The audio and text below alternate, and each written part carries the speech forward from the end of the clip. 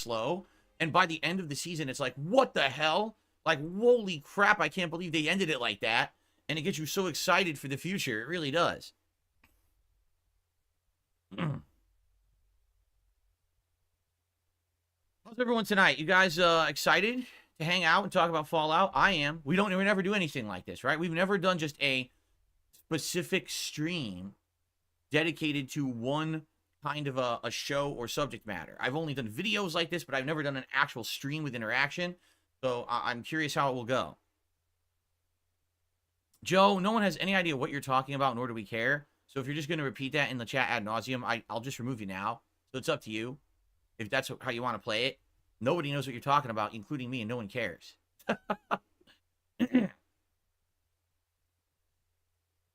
No, I don't think I'm pioneering anything. All right. This happens on many other channels. For all you dickheads who are like, why are you here, dude? So it's because I can't stream on Friday. Jordan gifted a membership, and that gifted membership went to reverse 750. So it's gonna be like the only time I can stream. Soul re-up this membership. Thank you, in a little bit for that. So. And Gabriel popping their 9-month membership notification saying, "I'm not in the Fallout, but I'm here to chill." Hey, as long as you're okay with the spoilers, then you can chill. Chill. Excuse me. Score, I am well aware of all of this. I'm well aware of the timeline. I'm well aware of when the show takes place. Don't worry. I educated myself tonight before this stream so I would know what I'm talking about and not sound like a jackass. This show is actually the latest part of Fallout lore. It's the latest thing in the timeline. So there's been a lot of Bossman Jack videos that I've been wanting to see. So this is an excuse for that.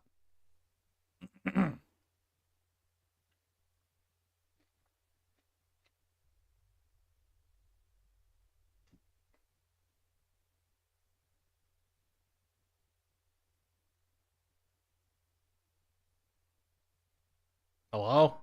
All right. So, by the way, guys, it will be a live interactive stream. So, even though I'll be talking a lot about the 3 plot threads, trying to summarize each one and talk about all the different stuff that happens in the show, you know, it's very interactive. If contributions come in, I will shout them out. If questions pop up, I will likely answer them live. That's the kind of show it's going to be. I will have a little bit of an agenda at the beginning, maybe the first 20 minutes or so. You'll have an agenda? Go through the plot itself, okay. Right? Because the plot itself is very interesting. 3 protagonists that you switch between and follow their stories. But then on top of that, you know, I'm sure things are going to come up or whatever. So come up or whatever. Says, can I spoil things at the start or do we save the juicy stuff for last? Well, I'm going to kind of generally just summarize the show to start. I'm going to say, here's what it is. There's 3 characters. I'm like really surprised he ended up thinking that this was a... how it ends. I remember when he first like announced this, I was like, huh? What? That sounds fucking retarded. And yet here we are. He did it anyway. My favorite show of all time. I don't think I have one. I don't work in absolutes. I never have. Oh, okay. Except all the trolls are evil and should be killed. The Fallout show is my favorite show of recent memory. Like, of anything I've seen, it's definitely my favorite show. Of you know, like the last probably 5 years of anything I've watched. Really? That's pretty sad. Have you not watched anything, I don't know, good? What kind of food do they eat? Basically, everything that's if they're in the vault, they eat everything that's preserved, right? It's all preserved food. You spam in a can. Or crops that they actually grow down there in the vault. Yeah, they grow food, dude. If you're on the surface, you eat whatever. You're eating rad roach on a stick, man. Right? You're eating whatever you can get. Yes, including The Boys. I like this better than The Boys. The Boys is good, but this is like, it's right up my alley because I like the games and to expand upon the lore and make that something new is so cool and special. Sounds good. That's why I really like the show. Yep. By the way, let me just test something.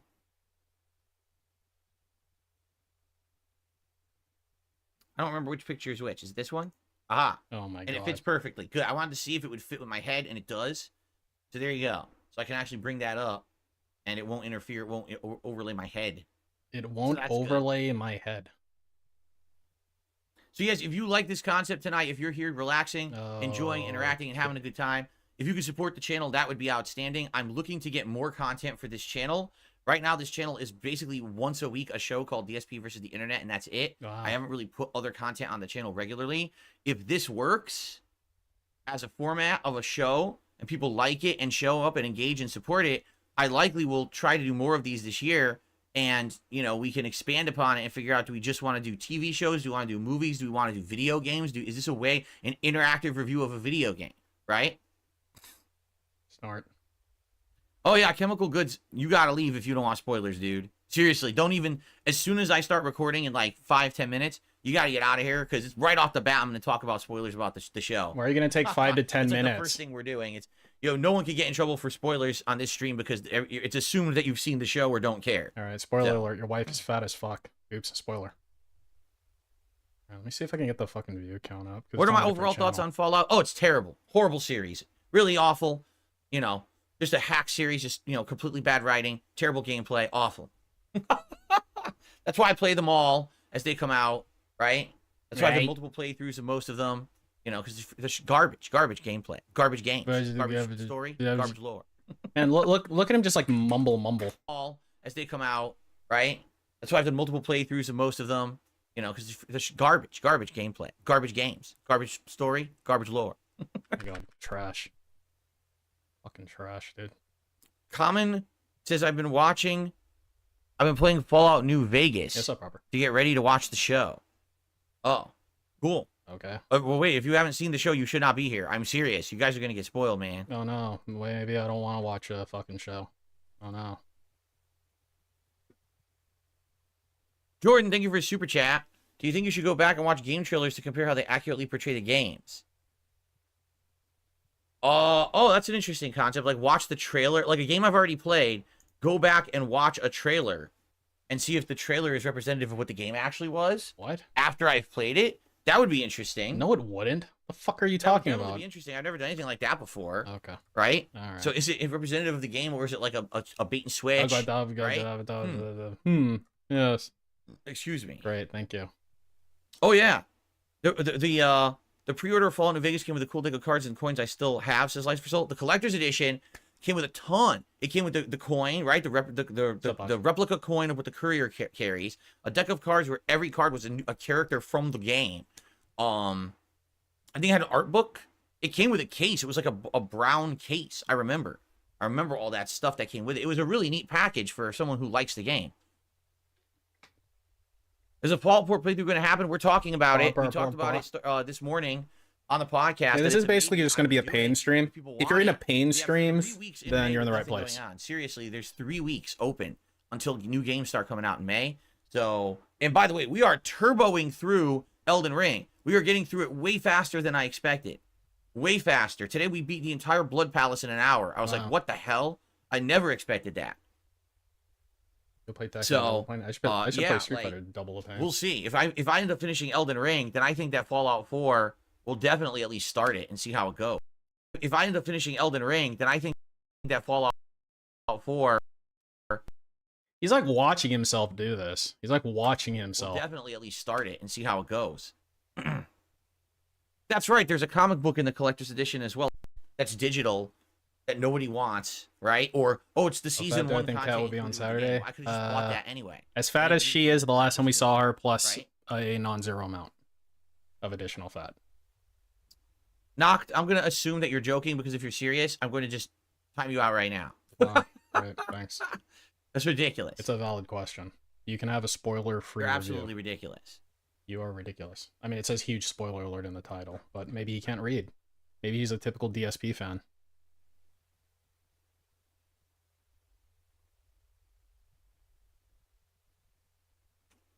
Hello? Hello, Mateo. Good evening.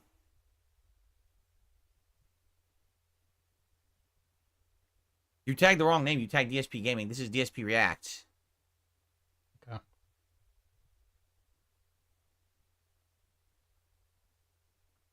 No, and that's the thing now. Now, if you get a collector's edition and you get a statue, like, usually the statue sucks, too. Like, the statues actually used to be pretty darn good. I don't know why he's stalling for so long, actually. Like I've seen a lot of these, and they're not very good. Like Street Fighter 6 Collector's Edition. I mean, it's pretty clear to me how this is going to play out, right? He's got, like, Lycifer Cuck in the chat. Never want a statue of. Although, the weird thing is that Lycifer Cuck account has a 1 month It's hilarious, so you can get that Collector's Edition now for, like, $50 or something. But, because Lycifer Cuck's had multiple accounts at this point. They just did not sell at all. No one wants that shit. So, but, yeah, he's got him and probably another few fake pigs. Too. They were, like, almost $200, I think, when it was new. Now it's, like, way down. But this is just going to be another pre-stream. It really is. Yeah. You spelled my name wrong, but so he had his really long pre-stream this morning, I assume, and now he's just going to have another one. So that's great. I had the Songbird statue from BioShock Infinite Collector's Edition. I sold it. I sold it to a fan who wanted it. You're right. I bought two $100 copies of Street Fighter 6, and I regret it because, man, it was a scam. Just like all these expensive launch day versions of the games, it was a total scam. I thought, oh, I'm getting all this content. I'm going to get all this, all these tickets to buy outfits. You can't use any of them to buy outfits. They literally don't do that. They were worthless tickets. You still had to buy the outfits anyway. So I was like, man, I really ripped myself off there. That was dumb. I mean, it's better value than... No, we haven't started the review yet. We have not started the review yet. We're just doing a little bit of a hangout before I begin. Okay. Again, I don't know how many people we're going to get tonight. I don't know if we're going to get that many because this is definitely a massive spoiler stream. Well, you know, and a lot of people probably don't want to be spoiled on the show, and they're going to watch this after the fact, perhaps. Perhaps.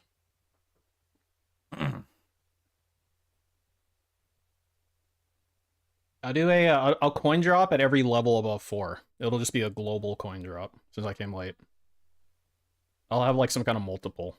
The show's been out for a while. The show's been out for exactly 1 week. It's literally 1 week. It came out 6 p.m. last Wednesday. It's now 7 p.m. the Wednesday after. So, you know, it's an 8 episode run, and each episode is over an hour. So you're arguably, 8.5 to 9 hours to watch in a week. Not a lot of people have that much time. So I'm not surprised a lot of people haven't seen it yet. Yeah. Or some people have seen some of it, but haven't seen all of it. So obviously you don't want to have people get completely spoiled if they've seen 3 out of 8 episodes, right? Right. I almost forgot something. Holy crap. My rope. Nice jammies, dude.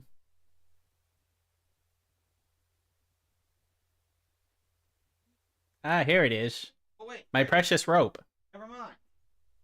My God, look at this dude. Was behind me the whole time. Wow. Oh my God. I forgot. It was right behind me in the setup. I totally forgot. Cool thing, man. And I have this hidden in the background most days. Okay. Don't you get like a permanent bonus for finding that? This is an actual Fallout official bobblehead. What buff did he just get for picking that up? It was to tie into Fallout 4, but it was -1 uric acid exclusively in loot crates. There was a Fallout themed loot crate that they came out with in 2015. Yeah, here it is. This is right on 2015, and that's when I was part of the loot crate partner program. So they sent me the Fallout crate, and it came with this gout resist. bobblehead. But he already has gout, and it's really cool. You can't resist gout after you have it. Little bobbles. So I'll show that off. I guess you can resist a gout flare. No, I have not reviewed anything yet. Boy, if you ask me that again, I'm just gonna time everybody else. There's Lycifer Cook. No, I didn't I didn't review anything yet. We just started. We haven't even officially started yet. That's like fake money though. So I received a $15. 15? Tip. Oh, tip. Right. From Dan the Man. Thank you so much, Dan the Man, for a $15 tip tonight. I wonder. I appreciate that very, very much. First tip of the night. Lycifer Soul. You know what's been like, okay, this is like a pet peeve. The way he says geesh, like, aren't you supposed to say either geez or yeesh? But he says like geesh. Tip. Geesh. Geesh. Is that a thing? Cool, it did. Is geesh a thing?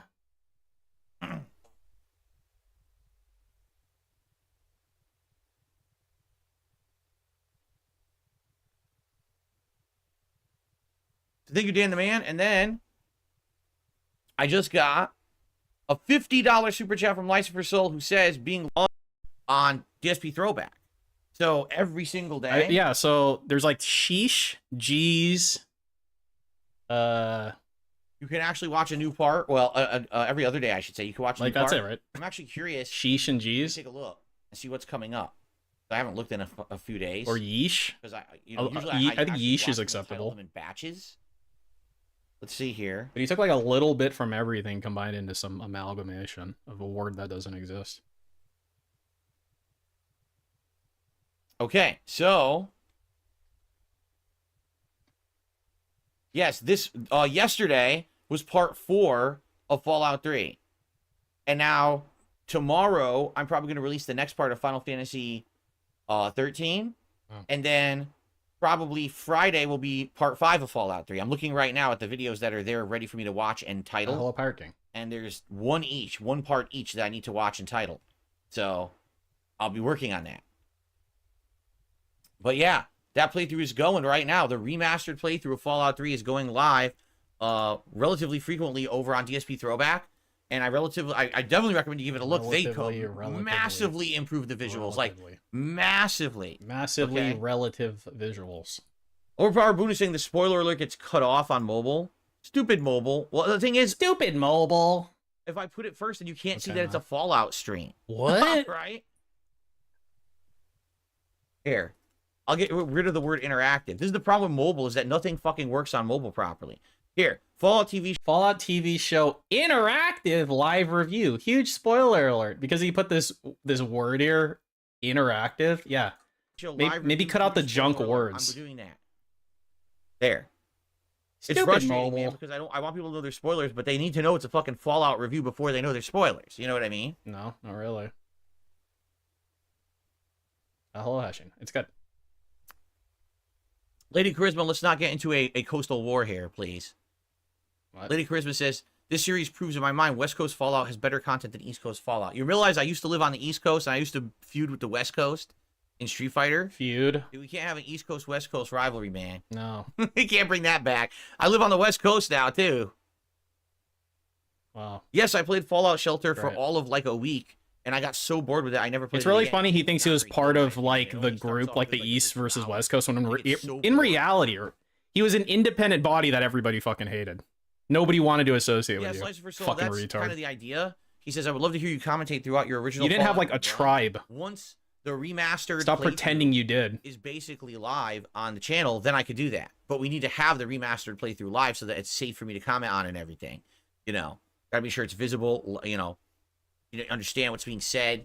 You know, it's in parts that I can play and look fine.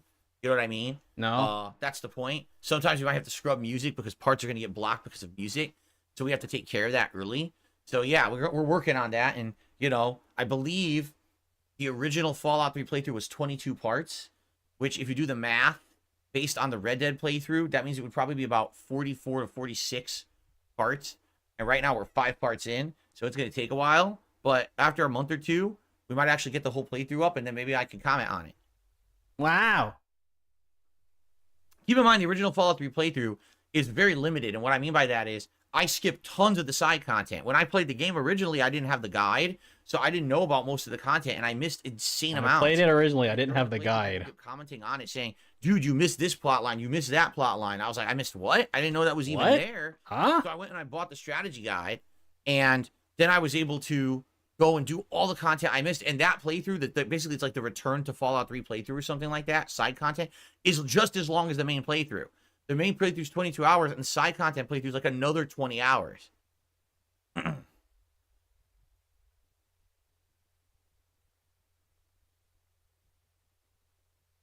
Oh, yeah, I know. I didn't understand the waypoints at all in Fallout 3. I got super lost and frustrated. I totally remember that. Okay, so we're gonna continue.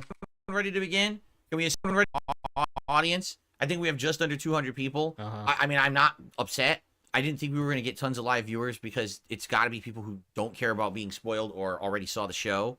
So I get the feeling that people will watch this over time, you know, as they watch the show themselves and then want to see a discussion about it, right? All right, cool. Ready? No. Ready to get started, everybody? Let's do it. Let's begin. I'm going to start recording. Here's what I'm going to do. Intro, summary of the show and each of its 3 protagonists and the journeys they go through. Kind of a discussion of the finale and how it ends. Okay, so tons of spoilers. And then essentially we can get into different discussions. We can talk about lore implications. We can talk about the controversy of what he's saying about it. All right. Because what he's saying is pretty stupid, but we'll talk about that. We can talk about what's the best, what's the worst. Like, what did you like, what you did not like? I liked certain things and didn't like certain things about the show. Isn't this a summary? I don't know what it's going to be, Joe. Okay? But it ain't going to be good. All right, so let's get started. Here we go. I'd see where I want to go. Hello, everyone, and welcome to something special. I have completed watching the first season of the Fallout TV show on Prime Video. Wow. And being How that special. I am a 16-year-long YouTuber, and during the time that I've been a YouTuber, some of the biggest video game playthroughs that I've ever done were Fallout playthroughs. Starting with Fallout 3, then Fallout New Vegas, all of the DLCs for both, multiple runs of both, and then later on, Fallout 4 and its expansion. You never played like Fallout 1 or 2 Fallout though, right? 76 for like 3 hours, and then I never played it again because it was so bad at launch. Wow, dude. Great. I consider myself a big fan of the series. I just never played the original 2 games, and I want to make that clear up front. Oh, As a so you're a gamer, fake fan. I Sounds don't good. know the lore or the gameplay of Fallout 1 and 2. All right, let's get that right on the table so that people don't have any misconceptions. I'm not a super fan of Fallout that has studied every single plot point. But I thought this was very special. They're some of my best, most liked RPG playthroughs of all time. And when this show was announced, I was very stoked because, hey, Stoked. taking the lore and the elements of the world and turning it from a video game into a TV show could be a really awesome thing. I watched the show, okay? Now, I'm just going to say this up front. I absolutely loved it. Each episode of the show is around an hour to an hour and a half long. Each one's like a mini movie, and very well done. On Prime Video, they release all the episodes mini all at movie. once. So instead of spacing them out once a week like a lot of the other on-demand video services do, Prime just drops them all. So you can just binge watch if you want. And I watched it slowly over the course of a week with my wife. Some nights we would watch 1 episode. Some nights we would watch Wait, so 2. you're telling me that Cat 2 days ago. binged? Today's actually exactly 1 Wow, week I can't believe it. from the conclusion or from the launch of the show. It's actually now April 17th at 7 p.m.-ish. And the show actually launched on April 10th at 6 p.m.-ish. So it's been a week. The way I'm doing this is I'm going to review the show for you guys. And what we're going to do is going to be the following order. Number 1, I want to give you a summary of the show. Do you have any skip juice? No. Just to refresh your The memory. thing is that there's no amount of skip plot juice line that'll make journeys this we go tolerable. through. I'm not going Unless to it was like every 2.5 single hours of detailed skip point juice. the show in my summary. I'm just Know what I going to mean? give you the general talking points of what happens during the show, including the finale. Yes, that means the entirety of these videos and this stream will be full of spoilers. If you don't want to be spoiled on the Fallout television show, leave now and come back after you've already seen it. Do not stick around. You are absolutely going to be spoiled unless you just don't care about being spoiled. Then by all means, keep watching. But huge spoiler alert, from this moment on, I'm going to be spoiling the show. Now, the cool thing about this is I don't just want to review the show, because if I did that, this could have been just a standalone video that's like 30 minutes long. Oh, yeah. Instead, Like it should I wanna have bring been. you into a fun, live, interactive discussion with my audience here and see what they have to think. Like, what's your favorite thing What about they the show? have What to do you really think. not like about the show? What about the lore and how the lore of this show changes the lore of the Fallout games? Do you like it or dislike it? Do you think it's problematic? What about what Todd Howard is saying about the show, claiming that it's canon when there's obvious things in the show that are not canon to the games? So we have a lot, I feel, to talk about, especially the ending. The ending itself is so epic and leading into something so cool that I can't wait to discuss it with all of you here live. All right, so I'm very excited about this, but it's funny, as excited as I am about the show, I'm and gonna how touch happy my I am that tits. it exists and I liked it. There are people on the internet, no exaggeration. Wow, the Their internet. entire internet existence, entire YouTube channels are based on Fallout lore. Yeah. And these people are flipping out at the Fallout TV show because they're upset that this show changes the lore of the games. Sure. Imagine if your entire existence on YouTube has been making Fallout lore videos, and if Todd Howard is being truthful saying that this show is now canon, it means that all the lore that came before this show doesn't matter. Do you want to know why? Because this show is set 20 years in the future, past the events of New Vegas. It actually is the latest piece of Fallout. It's past all existing games. So this would set the precedent of everything before it. Can you imagine someone out there where all you do is make Fallout lore, and for years and years, all you do is that, set and now, the precedent basically, of everything in a flick before of it. your finger, it's all erased. All the work you did means nothing because they're basically rewriting the universe with this show. You're like, oh, freak it out, Wow, right? Great, thank you. For me, I like this. I'm having a good time with it. I saw some of the changes in the show and I was like, all right, that's not bad. That's interesting. That actually makes sense. But I could imagine these people who are these lore hounds going nuts, going freaking out, ripping their hair out of their heads because now everything they've done is meaningless. Anyway, let's get started, everyone. Pick up your new... Hey, faggot. It doesn't mean like what they're doing is meaningless. It's just that, I mean, they've dedicated all this time to exploring the lore of the franchise, and if it changed in a way that was like it basically fucked all of that shit over, yeah, I mean, it would be pretty irritating. Coca-Cola and take a sip. Hey, Fat Cat Pull gave up him official some Vault 111 gifts. bobbleheads.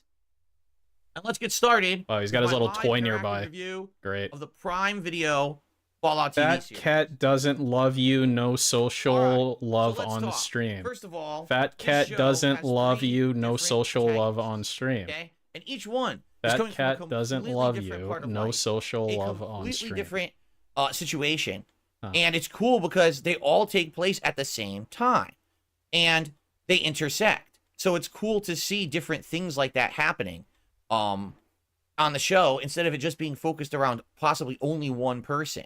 I prefer to have more than one person as the protagonist. So let's talk about each one. Don't those of them, things usually I guess, in disappear when he order that limbs they them? appear.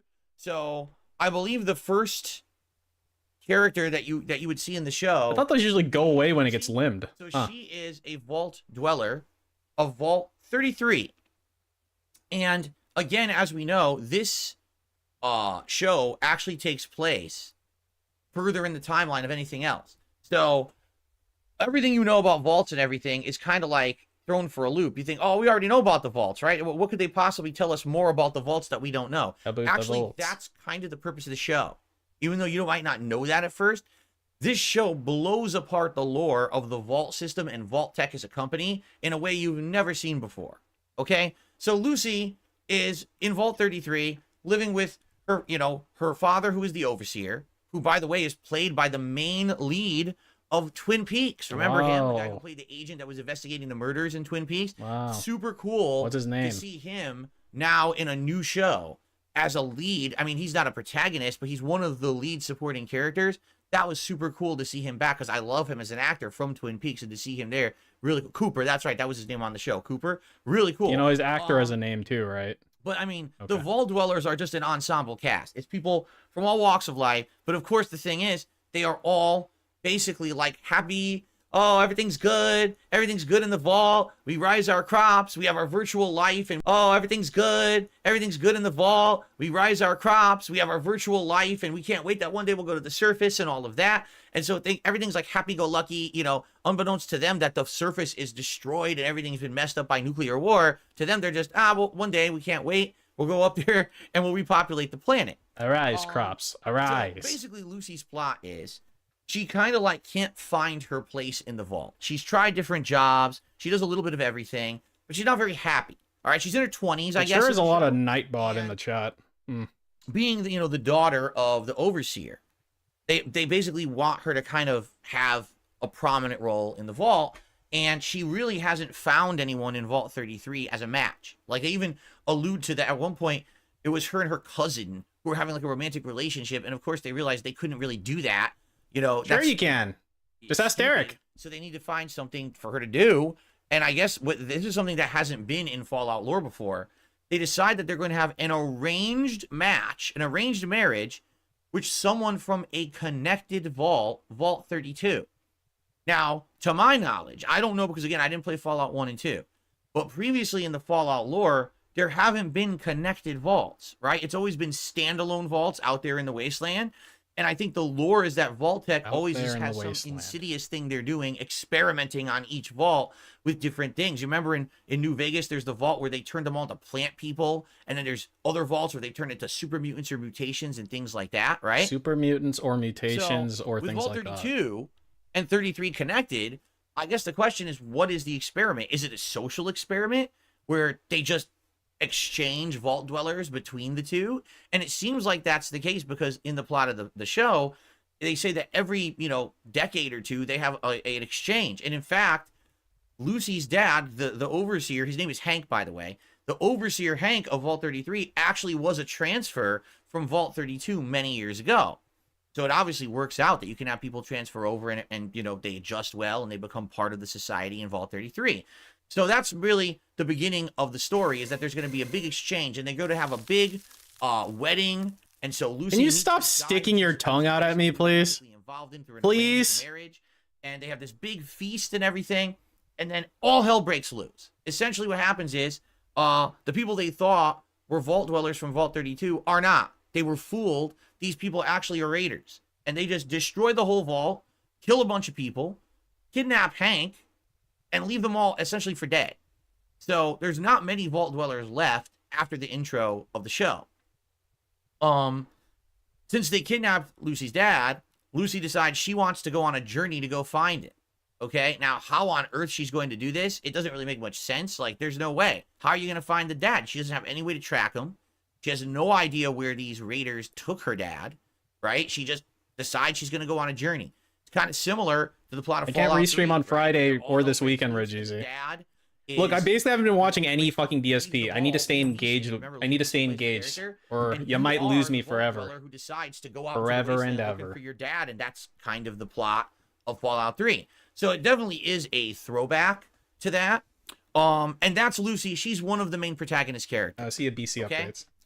The second protagonist character, his name is Maximus, and he is an up-and-coming trainee in the Brotherhood of Steel. An up-and-coming trainee. Thing that this show does pretty uniquely is it shows how the Brotherhood of Steel operates from an insider's perspective. If you remember in other previous games, you never actually played as a Brotherhood of Steel character. I mean, you're too late, Eric. You already got a $50 super chat from Lysivercuck. Go in and that's real money talk to them for next month. And get an understanding through lore of how they work, but you never got to actually see how the Brotherhood of Steel trains, what the levels of hierarchy are, how you advance. And this show massively explains all of that. So anyone who has been a fan up to this point of Fallout and you like the idea of the Brotherhood of Steel, this show is fascinating, okay? So Maximus is essentially one of the trainees. He wants to eventually become a squire who's kind of the sidekick to one of the knights. With the knights are the guys that get to be in the power armor and go out and do the heavy missions in the wasteland.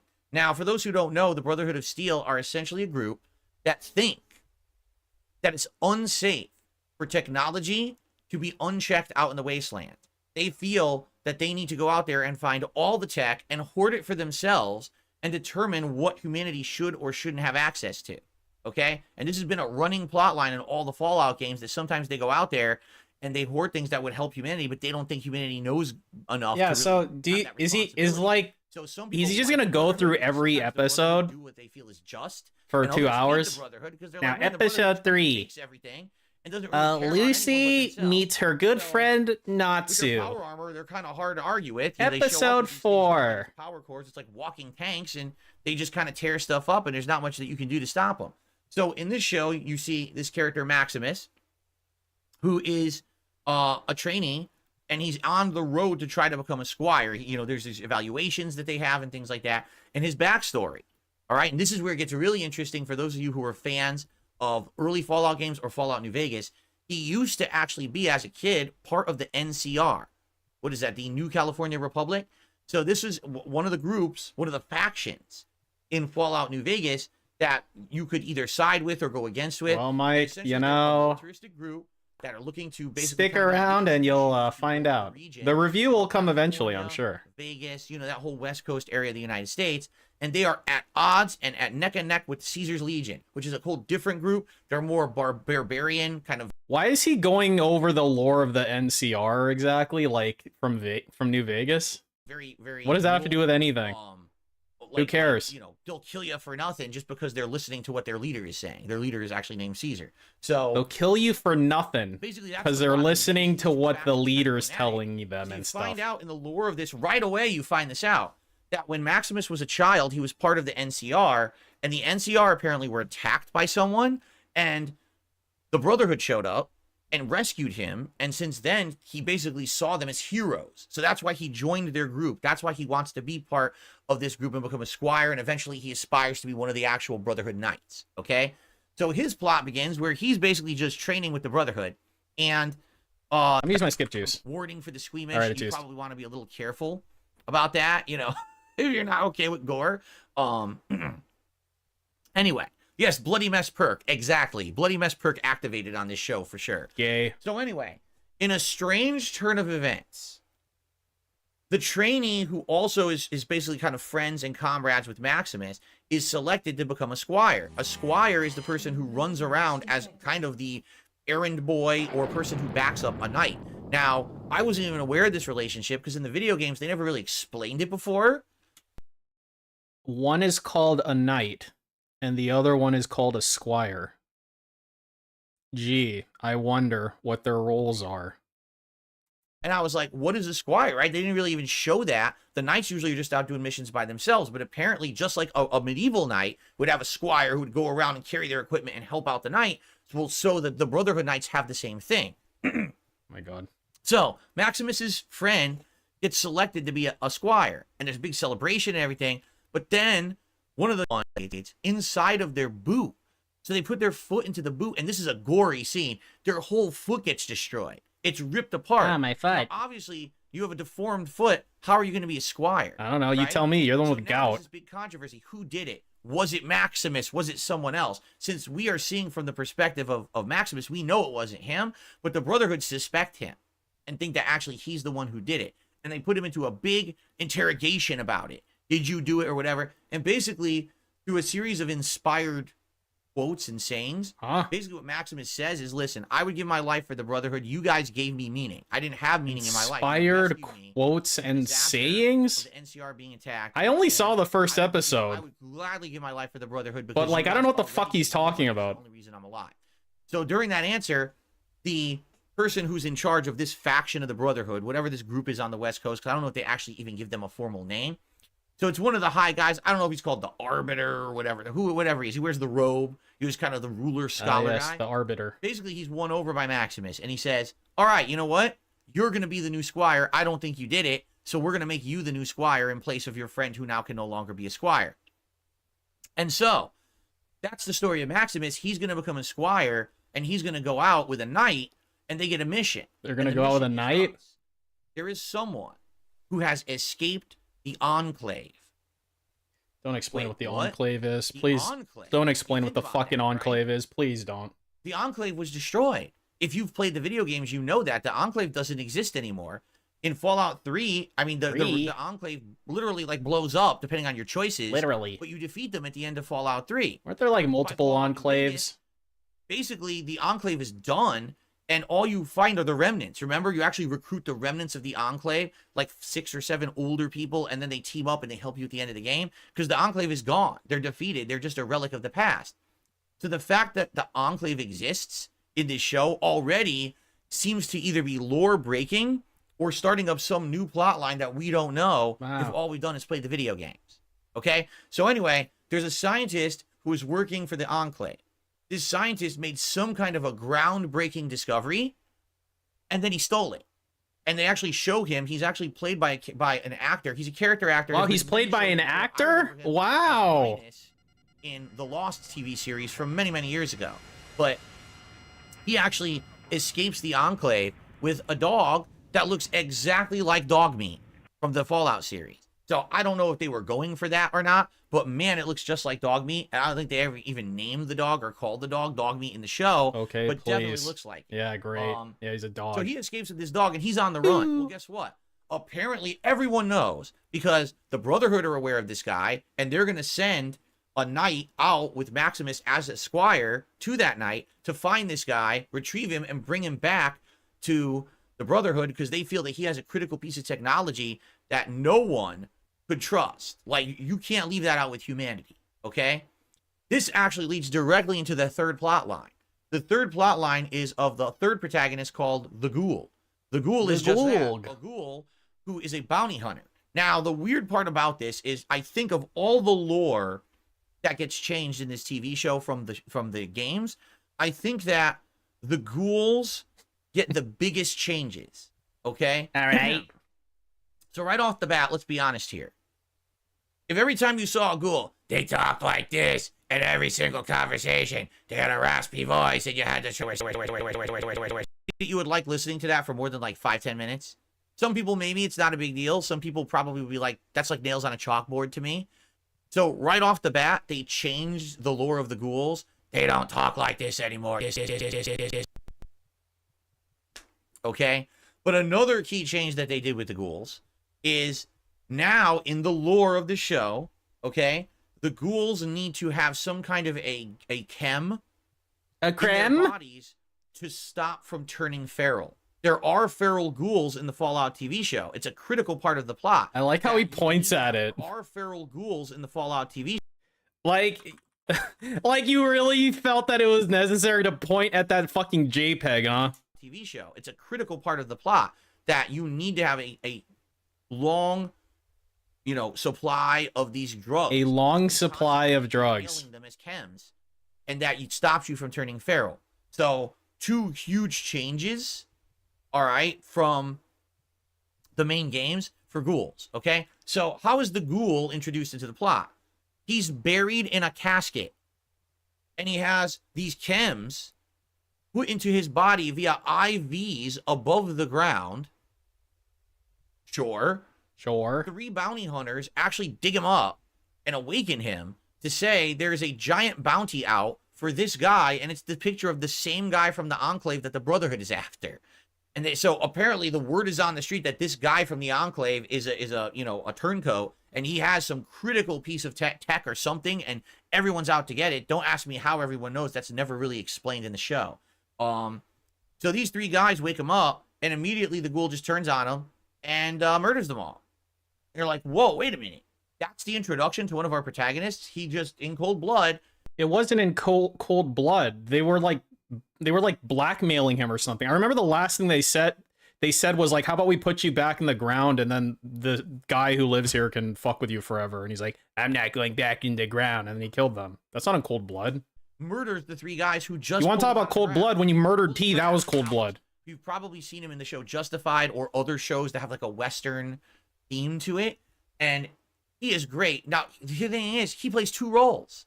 He plays the ghoul in the present day, but then he also plays himself in the past before the bombs dropped. Okay? And that's really neat to see. That's really neat. I like the fact that it was 2 roles in one, because you get to learn about this guy and who he used to be, and his character arc is essentially how he changed from the past to the present. Okay? And we'll talk a little bit more about that, I'm sure, further into the plot. Oh, sure. Yeah, great. Good. Basically in search of this guy who, you know, escaped the Enclave. Sometimes they're helping each other. All right? What's funny is, for the first 4 episodes, 5 episodes maybe, no, I'd say probably the first 3 to 4 episodes, the whole goal of the show is to get the Enclave scientist and get the technology from him and take him somewhere. Okay? But what ends up happening is...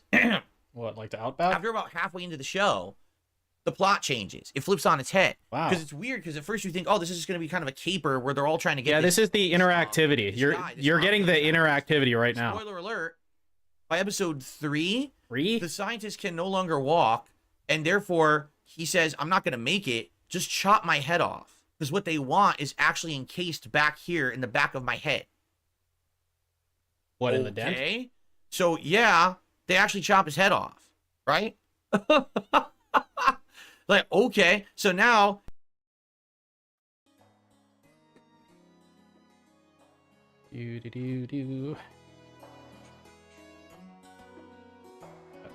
Head off. Okay. So, yeah, they actually chop his head off. Right? Okay, so here, watch. Right. Okay, ready? Just follow it. It's gonna go to the end. It's gonna hold. Come back around. Hold.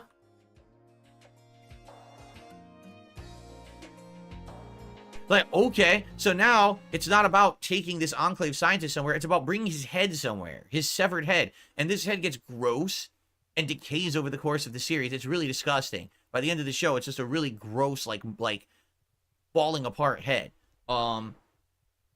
Anyway, so everyone's fighting for the head, and that's really like the main plot. But then about halfway through the show, okay, everything kind of changes in one real crazy twist of fate. Maximus, who's squire now to a knight, becomes a knight because his knight gets killed. All right? We come to find out that a lot of these knights of the Brotherhood are actual just assholes. They're not super soldiers. They're not super intelligent. They're just grunts like everyone else doing their job. They just do what they're told. I mean... And in a real weird twist... That's what it's always been. Is that a Maximus's twist? knight gets attacked, and he basically takes his armor off, his helmet off. He's played by Michael Rappaport. And I Rappaport. immediately recognized the guy, and I was like, Rappaport. that's an odd choice. And the reason I say that, for those who don't know, Michael Rappaport is a very controversial guy these days. He talks about politics a lot, and a lot of people don't like his takes Okay. publicly. What You're he not said. allowed to be an They actor put him into the show. if you have a political As takes. a character, even as a cameo, because this definitely was a cameo appearance. This wasn't some in-depth, big appearance. It was just, him being in the show randomly for like 5 minutes. It was a weird choice for me. Anyway, I was shocked Very that they secret. put him in Don't there. tell anybody. Anyway, he's an asshole. He's basically yelling at Maximus, "Oh, you're the reason I'm dying now. This mutant that attacked me, it's your fault. You should have stopped him or whatever." And don't you know what they do to squires who don't help their knights? They hang them they murder them, and they hang them, they burn them and stuff like that. So basically Maximus is listening to him, and he's like, why am I going to help this guy? This guy he's dying. Why am I going to help him when all he's doing is being a piece of crap? There's no way I'm going to chance that. So he literally just lets him die. He doesn't help him. Then when he's dead, he tosses him out of the power armor. He takes over the power armor. And in his mind, he thinks, well, if I can still find this Enclave guy, and if I can bring him to the Brotherhood, perhaps the Brotherhood will forgive the fact that the knight died under my watch and just say, hey, you did the job, and that's exactly what we want from a knight, and maybe they'll make me a knight. So that's kind of his plot, is he wants to redeem himself from the death of the knight he was helping by doing the job. The Josh. Lucy, her plot originally is just so ridiculous. So she shows up. Are we jumping around randomly? That's called Philly, spelled Philly. So it's not Philadelphia. Remember, this is the West. It's Philly, Coast, okay? like your wife. And the cool thing about this, man, the set design on this show is so good. First of all, the vaults look exactly like the vaults from the show. It's like to a T, or from the show, excuse me, from the game. To a T, it's exactly what you would expect from the vaults. Like, if you were there in person, if they were real, that's exactly what it looks like, right? And then when she reaches the first city, it looks like Megaton. Like, I would say that's Megaton, or that's, what's the name of the town in Fallout 4 where they arrive? It's supposed to be like Red Sox. Oh, it's Gregaton. It's a city. Like, that's exactly what this looks like, this town that she arrives at. And my God, it's in the people there, they all act like as if they were the citizens of a town like that. You talk to the vendor, and the vendor actually treats her really crappy because she's like, oh, you're a vault dweller for real? You want to know what people up here think of vault dwellers? We say, fuck the vault dwellers, because we think you're all just a bunch of rich people who hid from reality, and you think that one day you're going to come back to the surface to save us because we couldn't afford to live in the vaults. Well, screw you, right?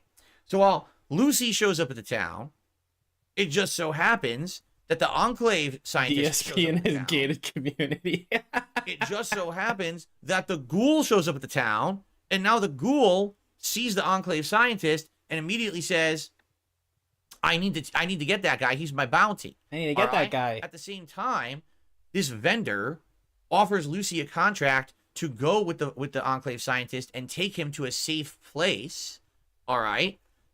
And the weirdest part about all this is that she wants her to take the Enclave scientist is where the leader of the raiders is that raided her vault. Wow. It's like all the plot lines are colliding and stuff. Oh my God. Wow. No way. Pretty crazy, convoluted, and intersecting. In truth, the plot actually gets way less complicated the further in you get. But for the first few episodes, it throws you for a loop. All right. So please then stop sticking your tongue out. Please. One of the coolest sequences I've ever seen in a TV show. If you are a fan of Fallout, okay? All right. And you like VATS. You know what VATS is? It's that system by which you hit a bumper on your controller, oh my God, and the game just freezes, and you can select a body part or a target on any enemy. I never use fucking VATS. You have a percentile chance to a percentile chance. Ah, yes. Or you blow their head up, or the weapon falls out of their hand. So essentially, they try to recreate VATS in this shootout scene in the town. And they don't show it, but the gunplay looks exactly like it. So basically the ghoul is going to basically kill. Did it have percentiles in the show? Well, the vendor yells out, 1,000 caps to anyone who defends the scientist, because, he's actually my bounty, and I got to get him safe somewhere, so I'll pay everyone to defend him. So basically a whole bunch of people in the town run out with guns to fight the ghoul. And immediately the ghoul starts firing, and it's just like that. So it zooms in on his gun, it shows the bullet leave the chamber, go across the entire city street, go right into the guy's head, and his head explodes. Wow. It's like, holy crap, it's like slow-mo VATS, like playing Fallout. And the whole sequence. Wait, plays what out like about that. all the fucking movies and shows that did slow-mo bullet time shit? Is So it that looks like the Vats? ghoul is not phased. This ghoul, he's basically near invincible. He's getting shot. He doesn't give a shit because he's a ghoul. You know, ghouls just heal from that stuff. They don't feel pain. They don't really care. And it looks like he's going to get his way. And then all of a sudden, when it looks like the ghoul's about to win, Maximus cruises into town wearing the power armor, acting like a knight, basically trying to be like the knight in shining armor, saying, hey, stand down now. Stand down now. Into a big fight. And it's a really cool fight. Wow. Maximus and the ghoul fight for a good like 5 minutes back and forth. No, you should explain the whole fight. Cutting back to Lucy and the scientist and the vendor talking and, okay, you guys got to get out of here. Oh, what a great review this is. You know, you'll get out to the, escape into the wasteland or whatever, and you got to get him to, you know, the head of the Raiders. And she tells her where the head of the Raiders is. You know, if you think about it, me streaming this actually saves me time. It ends up being of all Think about places, it. Because before what I would do is I'd watch some random game restream, and then I'd watch whatever dumb fucking movie review he did afterwards. So that'd be 2 things I'd watch. Now it's just one thing. Oh, Griffith Observatory. That's what it is. Think about it. That's actually where her headquarters is. So basically what happens is a big fight ensues.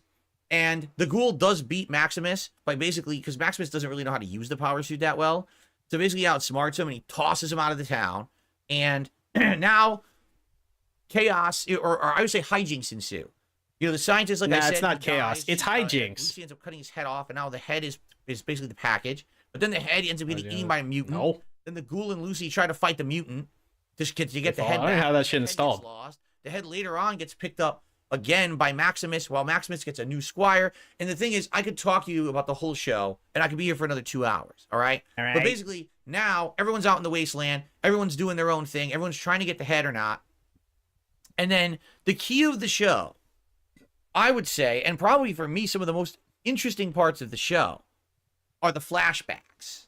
Because they keep flashing back to bet DSP skips the romance and showing the setup of Vault-Tec. And this is what's fascinating to me is that never before, I don't think in any game, have they thoroughly explored Vault-Tec. And to come to find out, Vault-Tec was a company that was not just researching vaults, but they were researching. Find out, Vault-Tec was a company that was not just researching vaults, but they were. And to come to find out, Vault-Tec was a company that was not just researching vaults, but they were researching all kinds of things. How to preserve life, cryogenics. They were buying up other companies that had things like cold fusion power sources and stuff like that. Yeah, what's cold fusion? Kind of control the world, and they were actually conspiring with other companies to also control the world. There's this one scene where there's a meeting between Vault-Tec executives. All right. The head of Robco, hint, hint, if you don't know who the head of Robco is, he's a major character from Fallout New Vegas. No, please tell me about Mr. House. And please. Other tech companies, like West Tech and other ones. And they're basically just plotting to control the world. Like, how do we stop this oncoming nuclear war that looks like it's going to happen with the rest of the world, and communists, essentially? Mr. Rob. And how do we benefit from it? Wait a minute. Is Rob on Wheels the CEO of Robco? Like the other Fallout games? Yes, corporations are a big evil in the plot of the Fallout TV show. And to find out, before Walter Goggins became the ghoul in modern day, he actually was an actor who 200 years in the past played a cowboy on TV. So it's funny because he played a fictional character. 200 years later, he's become a ghoul who essentially that's who he is. He's living the life of this crazy bandit cowboy now. But that's a character he played on TV 200 years prior. And what a coincidence. Guess who his wife is? One of the high-up executives of Vault-Tec. Okay? So this is a running plot, too, that he's involved with Vault-Tec all along, and he knows all about these different people. What I'd like to do is just kind of fast forward, because I don't need to no, please. Nah, keep going. Nah, same pace. That basically got blown to bits. It's actually revealed during the course of the game that the NCR Shady Sands camp, that's basically supposed to be like their headquarters. That the North California Republic, or New California Republic, was the Northern California Republic by a bomb, and they're all dead. And that's actually what Maximus is remembering from his childhood, is when that bomb dropped, and his family and everyone from NCR was killed, but he was one of the lone survivors saved by the Brotherhood at the time.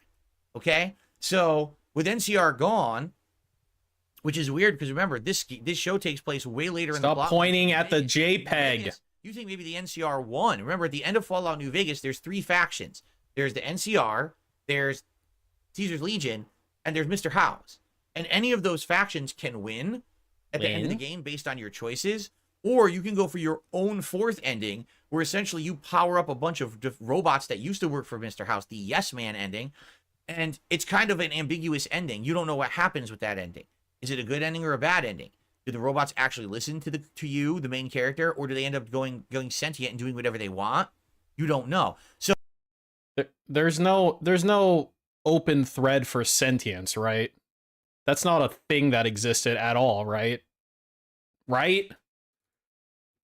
So there's no canon ending to New Vegas, okay? Like, but what the fuck is he talking about? After those events, okay? Shady Sands existed in New Vegas. So that means this entire show, the bombs that dropped at Shady Sands, all happened after the events of New Vegas. And there is, at least in the show, there is no. Can you stop wiping your nose, dude? Being revealed by the end of the show is that those bandits, dude, so that fucking gross, are actually the remnants of the NCR. Because the NCR are out to stop Vault Tech. Why? Well, now it's time for giant plot spoilers. Are you ready? No. I'm just going to spoil some of the biggest plot points right now to get them out of the way, because this leads us to the finale of the show. Oh, and no, he's going to spoil the show for me. I've only watched 1 episode. Oh, no. And lore changes and things all right, like that. Tell me what happened, David.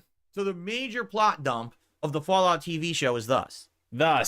Robust. The entire apocalypse that is the stimulus for this lore, this universe to exist. The stimulus. Is that Vault Tech dropped the bombs themselves. Okay? Now, that has never been known before. We always thought that it really was a real world war and that communists or whoever it was, the enemy of the United States, dropped the bombs and destroyed the country. And it's just a good thing that Vault Tech had their vaults up so everyone ran inside, and that created the outside and inside worlds. But in this show, it's revealed it was the Vault Tech people, the CEO, including, yes, Walter Goggins' wife, who orchestrated the whole thing. They felt that there were so many factions on planet Earth and that they were never going to ever get along. They were always going to cause war. As they say, war never changes. Oh my God. So because of that, they, being rich and powerful and supposedly smarter than everybody else, so like PewDiePie, they decided and to Dr. orchestrate Disrespect a world war by dropping bombs on their own country and making people run into these vaults, and then essentially later on, 200, 300 years later, let them out to repopulate the planet use after the factions had all been destroyed. 4090. I mean, how naive that Vault Tech thought that no one would survive on the surface, that the bombs wouldn't change life as we know it and create this apocalyptic, corrupted society. You know what I'm saying? Yep. Anyway, so now knowing that it was Vault Tech that orchestrated the I also have a entire 13900K, and it's coming out now that there's some kind of weird. I was wondering why this is happening. Whenever I played Tekken, it randomly crashed and said I didn't have like enough video, like VRAM or something, and I was like, that's weird. That's apparently a bug that's exclusive to 13 and 14 series Intel processors, which is just great. Vault Tech blew up the NCR. Why? Because NCR was actually getting so much power in the region. They were starting to expand out, and Vault Tech was afraid that they were going to raid the vaults and basically ruin the entire thing. So they detected Shady Sands as the capital of NCR, and they bombed it. Get a better computer. I will, Frankie. End the threat. Okay? Pretty messed up. So Vault Tech not only created the apocalypse, then if anyone tries to get organized and save the planet on their own, bomb them too. Sounds good. Okay? Now you might say, well, wait a minute. How did they bomb them? Isn't this 200 years in the future? Yes, but get this, and this is the other running plot thread. All of the Vault Tech executives are still alive. They're frozen in Vault 31, which is connected to Vault 32 and Vault 33. They've been frozen but alive all along, monitoring the vaults and monitoring the surface. They're slowly thawing each other out over time to run these vaults.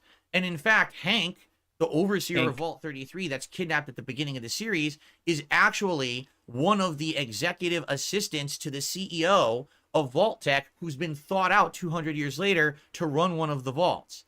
So yes, Lucy, who I thinks she's innocent, actually is in the family of Vault Tech, these evil people trying to basically control the entire planet, and she had never knew it. Wow. Okay. Oh my god. So why are the MCR remnants after, you know, this Hank character, the Overseer? Why did they take him out of Vault 33? Because they know who he is, and they know everything that's going on, and they're trying to basically stop it. Stop it. They're anti-Vault Tech, and the leader of the NCR remnants apparently is the same woman who 200 years earlier was trying to get a. Is this shit gonna be like on a test? Should I be writing this down? What Vault-Tec was doing before the bombs ever dropped, and this is the weird part. So the Vault-Tec executives have been frozen for 200 years in a vault. They're slowly getting thawed out. It makes sense that some of them are now in the present day. Like, I thought this was an interactive stream. He's been talking at his audience for an hour. It was more Dever or something like that. Why is she still alive? Thanks, Chelsea. I'll copy your notes tomorrow morning before the test. If she was, how? Because she didn't work for Vault-Tec in the past. She was anti-Vault-Tec. So how the hell did she ever survive 200 years? It's not explained, okay? One of the things that I don't know if it's a plot hole. Anyway, long story short, my wife and I sleep in separate beds. Later on, Moldaver, that's her name, Moldaver. Oh, hello, Jade. Where's Jade anyway? So, pretty crazy, that twist, all right? And so at the end of the show, this is one of the biggest, coolest climactic finales I've ever seen in my life in any TV show ever. Wow. It felt to me like the final episode, episode 8, was essentially the end of an epic video game. Imagine you played a video game for 80 hours and everything video showed up. game. You know what it reminded me of? The end of Fallout New Vegas, where all the factions of the show are coming together into a bunch of giant. You know, like Rev ECU Tom Ton. The NCR. You have to say the Tom Ton. Led by Moldaver at Griffith Observatory are being attacked by the Brotherhood, who are now know that they have the head of the Enclave scientist. All right, so they're trying to get it. Lucy shows up, and Lucy is there because her dad's been kidnapped the whole show. The whole game. And she thinks she's trying to rescue her dad until Moldaver tells her the whole story. Your dad's evil. He's an executive for Vault-Tec. He's oh no, those damn executives. That's not a guy that you should care about or love. That guy's trying to ruin everything for everyone, and that's why we kidnapped him. Okay? So now the beans are spilled for Lucy. No, the beans. All of that is going on. The Ghoul shows up. The Ghoul. Now the Ghoul has had a crazy plot arc. He started off. Oh my god, he's gonna start killer and a 100% mercenary at the beginning of the show. But midway through the show, he runs into Lucy, and he's using her as a way to find the head of the scientist. Like but you what do. ends up happening is he almost dies. He runs out of his chemicals, and Lucy actually goes out of her way to get him more chemicals, and she saves his life despite the fact he's done nothing but hurt her in the show. I mean, at one point, he literally cuts her finger off. Okay? She doesn't care. Didn't need it she anyway. Still goes back and does something nice for him and saves his life by giving him chems. So basically, that kind of you do your own dirty work, Cerulean 86. A turn of character. And he starts remembering his past, how things were before the war, how things were before the bombs dropped, how he found out that his wife was an executive of Vault-Tec who actually was responsible for destroying the planet. And by the end of the show, all he wants to basically do is get to the bottom of this. He wants to know what happened to my wife, what happened to my kid. What happened to your wife, dude? Still alive, no, really, what happened to her? Frozen with the other Vault-Tec people. And he wants to basically stop Vault-Tec. So he shows up at Griffith Observatory while the Brotherhood are there trying to take it over, and he gets into a giant firefight with them and kills a bunch of them. He even knows how to take out the armor, the power armor, with one shot. So he's like insanely overpowered and invincible in the show, the ultimate badass. The ultimate badass takes place in almost like the control room of the observatory. So Moldaver hello, Dingus. Finally pulls this thing out of the Enclave scientist's head. What is it? It's cold fusion. It is an unlimited power source that just pulled cold fusion out of his head. Solution to the world's problems. And the thing is, Vault-Tec had that solution all along before they ever dropped the bombs, and they refused 100% to use it because they didn't want that to happen. They didn't want humanity to be better off. They wanted to be able to control humanity. So they actually bought off the company that had cold fusion and hid it as a project for 1 million years, and then 200 years later, scientists found that tech, reverse engineered it, and got cold fusion again. So all Moldaver, who looks like a villain the whole show, ever wanted to do was save the wasteland. She wanted to get cold fusion. She wanted to power up LA using cold fusion, so all the people have power again. empowering them and making them basically strong again. And she wanted to stop Vault Tech, and that's why she kidnapped Hank at the beginning of the show. So a pretty interesting, crazy premise to the show. And so in this final scene, Lucy finds out that her dad is evil. The ghoul shows up and starts learning all this stuff about Lucy and her dad and Moldaver and who she is and all that. And amongst all this chaos, okay, somehow Hank escapes the cell he's locked in and gets into a suit of power armor. And a fight again ensues between the sticking ghoul his and tongue him. out. And This is horrible. Moldaver sadly is killed. Is during the killed. Fights. And I believe the ghoul gets knocked out. Give me 5 Bs Lucy for a gets quarter, knocked you'd out. say. And Hank escapes in the power armor suit. Okay? So, what sucks about this is obviously Hank is where's he going, right? And basically where the show ends, a few key critical plot points happen. So, number one, I touched my Lucy face. and the ghoul team up and leave together, which is crazy because previously they hated each other. Earlier in the show, they were, at odds and, looked like the ghoul might even kill Lucy. And now they're basically teaming up for a common goal. Lucy wants to follow her dad, stop him, and find out what the heck is really going on with Vault Tech. Okay? The ghoul also wants to follow Hank because he wants to get to the bottom of what's really going on in the wasteland, and he also wants to find out where is his wife and child, what happened to the executives of Vault Tech. Now, little does he know, possibly they're still frozen back in Vault 32, but they both collectively feel the only thing they can do is I thought they were frozen in Vault 31. and find him and then try to get their answers. You said So that's 31 the earlier. epilogue of their quest line. Did you call it a Maximus quest shows line? up late, basically running into the room, but Moldaver is dying, and explains to him everything going on, basically. That cold fusion works, and she turns it on, and now all of LA gets powered, okay? But then, as basically Moldaver's dying, all right? All right. The rest of the Brotherhood run into the room, and they credit Maximus with killing Moldaver, and now he basically is a hero of the Brotherhood. Sounds so good. he went from being the lowest of the low dirt to a squire who then probably was going to be executed by the Brotherhood because his knight died. And then he impersonated the knight and failed at getting back, the technology. And by the end of the Please. show, he's now basically going to be like the prime knight. Everyone's worshiping this prime guy. knight. Moldaver. And by the way, the Brotherhood now has power over cold fusion. And also, he has the best So JPEGs. think of the implications of that. The Brotherhood, who's trying to hoard all technology, just got their hands on the most powerful technology ever, infinite power, in the wasteland when no one else has power. Holy crap! That's not right? infinite. You still need Lastly, deuterium. and there are other plot threads as well. For example, Lucy has a brother, and he never leaves the vault, so he's always like a subplot. And his plot is that he suspects that things are going awry in the vault. He discovers himself by hacking consoles. Why does he randomly bring up a side character? Who fucking cares? He actually discovers that this whole thing's been run by Vault Tech, that Vault Tech executives are the ones in charge of the vault and always thaw themselves out and then go and become the overseer.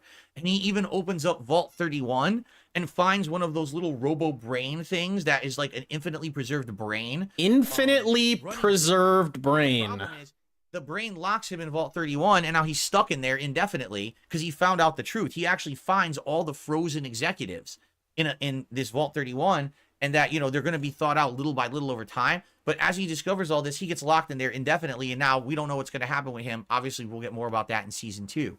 The big finale Is and this thus. is where finally I could stop summarizing the plot, and we can talk about other things. You could have done that way earlier, dude. It shows Hank in the power armor, and he's walking away from the sun. The sun's behind him, and then the camera goes behind him and shows what he's looking at, and he's looking at New Vegas. And basically, the ghoul kind of says in a voiceover line, he's like, basically, Hank is heading to whoever's Basically, like Hank is heading to New Now, I Vegas. mentioned earlier there is a flashback scene where it shows all the companies together talking about controlling the world. Vault Tech is on one side, but on the other side is Robco. Does anyone remember who's the head of Robco? Rob on Wheels. Someone by the name of Mr. Hawks. Never heard of him. Who happens to run New Vegas. Is he also a pay pig? In the lore of the Fallout TV show, New Vegas has not been destroyed. New Vegas has not been overrun by the NCR or Caesar's Legion. Apparently, Mr. House won. In the lore of the show, Mr. House was successful at the end of the New Vegas story, and now he runs New Vegas indefinitely. And I so mean, that was Hank probably the apparently was working best for him outcome all objectively. along. So Vault-Tec and Robco and all these companies conspired and are working together to control the world. And since the plot with the vaults fell apart, Hank is now going in the power armor to New Vegas to meet with Mr. House, and that's when the show ends. Okay. What a crazy show, right? Now, of course, I skipped a ton, and I'm going to talk about things I liked and didn't like, and I'm sure we're going to be talking about lore and plot holes and all of that over the next hour or so. Are we, though? In general, that show was probably the best adaptation of anything I've ever seen. All right? Why?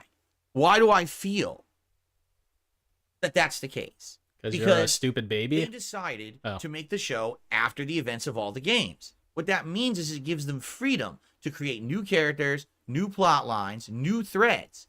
Nothing is already known because it takes place in the future. It's not a prequel. If it were a prequel, I'd be like, it's not that big of a deal. But because it advances the lore of Fallout as something taking place in the future, now everything's at stake. Because you don't know what's going to happen, right? He's like, okay, like, just look at this thing, okay? Just look at this fucking thing. Okay, so, like, he's talking, he'll, like, finish his sentence, and then he'll just stick his tongue out at you.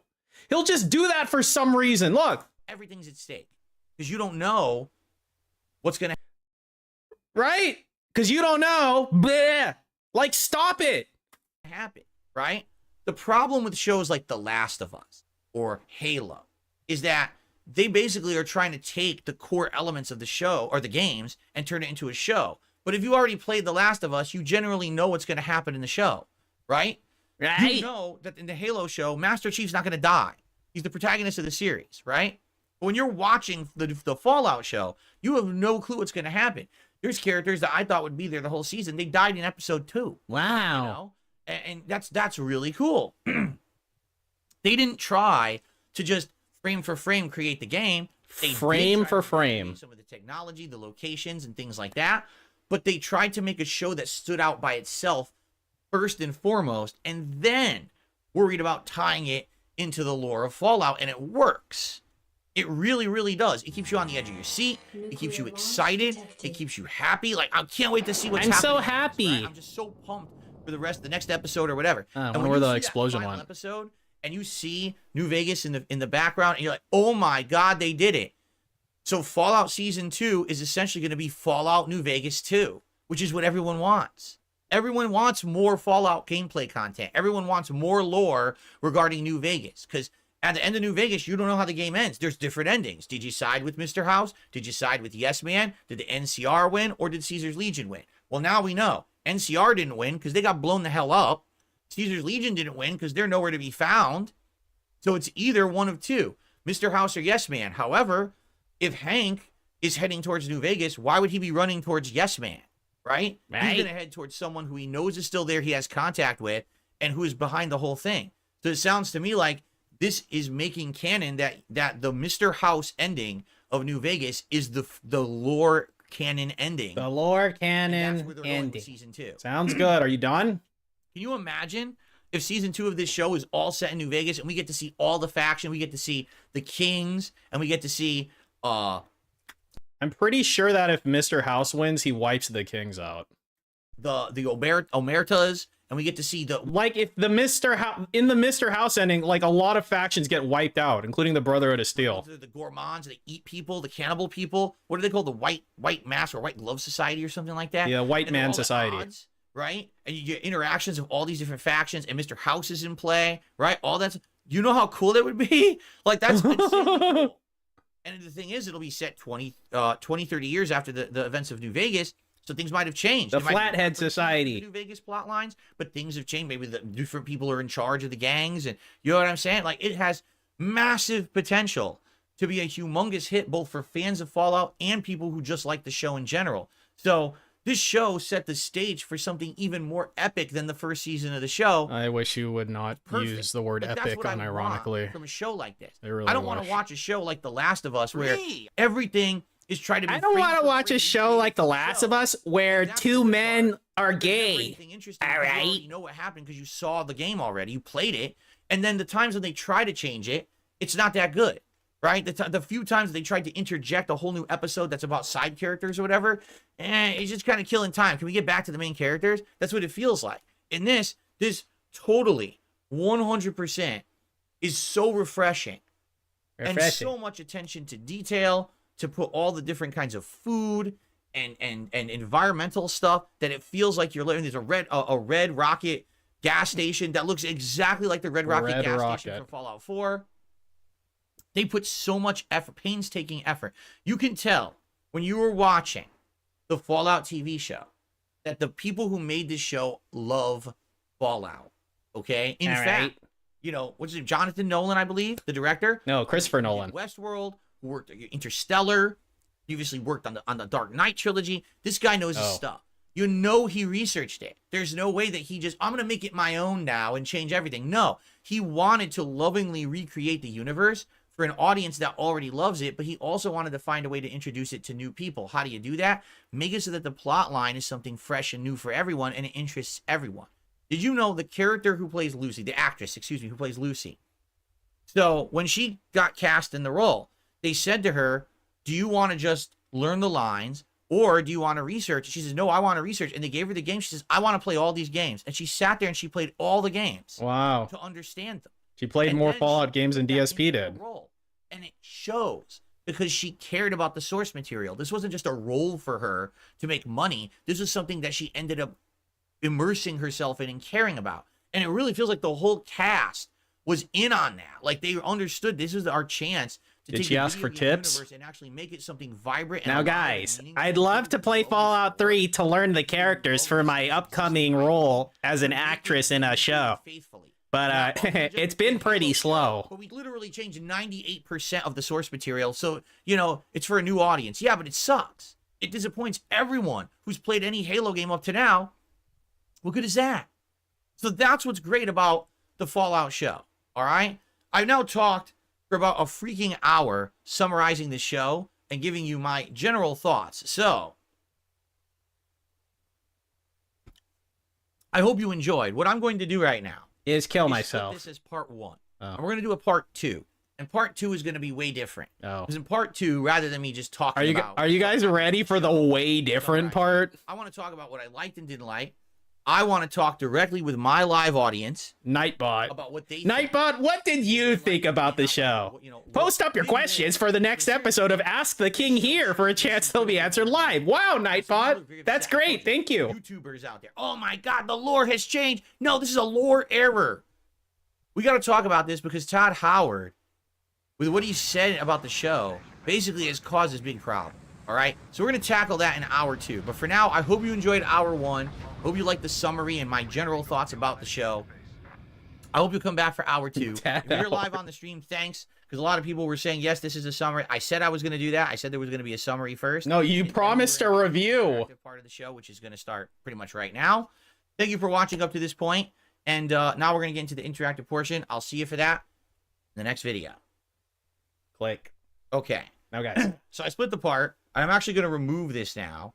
So now you don't have to stare at this anymore. Oh, great. And I'm just going to stretch my legs for a second, everybody. And I'm going to eat my fingers, too. I'm going to basically do the second half. And the second half is going to be me telling you what I liked and don't like. And I'd like to hear from you now. All right, I want you to hear from you guys. Like, what are your favorite things about the show? What didn't you like? Like, who's your favorite character? What, do you have a favorite scene? Hey, who did you guys like? Nitpicks about the show you really don't like? Because I'm actually very interested about the lore implications. A lot of people are upset. I really don't like. Because I'm actually very interested about the lore implications. Did you say imprecations? Don't like. Because I'm actually very interested about the lore implications. A lot of people are upset about the lore of the show changing the lore of the games. And like, what do you mean? There's a show and there's a game.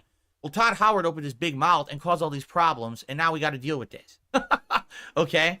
Let me put my little vault boy back. Yeah, okay. God damn it. This is so terrible. Don't fall, vault boy. Okay. The vault boy. Phew.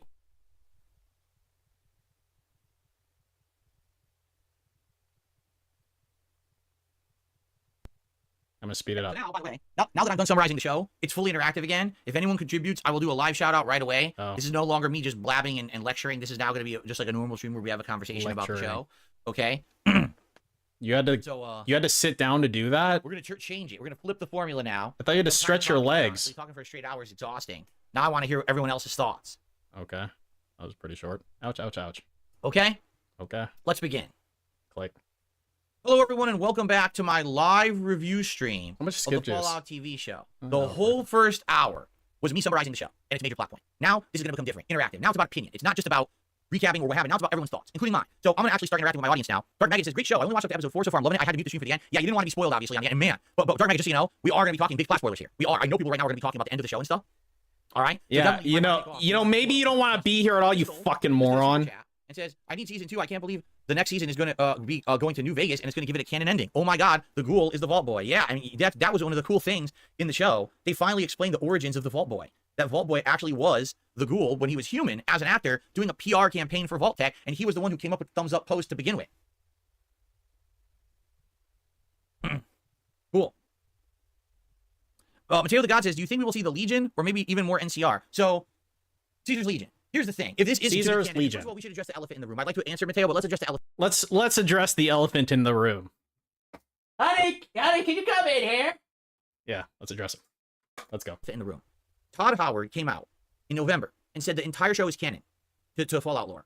He did it again. They just interviewed him again, like the other day, and he said it again. He says, "Oh, I painstakingly worked with the crew so that it's 100% canon Okay. to Fallout lore." Does anyone else here, instead of saying like painstakingly, he's saying painstakingly? I swear to God, I'm not crazy. And he says, "Oh, I painstakingly worked." One with more time. like the other day, and he said it again. He says, "Oh, I painstakingly worked." He's with saying the crew so that it's 100% painstakingly.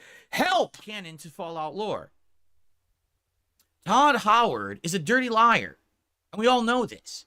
Everything that comes out of his life, everything that comes out of his mouth is a half truth, right? He said a million things about Starfield that weren't true. When you finally play the game, you're like, wow, what a bunch of lies, right? That's who he is. He's the PR guy, the face of Bethesda. It's not a to be dog-eat-dog believed. world, as they say. Episode of the show. The Ghoul doesn't talk like other ghouls. None of the ghouls talk like other ghouls anymore. Like That's you. a lore change. All the ghouls need chemicals to survive. Just like That's a you. lore change. You've already changed 2 pieces of lore. That's not canon with the games. You lied, Todd. You see, what I think is, here's what's going to happen, in my opinion, and you can disagree, and I'd love to hear your thoughts about Fuck you. it. Okay? This show's going to take off. Guess why? Because The there's brother no was Fallout right an now. underrated We've got character. no Fallout game that's come out anytime recently. Brother Fallout was such an 76 is the underrated most character. recent one. And that's Why an did that get online live leaned? service game. The last offline story-based Fallout game is 9 years old. We have no Fallout content to consume, just old stuff. So what's going to happen is this show is now the new consumable canon of Fallout. And I think what's going to happen is likely Season 1, Season 2, Season 3 are all going to happen before another game comes out. But these seasons are going to be what everyone knows. So here's what's going to happen. They're just going to change the lore in the games. And everyone's going to be like, oh, no, why'd you do that? But that's what they're going to end up doing because people are going to love this show so much because they do right now. People are consuming this show and absolutely devouring it and loving it. They're going to love this so much. What the This is fuck? going to become the new canon. Such a weird way to describe I think watching a it will television override show. All of the games. They're media. consuming it Now and they're all you're loving gonna it. hear Nom nom is nom. talk like this because now you want to with Vault Tech and he needs to go see his boss essentially, because everything went wrong. That means Mr. House is in control. Mr. House won. That means the Legion is at the very. Hey, what if I least clicked live? for NCR people? Feels to me like that's it. Like that's the end of the NCR. You know what I'm saying? But I don't know. Maybe that's a trick. Maybe that's a bait and switch, and all of a sudden the NCR will show up in a heavier capacity later on in the show. I would say right now, anything's possible. Seriously, because we won't know until that first episode of season 2 airs, and we see Hank running into Mr. House and see what happens there. That's when we're gonna figure everything out. We don't Alright. know what the canon ending of New Vegas was, so that's what's gonna confuse everybody. I mean, don't we though? Okay. All right. Dark Magus says most likely House defeated both the NCR and the Legion. Well, if you do the Mr. House ending, that is correct. In the Mr. House ending of New Vegas, he uses his upgraded, what are they called, Armatrons? His upgraded robot army. Armatrons? You upgrade them during the course of the game. You get the coin, you put it in the bunker, it upgrades the Are robot they called army, and Armatrons? you That use doesn't the sound robot right to army me. to subdue both sides, both the NCR. I thought they had another and name the than that. Legion That doesn't lay down sound their right. weapons, Yeah, and Mr. House Securitrons. wins. He's in control The of fuck's all an of New Vegas, Armatron? and essentially you work for him now. So you're kind of in there in that organization as the courier, but that's his ending. Securitrons, that's what they're called, Securitrons. Thank you, Pistol.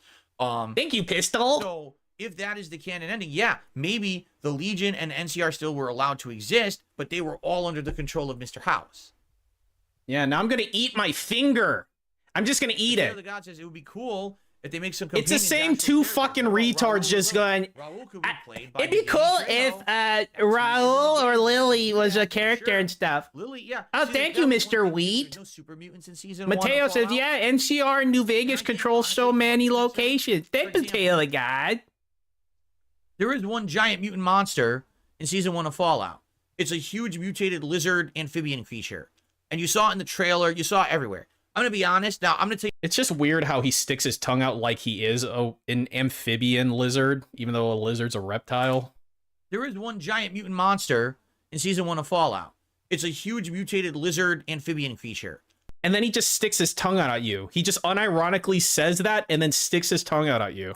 And you saw it in the trailer. You saw it everywhere. I'm going to be honest. Now, I'm going to tell you what I like and don't like about the show. I'm not into CGI a lot. I'm not a CGI guy. Yeah, if only they could CGI your fat fucking wife That to make her monster thinner. sucked. Like, I don't like that monster. Okay? That's the one mutated monster in the whole show. And every time that it was on screen, I thought it looked stupid. You know, it was trying to eat Lily, excuse me. It was trying to eat Lucy. And I never believed it was really there. I was like, oh. And even later, in another vault, they show one of them floating in the background and like gelling. Oh, they brought that fucking thing back. I hate this. I just don't like that creature. You know, I liked everything else in the show. That creature is like my pet peeve about the show, that they just had to have a big CGI monster mutant, and it didn't look good. You know, it looks good in the video game. It just doesn't look good. In the show. So here's the thing. Super mutants. It's a critical part of Fallout lore. Not present whatsoever in the show. You do hear a couple allusions to them. A couple people actually say super mutant and talk about super mutants in the dialogue, but never is there a real super mutant in the show. Sounds good to me. All right, so all right. Would I like to see super mutants in season 2? Sure, but if they're going the New Vegas route, not a lot of super mutants in New Vegas either. Isn't there literally a place where they live? Like in New Vegas, they're primarily focused on the super mutants that are using the like at the Stone lodge Boys to go invisible. And then they lose their minds, right? Like if they have that drug or whatever that makes them go completely invisible, but then they're like losing their minds, they're going nuts. I forget what they're called. Yes, Mankin, Jacobstown. Right? So, if that's the case, you know, maybe that'll be part of it. But there really isn't that much super mutant presence in New Vegas. So perhaps there could be some super mutants, but I don't think they would be as prominent as if it was Fallout 3's plot. Jacob's Die Town. They're everywhere, my favorite town, right? And so there's even the super ginormous super mutants, right? The huge ones. So they're all huge. That's why they're called super mutants. Pistol says it's confirmed season 2 of Fallout has been offered a $25 million tax credit to film in California. The budget is going to be bigger in season 2. Cool. Wow, very cool. Mateo the God says it would be cool if they add the courier as a character. They can also meet Benny in a whole new plot. They can meet Benny in a whole new plot line. Well, Benny should be dead no matter what. No matter what, it doesn't matter what choices you make. Doesn't the courier kill Benny or Benny get killed? No, you can let him Is there go. a situation where Benny survives in New Vegas? I don't remember that. Yeah, you can let him go. He might. There might be a way to keep him alive, but I think it's really hard. You can let him go. Like either you kill him or the Legion kills him. Someone kills him at some point, right? See, here's the thing. I don't know how the courier would fit into the plot of the show. The courier is the protagonist of New Vegas, the game. But even the thought of the courier is kind of weird. Oh, so Mr. House needed to get this control chip. Even the thought of the courier is kind of weird. Oh, so Mr. House needed to get...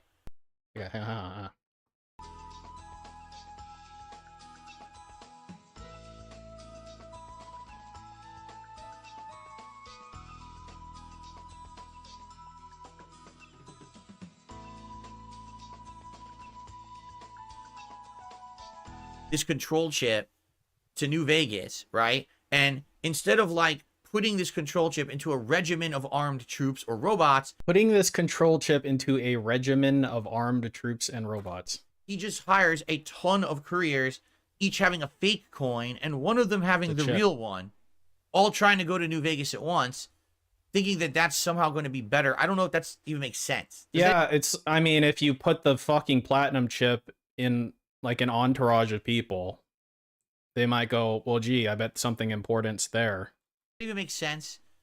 If you really want something to get there, you just hire a whole bunch of fucking people to defend it. Okay. You don't give it to a bunch of random people and have them transport it, right? Or maybe you do. And I think really the courier was just a plot device, honestly. That's why he never gets a real name. You make the name, but it doesn't matter. You're not voiced. You're the silent protagonist, right? Right. I just think that was the way to get you to be the main character of the game. I don't know if the courier is enough of an enthralling character that I want to see them. An enthralling character. They were a means to an end. And now that the game is over, I don't know if I care about the courier ever again. It's kind of like, so the courier walks away, bye-bye, you know, into the wasteland, and that's it. That's not what happened. You ruled along with Mr. House. That was the whole deal. You know, if the courier is following the main plot of New Vegas and the House ending, then that means the courier still works for House. You know, he maybe be one of the head-ups there. The head-ups? I think. But I don't know. I just don't know. Like you're his right-hand man at the end. Be control of them of yourself with Yes Man. That is correct. But there's two problems with that. Number one, you don't know if Yes Man actually is trustworthy. The game ends on a kind of a big uncertainty. Will Yes Man do everything you say forever? Or are these machines actually becoming sentient? It almost feels like they are. No, but the game just ends and you don't really know what actually happened. Is that, like, did I miss something? I wasn't getting, like, robot uprising anywhere in that fucking plot line. At all. At all. Okay? That's number one. Number two, if Hank, at the end of the season 1 of the show, is heading to New Vegas, do you think he'd just be heading to New Vegas and not knowing who's in charge? No, it's obvious, especially from that cutscene flashback where Mr. House was there talking with the executives of Vault-Tec. They made an agreement. House runs New Vegas. The backup plan was if the Vault plan isn't working or something goes awry, they'd go and they work with Mr. House. Now, they all are well aware of what's going on the surface. They have all this information. Hell, they bombed Shady Sands when NCR was getting power. So it's not like they're in the dark. They know everything that's going on the surface through surveillance. So obviously, if New Vegas has been overrun by yes men robots, they're not going to go there. Why would Hank go there, right? So it sounds to me 100% that this is the Mr. House is the canon ending of New Vegas, and that's why Hank would be going to New Vegas to run into Mr. House and tell him everything's gone awry at the Vault. You know, the Vault's still intact, but everything's gone awry. Now the Brotherhood have Cold Fusion, and NCR's gone, but now we got bigger problems. What do we do, right? That's well, what do we do? Well, what do we do? How much skip juice do I have right now? 30 seconds? Well, of course. They what if I hit live? Because it changes things about the games right as the show starts. So this will be its own Fallout universe. Whether the games decide to change to become in line with this universe, or these two universes will actually stay different. Different? That's a good question. But I find it hilarious because I really feel like these YouTubers are freaking out because this is their livelihood. For how many years they've just been making Fallout lore videos. And now, if you're telling me there's a new Fallout universe that erases all their lore and makes it irrelevant, it means everything they've done on the internet is worthless. It's amazing. He has like he describes himself in the past as being an irreverent person, with the implication being that he's changed, and he's just like reveling in the misery of these people, as if what they do is less valid than what he does, as if what they do, because like there's people who do lore shit for everything, right? The Warhammer 40k lore guys are great. Those are the videos that I fucking watch, and they're super long too. But no, all those people, fuck them. What I do is way better. You know, beg overnight because of the show. So lore error, not lore error. It's a show and a game are not the same. Doesn't matter what Todd Howard says. We know that he's a PR man, a front man who lies, you know? So we don't need to believe anything he says. I do feel like the show is well written and great. I like the lore of the show. I wouldn't mind if the lore of the show continued for 3, 4, 5 seasons. And then if they make a new Fallout game 10 years in the future, if they make it in line with the lore of the show and everything changes and it erases all the events of the previous games, so be it, right? Because really it's going to be popularity that determines it. It's not going to be a bunch of people on YouTube screaming about their lore videos. It's going to be who cares most in mainstream media about this show or about the games. and that's going to determine the choices they make, you know? And that's a So, good oh my that's God, a good it thing. possibly happen like that because didn't you know that in 2271 there was a thing that happened with the NCR? So like according to him, it's bad to try to have like a continuous narrative that makes sense. That's like a bad thing now. Like I don't understand what point he's trying to make. Like this is fucking stupid. The bombs couldn't have dropped. Shut up. No one cares. Oh, okay. Great, Really, no one cares. The show's great, and the lore of the show is excellent. And if it changes some of the lore of the games, that's fine. Oh well, maybe you should have done something different than make lore videos for the last 5 years. Right? I don't know what else to say. Wow. It's just hilarious to see these people freaking out on Twitter and shit about it. Like, oh Ripping my out. God, the lore. Like, shut the fuck up. This dude, can this... Okay, all right. Okay. Oh, let's see here. Which faction would I have gone with in the show? You mean in the in the show now? I mean, what factions are there? There's the Brotherhood. There's the remnants of the MCR. And I guess there's Vault Tech. Would those be the three remnants or the three factions? I mean, Vault Tech's just fucking pure evil. It's just a bunch of rich people trying to control the planet. It's really vile. So I would say definitely if anyone, that would be the one group I would definitely not go with. The MCR remnants run by Moldaver, as cutthroat as their methods are, they are well-intentioned. They want to free the wasteland. They want to give power to the people. A lot of people say they're communists, right? Wait, who? Their methods are. The NCR remnants run by Moldaver, as cutthroat as their methods are, they are well-intentioned. They don't Yes. slaughtering people right at the beginning of the show, right from the get-go. So is that any better? You know, you're murdering people who are innocent. It's not their fault that they're in that vault. They didn't put themselves there. Some of them were born in that vault, right? So I don't know. What was the third one I said? I said it was NC. So I don't know. All right. Okay, so first, all right, normal mode. All right, so first we're gonna get a little peek, and then we're gonna get the slide, and the slide.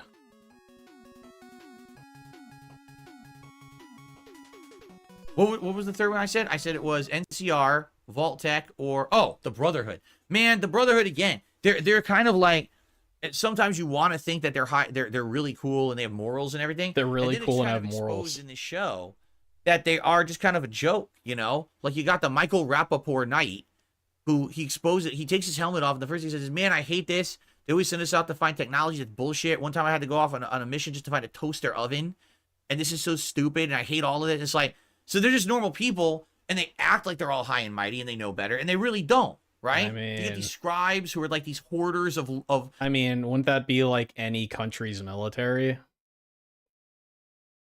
Because like the general policy of the military is decided by the higher ups. So if we're gonna go, I don't know, liberate a country, what are the grunts not allowed to be there and be like, dude, I don't want to fucking be here. Fuck this shit. History and technology, and they keep it all for themselves, and they're not trying to help anyone. So what's better? Vault Tech, who has all the technology, wants to control the planet and keeps it all for themselves, and literally kills and destroys everything around them to stay in power. All right? The Brotherhood, who think, well, we need to hoard all the technology for ourselves. No one should have it, so we'll just hoard it all for ourselves and kill anyone that gets in our way. Or the NCR, who just want to get all the technology and give it all out to everyone willy-nilly, but they also are brutal in their method. Like, there's literally, I think that's the point of Fallout. There isn't a faction that's good. They all see different perspectives on survival, but none of them are actually good. Dude, There's what? no black and white to it. There's no, this is the What? this is the What a villain. take! In Wow! Vegas, it was kind of Wow, the same. David! Caesar's Legion, NCR, Oh my god! Who's your pick your poison? Are you telling me No matter it what, took you the fucking outcome 20 is years to great. figure out the Your underlying NCR themes of the people, Fallout series? Wow! Murder with Caesar's Legion or Mr. House corporate takeover, right? It's like, is there anything good there? I don't know if there's a single good choice in any of these factions. I think that's one of the coolest things about the Fallout universe, right? Right? Pistols, I wish the Enclave was fleshed out more. That is a huge plot hole in the show. In the games, the Enclave doesn't exist anymore. Does this get banned because it's in Argentinian? Fallout, Oh, it does. The Enclave is done. And you're actually see you trying to later. pull the remnants of the You're not Enclave allowed out to of super retirement chat to help in you with the foreign fight. currency, But retard. they're retired. There is no Enclave to fight anymore. So why on earth was there Enclave doing this research at the beginning of the show? How did they discover cold fusion? You know, they were doing all this as like, who is this Enclave? That has We to thought be that they were like gone, fucking so this is a new micro lore thing that's, TOS or they're something. being reintroduced. At least right? the spirit of it is. I have to think that if you got How would I Pajit survive into the a wasteland? room Would be my plan? and you're I like, don't think there is a plan to survive Pajit, the wasteland with current people. I don't think. If like, can you just ban people for super chatting in a specific currency just completely randomly? Most What would Pajit say? What would he say to you? We'd all die. Most of us, anyway. It would be a freak luck.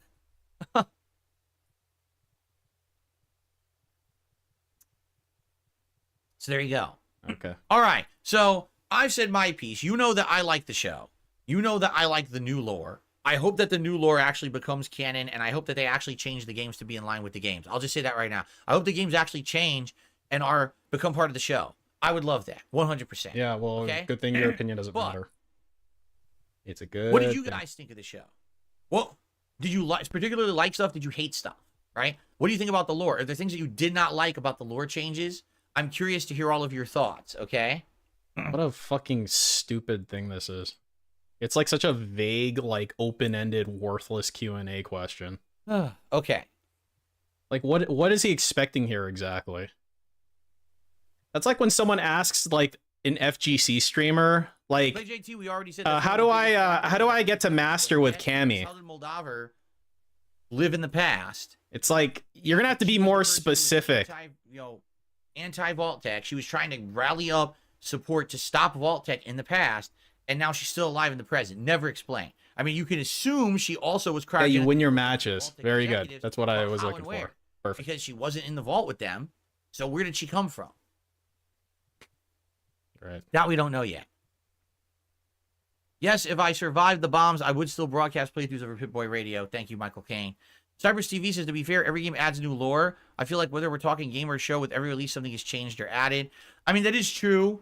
For example, I have heard that there's been lore changes for one of the examples here. This is a minor example someone told me. I guess in Fallout 2, Jet was introduced to the game, and it was supposed to be There you go, the invention of a teenager trying to make a drug on the cheap, and he made it out of like dung, like fecal matter. So Jet, for references or factions, Minutemen, Institute, and Synths Railroad. One Yeah, minute, man. it's Hey, how about a hit live? It's a freaking AI. It's a freaking AI. And you gotta either team up with him, or you go against him, or you can even use charisma checks to kind of mind screw him, and then he ends up killing himself and blowing up all the Enclave himself. But the Enclave have a pretty bad end, right? They get pretty much destroyed at the end of Fallout 3. They lose. So where this West Coast remnant group of Enclave are coming from it's a new plot point. No, there's always been like regional branches of the Enclave, right? Am I remembering it wrong? The fake Space Needle that is in New Vegas. New Vegas has a tower that looks like the Space Needle. If you remember, real life Las Vegas has a fake Eiffel Tower, a fake Space Needle, like all the fake stuff. It's like all the landmarks recreated. They also have a Sphinx and a freaking pyramid too. So that's they're showing you the fake Space Needle. It's part of the New Vegas skyline. Right. Yeah, like I remember I went on like a rabbit hole, like an early Fallout game rabbit hole. Anime. We're not talking a while about anime ago. tonight. This is the Fallout live review show. Thanks. Oh. Some people don't get it. Yeah, you're a fucking asshole, dude. Anime tonight. This is the Fallout live review show. Thanks. Yeah, cool, man. What a great streamer you are. Some people don't get it. Wrong stream, bro. Yeah, bro. How dare you talk about Okay. anime? So again, I'm asking, like, what did you guys like? What didn't you like? And No What fucking did you think about the lore anime. changes? Do you have problems with any of the lore of the show? A lot of people on the internet seem to be very heated and adamant about this show, that it's either really good. Wow. or it's really Imagine giving a bad, fuck what right? random One or the people on other. the internet think about the show that you Most watch. people are leaning towards good, but I've seen a lot of people get pretty upset. Oh no, wow. Changes, and I'm curious what you guys' thoughts are. Oh my god, great. Who gives a fuck, man? Pistol says the Fallout 4 Next Gen update is confirmed to add an Enclave quest. I thought it wasn't adding any content at all. I thought it was just adding graphical tweaks and improvements. I didn't hear that it's adding any of of that kind of stuff, honestly. So I don't know if I believe that. I haven't seen that yet. Excuse me. It wasn't nearly as good as the game. In this case, we feel like the show is as good as the Fallout games, if not on pace. If season 2 ends up being New Vegas, I think that's super amazing. That's what people want. Super amazing. We want the continuation Do of we? these games from 10, 15 years ago. Do we really, though? Bethesda refuses to make new games up. Instead, make Starfield that no one really Didn't wants. Hal say that in like 20 years he'd have people on the fucking Mars or something? He like gave you his like plan. No, really, what are you doing? What is anyone at your game studio doing? Because it seems to me like you're completely inefficient at making games now. Oh, okay. They released a super duper Super-duper. Great Everyone show. wants to do Fallout content, and they're so incompetent, they don't have the ability to make any new Fallout content, right? Right. So, I guess we'll have to see. Yeah, he had a 20-year plan. No, I am being told it is true. Fallout 4 will be adding new DLC. Oh, crap. Now I kind of want to play it. We were talking about that this morning. Don't do I should that. do another run of it because I've only played it once ever. Oh, okay. You know, you could play things one time and then play other things. Says, Hello? Shouldn't the ghoul have known the weak spot of the power armor when he was fighting Max in the first episode? Yes, except the problem there is that unlike at the end of the show, in the final episode, the ghoul is fighting the Brotherhood of Steel as they're trying to take over the NCR base at Griffith Observatory. He says, oh, there's a weak point. Watch this. Yes. Thank you, McDougal. He couldn't do that to Max because Maximus just shows up and starts fighting him. Fighting. Like whenever he flies in, and then immediately he goes right for him. And he sticks his tongue out and touching his face. Shining armor showing up for the rescue. Okay. So it wasn't like the ghoul had the drop on them or had the drop on Maximus and was able to easily just pick off this weak point like he was. He got the drop on the Brotherhood. Remember, he surprised them. They didn't even know he was there. Oh They turned around and all of a sudden, surprise, boom, shoots him right in the weak spot. So that's the thing. He was already in motion. They were already fighting. I'm sure if Maximus was just standing around like an idiot doing nothing and not fighting him, then it would have been easy to shoot the weak spot. But I think that was the point, is that it was active combat. That's why it was such a cool scene. Wow, so cool. Active combat. Now, guys. Super Chuffer says, I thought it was a good. Each Super main character Chuffer. presents a different play style. Lucy is like a goodie. The ghoul is when you do the second run as a baddie. It was cool that Lucy starts off. Each character has such an awesome character arc. Lucy starts off as so innocent, goody two shoes, right? Right. Like okie dokie, and then by the end of the show, she's just so changed, right? But after she finds out the truth about her father, and she just completely changes his character, and she's like, that's it, I'm going with the ghoul. I mean, of all people to team up, she's teaming up with the guy who was trying to kill her and torturing her earlier in the show, and she's teaming up with the ghoul now to go after her father, right? She's a completely changed person. What a character Wow. arc. Imagine character arcs happening. Let's see here. Let's see here. Let's see. I have received. Lady Christmas says, the change about Vaultec starting the war fits into the lore. I could totally see them doing that in the games. Me too. Me too. Hashtag me Felix too. the Main says, I think all three main characters show no Dude, what the character fuck is progression. They're the same from episode 1 to 8. Then you didn't watch the show. Yeah, you totally didn't even watch the show at all. Lady Where's he reading these from? How far back is he? I don't Like, how see can any you of even these say people. that? At the beginning of the show, Maximus is like the biggest fan of the Brotherhood. He wants to be a knight. That's all he wants, right? Halfway through the show, he decides he doesn't even want to be with the Brotherhood anymore. He wants to move into a vault. By the end of the show, in a cruel twist of fate, he's forced back into the Brotherhood against his will, and now he becomes the hero of the Brotherhood that he wanted at the beginning of the show, but he's changed so much, he hates himself, and we're all wondering where this is going to lead in season 2, right? Like, what a crazy twist. That's huge character development.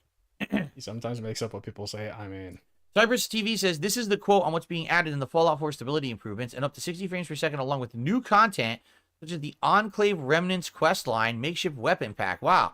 So there is a new Enclave quest line in the Fallout 4. Huh. I mean, according to that one dude. Bob from Pennsylvania did a super chat saying, I can't chat. Cannon takes less than stellar, bro. I don't even know what that means. Yeah, you had to subscribe to the channel a day earlier. I announced this on all of my content, that you needed to subscribe to the channel to talk tonight. So, Bob, I'm sorry, I don't know what you mean. I would love to hear your take on it. Who, Bob? What is your take on the lore and the changes? They happened and they exist, and $2 tip. like, there you go. Wow. I want to hear your Anonymous take. tipper, I don't think you get the full picture of how evil the Enclave is unless you play Fallout 2. Okay, I did not. They had actual human leadership. Their goal was to genocide all non-Enclave humans via a plague. Wow. Wow. Would you be interested in doing or reacting to playthroughs of 1 and 2 in the future? Would you The goal is to consider? play them on modern PCs. The problem is, I don't think anyone really wants to see me play this massively outdated games. I mean, No, I want to see you play Fallout 4 again. Ah, yes. That's what I'd rather see. It's a shame because you know me. I do love Oh, I know you. classic games. That's a series I would love to. You also hear love jerking off on but camera. I don't think that would work as a playthrough, you know. especially if they're games that are going to take a while. I don't think so. You know, it's kind of like maybe if I was around in the '90s playing that kind of stuff. But yeah.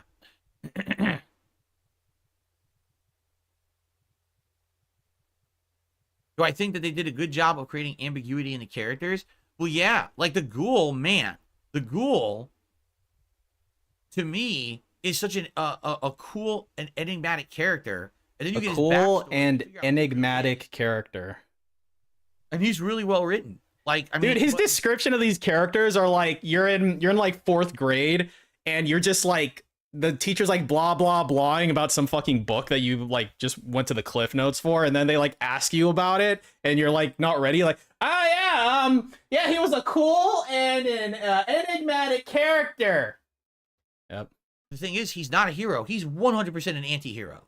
He's a villain who just happens to be opposed to the other villains, so he ends up being good through his actions, even though he does some heinous things during the show, you know?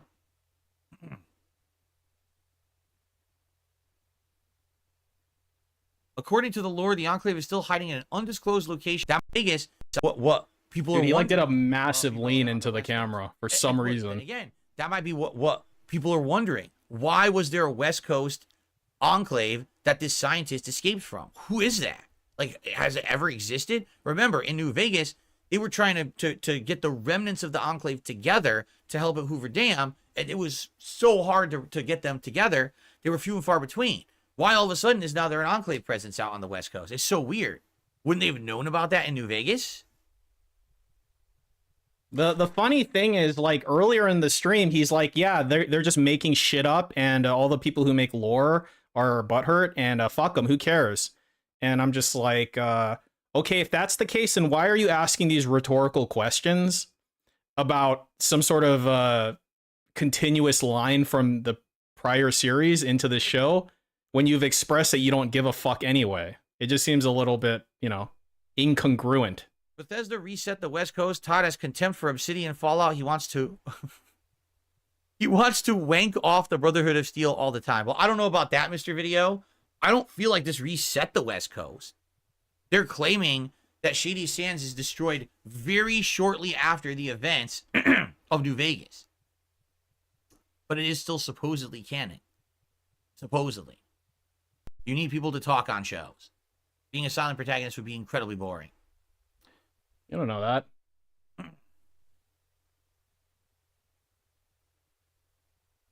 Lady Christmas is about the Fallout 4 run. Maybe wait a bit before starting. It's going to break the mods. No, I think he got a separate Quality tip of life updates at that the would same improve the time gameplay. I don't know. as that super I chat. feel like if I don't play it during the there's quality of life updates, Did he just like pick a fucking tick out of his head and look at that it? would improve the gameplay. I don't know.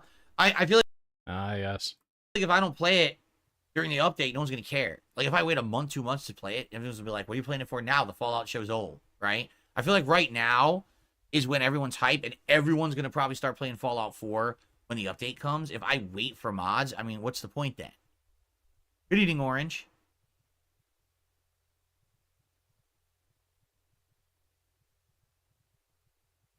Well, Exactly, I agree there. John Bono says the Brotherhood of Steel come off as pretty weird and culty in the show, just like the West Coast Brotherhood has always been. Yeah, it's totally. They're like a cult, that you indoctrinated into their way of life, their hierarchy, right? It's almost like mind control. He's doing this thing with his mouth, and it makes me want to fucking stab him. Show, just like the West Coast Brotherhood. Here, you get a nice close has look. always been. Yeah, it's totally. They're like a cult. Look at it. Look at it. Indoctrinated into their way of life. Look at it. Their hierarchy, right? It's almost like mind control to a point. You have to be. Look all for at the it! Brotherhood, right? I agree there. Did you see? Did you see it? Yeah, at least according to the show, what they would lead you to believe, which is uncertain, it seems like the NCR is all but gone. Like, it seems like they're almost all dead, and that Moldover group was the remnants of the NCR trying to survive. They were undercover. Like, you didn't know they were NCR at first, and they're just trying to survive. But what's weird again about that is, yeah, maybe Shady Sands, the capital, was destroyed, 35,000 people, but they had outposts everywhere. So what happened? Did everything break down when Shady Sands got nuked? Like, literally the entire NCR just 50% my broke fault. apart in chaotic fashion? Because they were a huge group. Even just in New Vegas, the game. There's tons of NCR outposts all throughout the map that are all separate camps and stuff, and they wouldn't have been affected by that. They could have still kept operating. You know, they were a lot. Wait, what? Hold on. What was this like line from? Broke apart and cans got nuked. Like, literally the entire NCR. Okay, maybe. You don't remember that. So, Hold on. So, should they bring them to the show? I mean, maybe.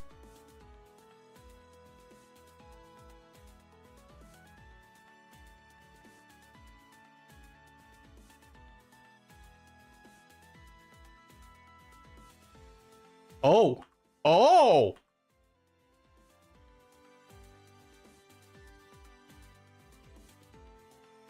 You don't know where they're going. All That you know don't seem is normal. It's going to be involving New Vegas in season 2. That's the direction Damn, they're going. can I do right? that? Dude, like, I can't get... Dude, there's so much skin there. I can't get... dude, how does he do it? The Dead Sea? They got to the Dead Sea in Fallout 4? What? What? I don't know what you're talking about. Orange says Bethesda does this in their writing sometimes. They supposedly dropped an asteroid on Morrowind between Oblivion and Skyrim. It reminds me of that. So they just wiped out Morrowind in the lore and you never go back? Wow. Wow. High's Darkness says the NCR was the biggest faction. They literally beat the Brotherhood just because they had the sheer numbers. So yeah, I don't know. I mean, once again, remember Yeah, one of might the be a big synth. questions was, Maybe. why did the Brotherhood have such a presence in the TV show? Because the Brotherhood were supposed to be mostly East Coast. And again, if you remember New Vegas, the Brotherhood were hiding out in underground bunkers. They weren't on the surface in any kind of a big capacity. Well, apparently, I guess because this nuke took out the NCR that Vault-Tec dropped on them, that's what allowed the Brotherhood to now step in and have a bigger foothold in the territory, right?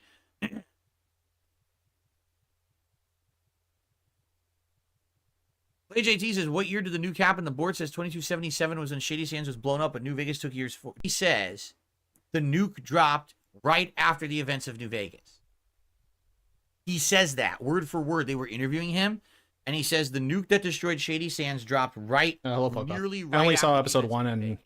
So maybe if it does possibly say part of episode 2 2277 on a board in the background of the show, it may have been an error that they didn't mean to use that date, and they got their dates wrong. But that's what Todd Howard said. Those are the words right out of his mouth. He was interviewed, and that's what he said. You gonna eat your finger? What are you doing? Cybers TV And then he's like doing this. Okay, so he's like doing this thing, right? He's doing this thing. And that's So he's gonna do a little picky wicky, right? And then he's gonna fold it in.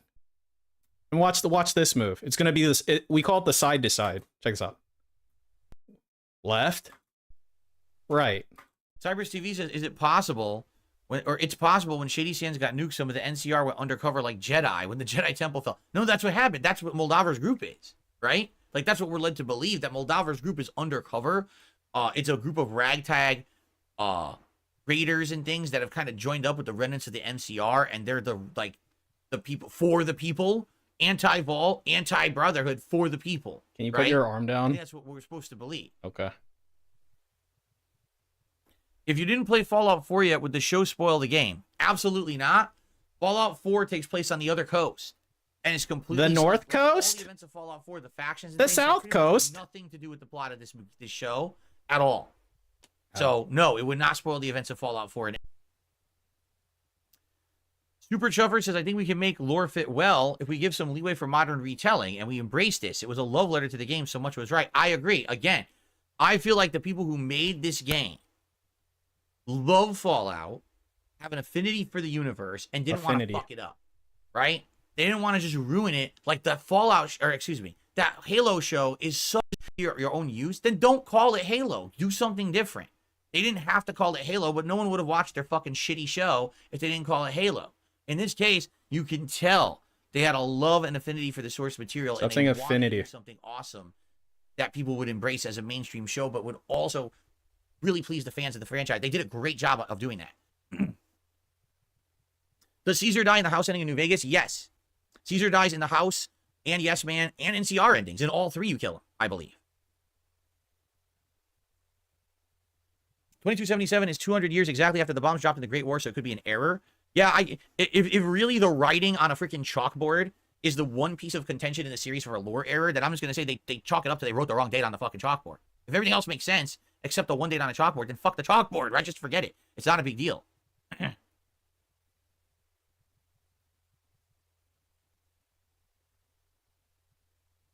JT says the Brotherhood Elder says they take their orders from the highest clerks from the Commonwealth. The Brotherhood destroying the Institute must be canon. Hey, what are these little icons on his shirt? Are those whales? Fallout 4 to refresh my memory on that. The Commonwealth is East Coast, right? Mr. Video says the nukes dropped on the ghoul and his daughter on a day he had custody. Makes me think China beat them to dropping the bomb. Why? Yeah, like those look like whales. They look like orcas or something. Because the mother would want to be with the daughter? That doesn't make sense. When you say he had custody, they were still married. What are you talking about? At least, you know, it's that I didn't know. Are they separated? When did they explain that? In the show? Did you just rip out of your head? Oh. At least, you know.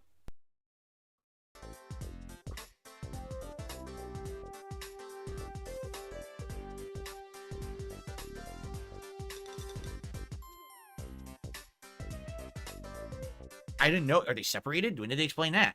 In the show, I don't remember them saying that him and his wife separated. Maybe they did, and I didn't catch on to that. I mean, even the flashback scenes in the final episode are him discovering his wife was basically one of the people in charge of Vault-Tec who had the ideas to do these malicious things. Maybe they separated at that point. Didn't you just rip out something from your fucking face with this finger? Didn't you just do that like 10 seconds ago? Carlos says NCR has like a 700k population. They beat both the Brotherhood and the Enclave into hiding in the West Coast. Their problem is since they have numbers, they fight multiple fronts and they can't hold everything. Do we really believe that if Shady Sands, which has a population of 35,000, was nuked, that would completely rout the entire NCR? Do you really believe that? If they're a giant militaristic group. Militaristic. Right? And they have all these different outposts and groups. Just because you nuked the main base, does that really mean that everything would end? I don't know, David. Do you know how logistics works?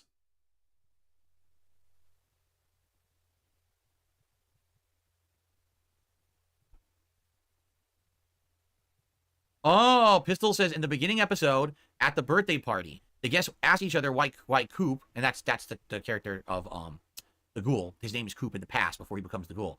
Why is he doing pony photo shoots? And they say alimony. Okay.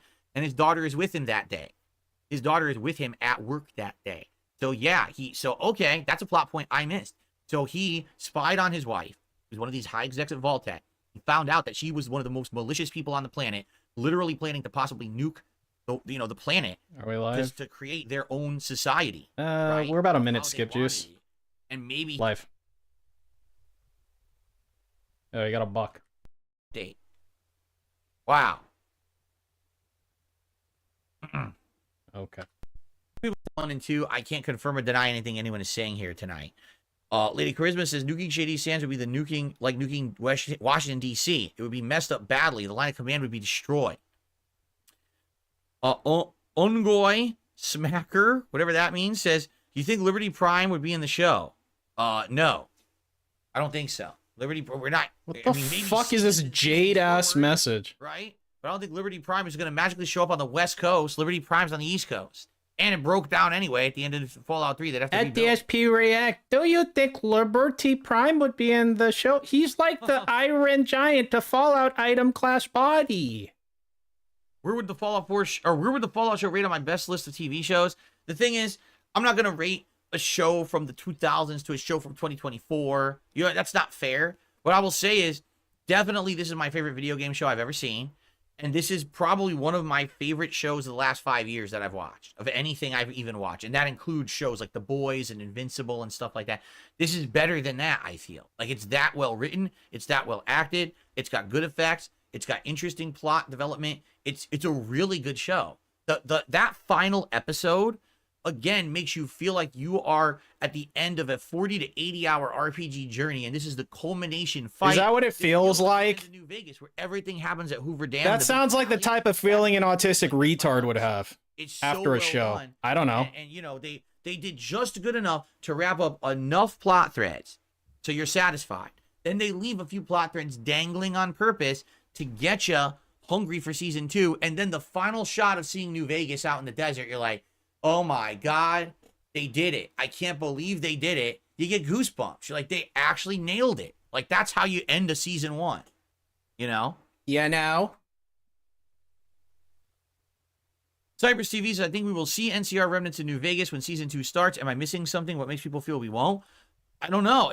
If you just watched the show and you had not played the games, the show makes it seem like the NCR has been completely wiped out. Like, that nuke that blew up Shady Sands, that was it. That just was the end of NCR, because there's no formal NCR presence. There's a few people who have NCR uniforms. There's the remnants of the MCR Moldova is yes, it is. But there's no formal MCR anywhere to be seen. And remember, this was their major place in the country, right here, this California region, and they're just gone. So it makes you feel like they're gone. But maybe it is a bait and switch and it's bullshit. Who knows? We don't know yet.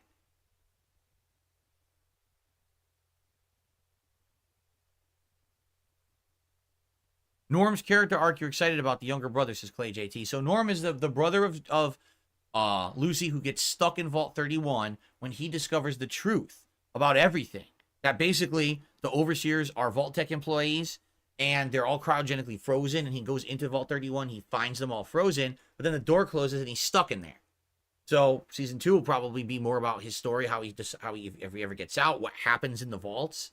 Because remember, the big culmination was they were going to do a split of the population between Vault 32 and Vault 33, and that was like the next social experiment they were going to perform on them down there. Okay. I think there'll be aliens. I mean, they could go that route, although the Alien DLC is just a one-off DLC. The aliens are canon to the Fallout universe. It's just that they're never really involved in any of the major plot threads. It's more like a DLC what-if silly situation, right? Wait, what?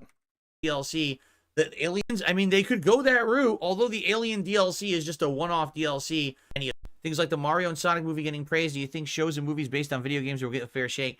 I hope so. I want more like Fallout. I want less like The Last of Us, where the only good thing is because they copy pasted from the games, and the things they changed, all right, are no good. Literally every change they made to The Last of Us TV show sucked. It was for the worst. Would have been better. Every change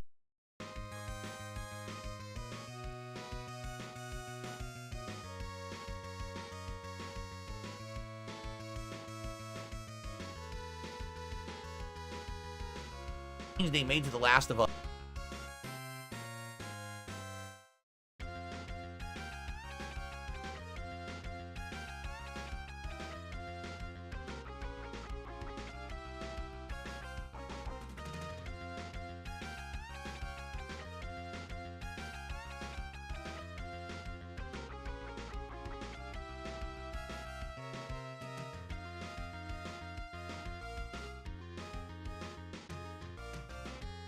Works. Would have been better if it was just left to be the games. But because it was the games, you didn't have any sense of suspense, any sense of real risk, because it was shit that already happened in the games. It just makes the show kind of superfluous. It does. It just makes it like, well, it was necessary to convert it to a TV show. Well, it wasn't. It was actually better as a game.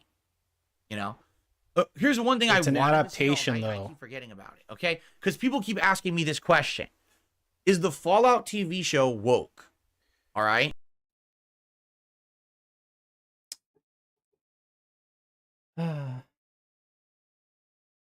Okay. I'm going to answer that question for you. All right? The Fallout TV show manages to have representation of characters in it. And it does it in a way where those characters are represented as normal people. Allow me to explain what I mean. Okay? Maximus is black. Yep. It doesn't matter that he's black. There's no plot thread that he's black. He's just black. And he's a strong, well-written character, well-acted. It's never mattering what his skin color he is. You understand? Maximus has a friend in the Brotherhood, his fellow trainee, squire in training, who's trans. But the character is trans. It's not a plot point. You don't need to hear the origin story of the character of why they're trans, right? It's literally never brought up or addressed. They're just trans. It's not a big deal. The character is well written, well acted, just a part of the universe, just a normal person, and it's never really brought up as anything big. And because of that, it works. Okay? You can have this kind of representation. Yeah, you know, the funny thing is that like the argument that he's making is that it's never brought up whether or not that character is like trans, like post-op or whatever. So he's actually making an assumption that this person is trans. In any kind of a show, and as long as it's not brought up to be some major focus and plot point that everyone, which you might argue is pretty bigoted segment or big chunk of an episode focused on, right? As long as it's just something natural in the universe, just like normal people. Let's be honest.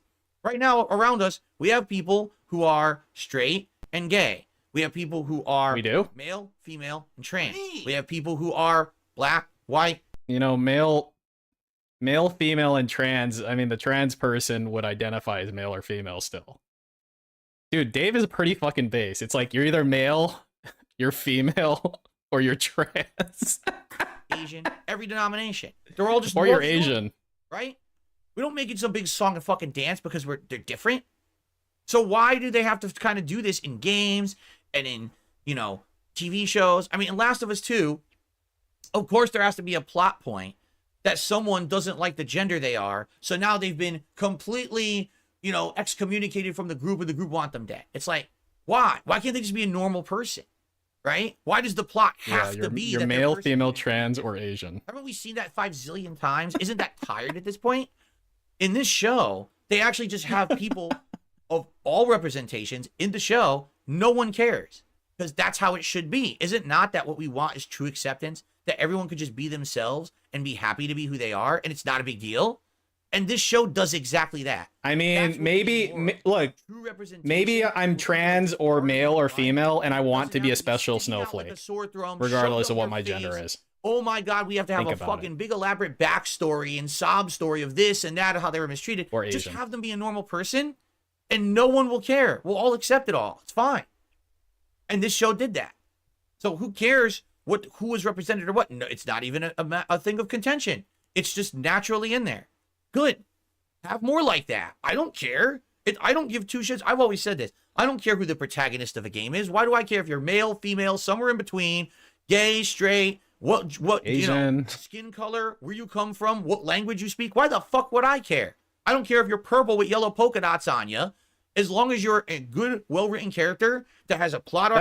That's like the theme of an actual fucking hack fraud, where they do this shit. I don't care if you're red, black, purple, blah blah blah. Like they make a broad statement like that. You would care if the main character was purple with yellow polka dots. You would fucking care. You would have a pre-stream rant about why they're purple with yellow polka dots. You would, dumb fuck. Arc that I like, character development, good story, good character beats, and that's all I care about. I don't care about any of that other shit. Why should anybody? Anyone who hangs on that shit is an idiot. It's just such not a thing to focus on anymore. You know what I mean? Great. But as long as it's done right, and this show does it right, I have zero complaints whatsoever about any representation in this show, because there is representation and it's done well. It's not obnoxious. So do more like that. Stop being obnoxious, and then maybe, just maybe, people won't care about the representation anymore. The problem is you got oh,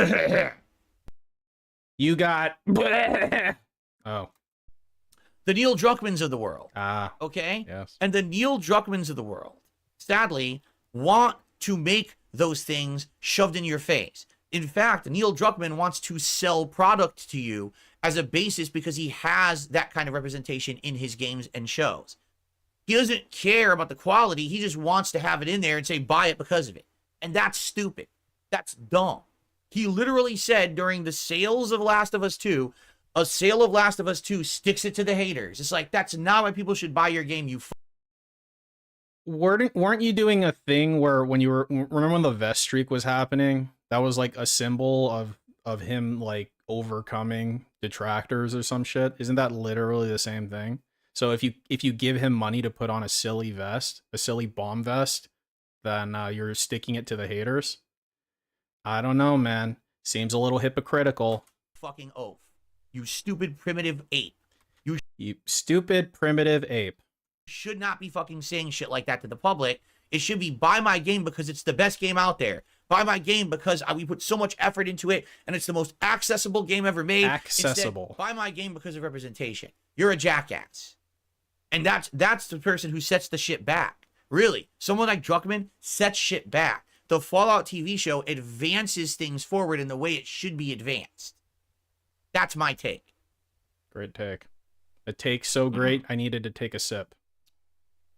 Okay. Excuse me. I just wanted to get that out of the way because so many people ask me that question about, oh, isn't it woke? I'm not going to watch the show because it's woke. They do. You can watch the fucking show. Trust me. You're not going to be ripping your hair out. It's not. I just feel like, David, the easier thing to say would be, if you care so much about it being woke, then just don't watch television anymore and move on with your life. That would have been the way easier answer, I think. Like that. Okay? Okay. So, guys, we've now been talking 2 hours about the Fallout TV show. Final thoughts on anyone? I'm going to give you my final summarized thoughts in a sec. Does anyone have any final questions? Anything they want to bring up? Anything they want to say about the show before we get ready to adjourn here tonight? Okay. Last chance for any kind of, get something off your chest. Last chance to get something off your chest. Maybe get something out of your wallet. Maybe get something off of your credit card. Last second contributions if you want. Not asking for anything. Just if you're interested. All right. I'm not going up for that.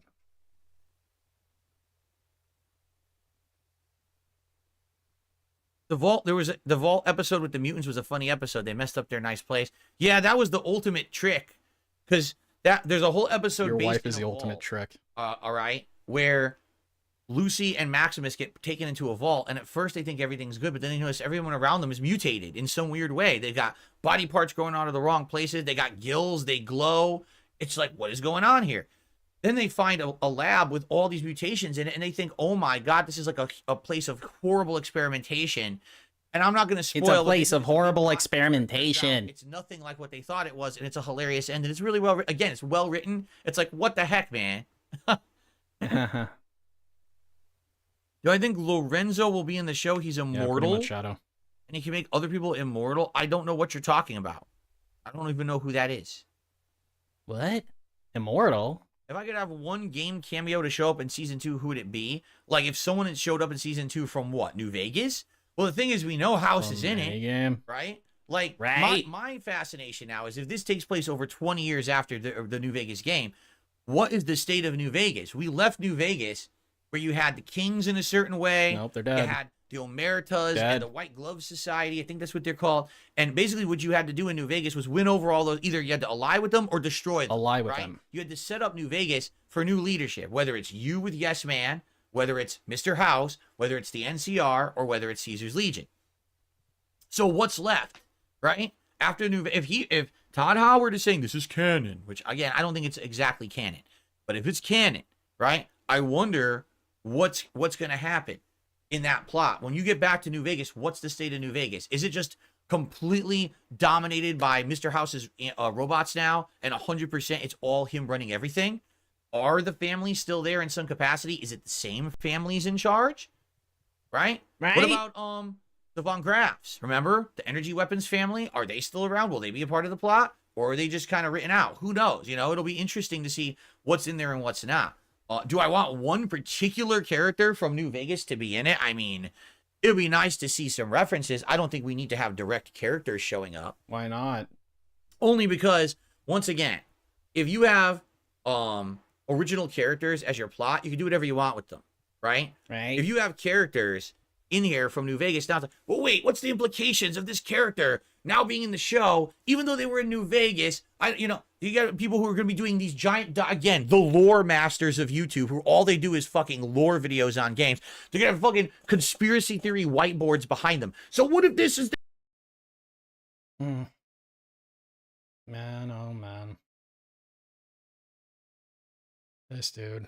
There, this is, wait, I don't understand this and they get so crazy about that shit. It's like, what the fuck are you talking? It's really funny because like these lore channels they actually create content that people want, because like people want to learn about the lore of the games that they like, but they want it to be something that's digestible. So unlike you, retard, they actually do provide worthwhile content, and you're shitting all over them because you're a cunt. Talking about, it's a fucking game and a show. Just have fun. Whatever happened in life, you watch something to have fun. Wow. Right? I guess we lost that.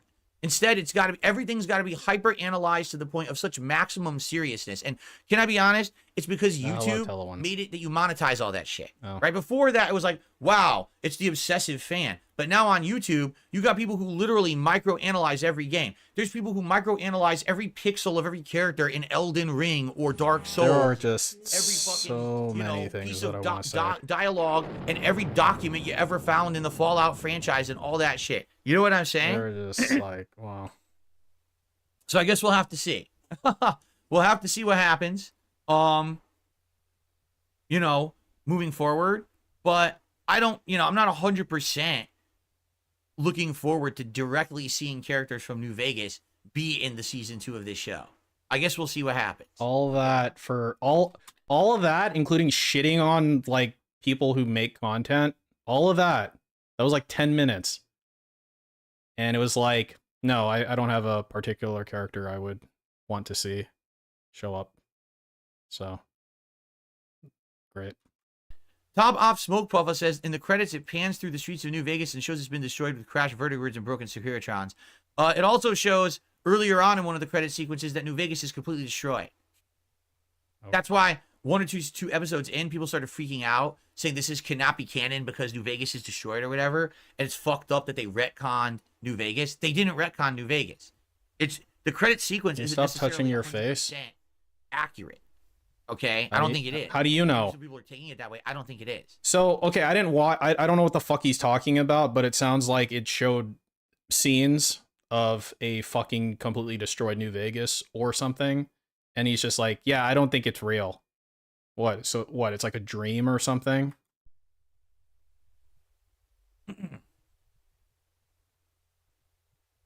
The sand scenes reminded you of the desert section of Metro Exodus, says Clay JT. They were pretty well shot.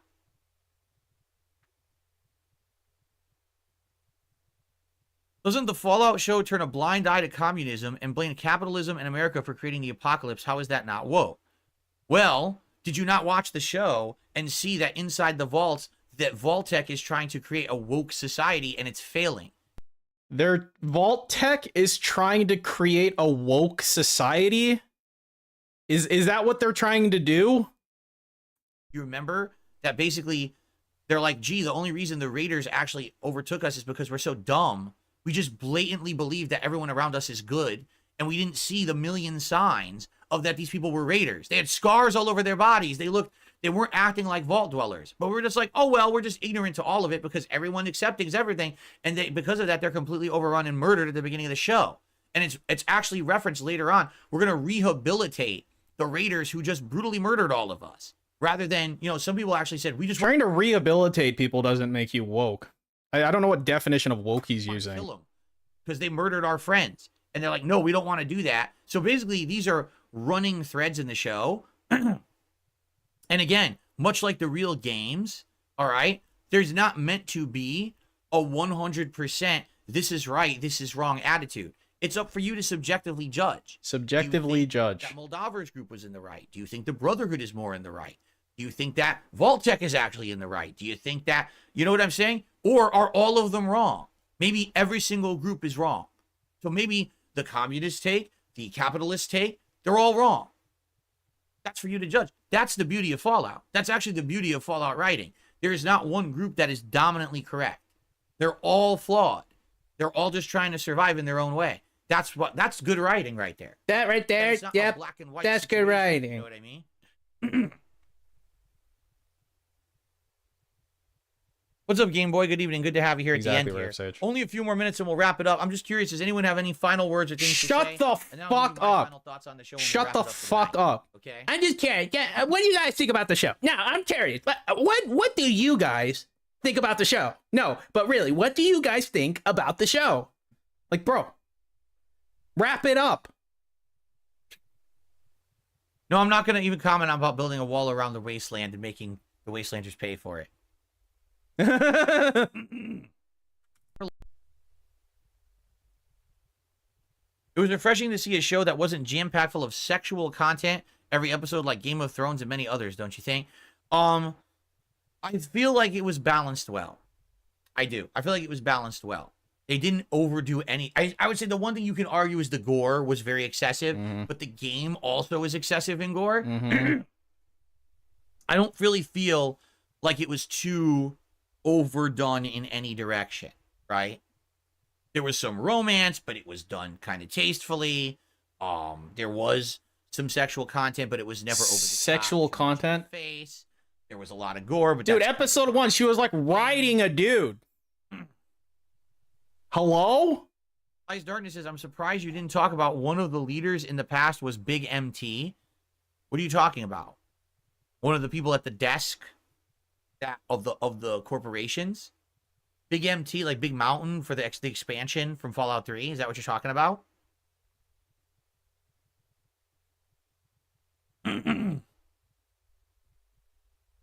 I basically remember it was Vault Tech, Robco, like West Tech, which I think was supposed to be like an Asian corporation that I guess is referenced in the games, but I don't think it's in any of the ones I've played. That'd be a weird name There for an was Big Asian MT, so corporation. I West didn't Tech. catch that, and it didn't get referenced. Okay, man. That's the New Vegas expansion, the Big MT expansion. That's right, Big MT. It's the big crater, right? Yeah, I didn't notice that. West Tech designed the power armor. Is that true? Yeah, they call Asia the Far Bill, West. Somebody thinks they should explore the planet and show different places on Earth for season 2. I mean, Maybe could they go meant East West. Coast and then get to plot lines over there. But I mean, people West would be Tech. pissed if they just abandoned these characters that you just got to know and see. You know, the thing about this show was the plot arcs were really good. Lucy, completely different person, right? Maximus, completely different person. The Ghoul, although you can argue he's kind of the same guy, you've seen his plot arc because you realize the Ghoul in present day is completely different from who the Ghoul was in the past, right? Yeah. So his plot arc had Particularly, he was less already ghoulish in the seen past. the outcome of that as who he is in the show today, right? So basically, I think those plot arcs are great. Do you really now want to just throw those characters away for the sake of having a season 2 somewhere else? I don't think so. I think people are going to want those characters back, right? Yes. Yes. Repcon was there too, but Robco owned them. I don't know why they were there. And then Seven Star Samurai says Robco bought Repcom right after that meeting. Than me, like, I like the lore, I do, but I'm not one of these people who like has a timeline on my fucking wall of figuring all this shit out. I know there's probably 7,000 videos like that already. What is wrong all with over this dude? the internet, What right? is wrong with him? Like, what is actually wrong with this dude? Do I think Lucy is a Mary Sue like Rey from Star Wars? Yes, but that's the point. The point is that there's a whole generation of Vault Tech people who are like that. It wouldn't just be her. It could have been anyone from the Vault who was thrown to the surface and would have acted the same way, right? And that's kind of the interesting point of the character. Wait, in this, what was the question? It wouldn't point. Do I think Lucy is a Mary Sue like Rey from Star Wars? Yeah. A Mary Sue isn't how they behave. A Mary Sue is a description of how their character like goes. That's like, no, that's not what a Mary Sue is. That's the point. The point is that Like the Mary Sue is how the plot revolves around the It character. wouldn't just be her. It could have been anyone from the Vault who was thrown to the surface and would have acted the same way, right? And that's kind of the interesting point of the character. Okay. In this lore, it fits. Oh, yeah. Maybe it Okay, doesn't man. fit. Maybe in Star Wars it was out of place, right? Or redone because they already done that with Luke in the first Star Wars, A New Hope, right? But in this case, this makes They did that with Luke in Star Wars A New Hope. sense. This 100% fits what you would want in the story because that's exactly how a Vault Tech Vault Dweller would act when they hit the surface. That's not and it. saw what the wasteland was like, That's right? that's not it. I mean, That- that's how they've been raised. that's not their it, whole life, that's all David. they know. that ain't it. Wrong. All right. Well, guys, I think we're going to wrap this up. And I basically want to say thank you for a great stream here tonight. Everyone here. The first hour I was blabbing. This whole second over an hour has been great with the interaction. I want to say thanks to anyone who supported. My final thoughts on the Fallout TV show Is thus. This is how you make a video game adaptation to another form of media. You respect the source material, you expand upon it, rather than just regurgitating it in another medium like they did with The Last of Us season, which was fucking terrible compared to this, because it was the same shit. This is something unique and different and interesting, but it's in the same spirit medium like they did with the source Last of Us season, which was The Last of Us was an adaptation that followed the same plot thread as the original. Like, that doesn't make it bad. Like, why are you such a dick? fucking terrible compared to this, because it was the same shit. This is something unique and different and interesting, but it's in the same spirit, the same lore. It's not lore crushing like the Halo TV show that just bastardizes the fucking material for the sake of making a show. Instead, it respects all that time. And I want to point out, especially like I think it was what, episode 2, where it was like the cold open in like Jakarta where they first find the thing. Like that to me was the best scene in the entire show to me, because like I am a lore guy, and kind of like seeing, because they didn't show any of that shit from the fucking games, right? So I thought that was really cool. So they did expand upon it.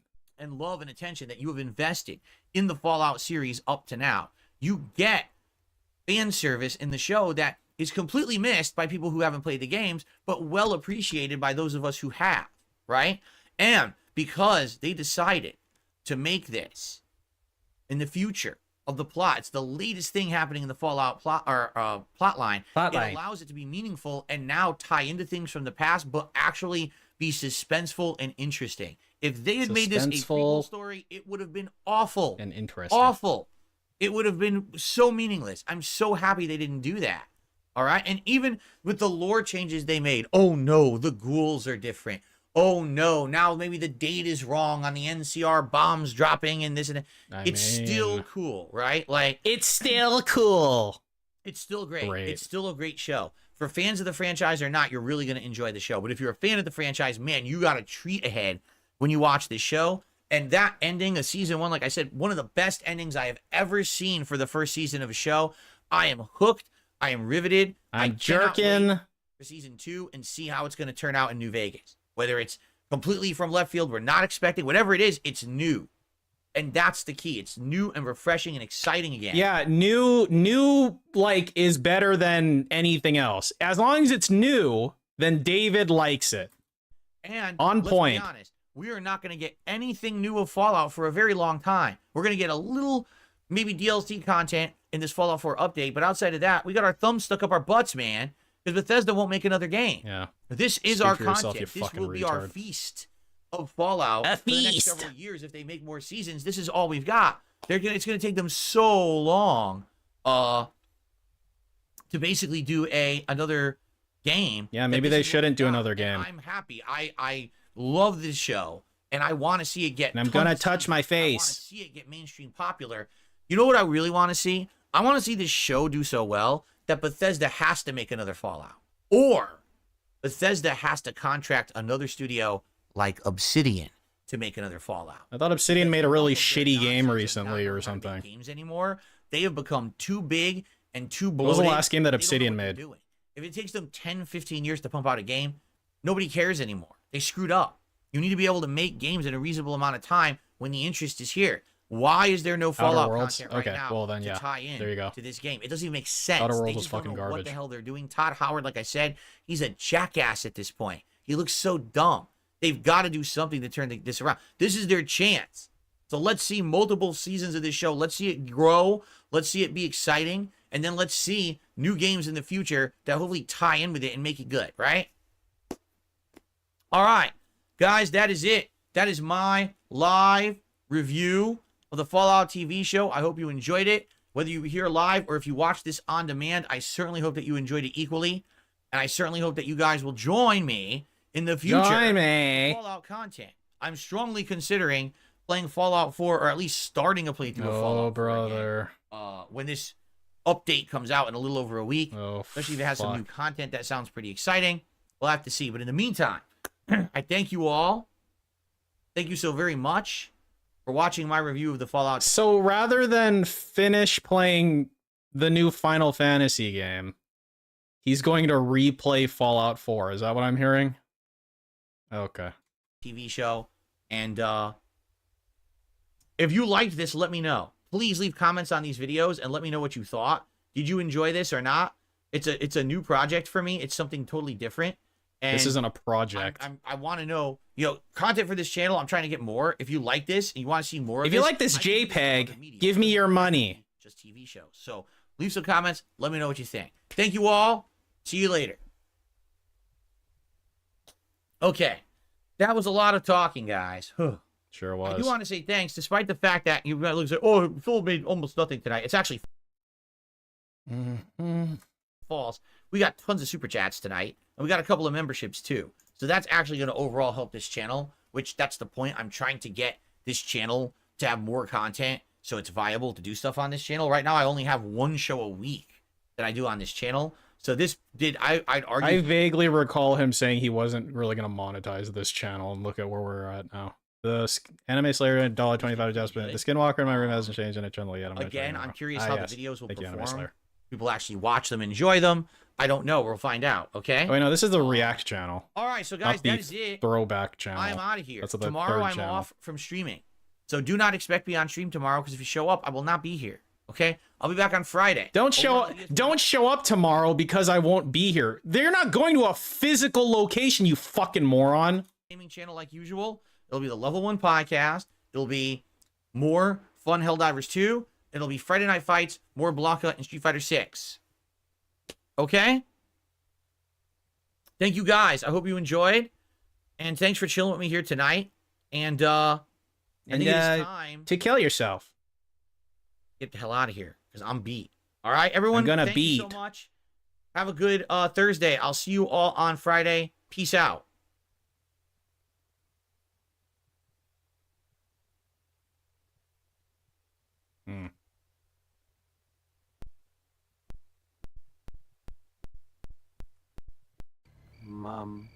Luna, do you have time to sing a goodbye song before you go?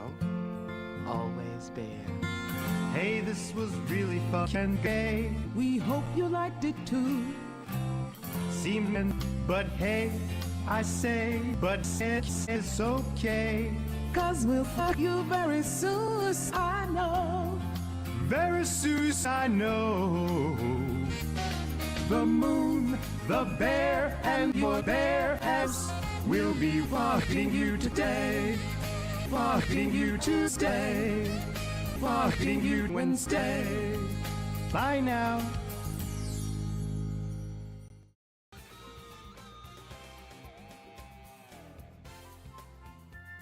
Okay.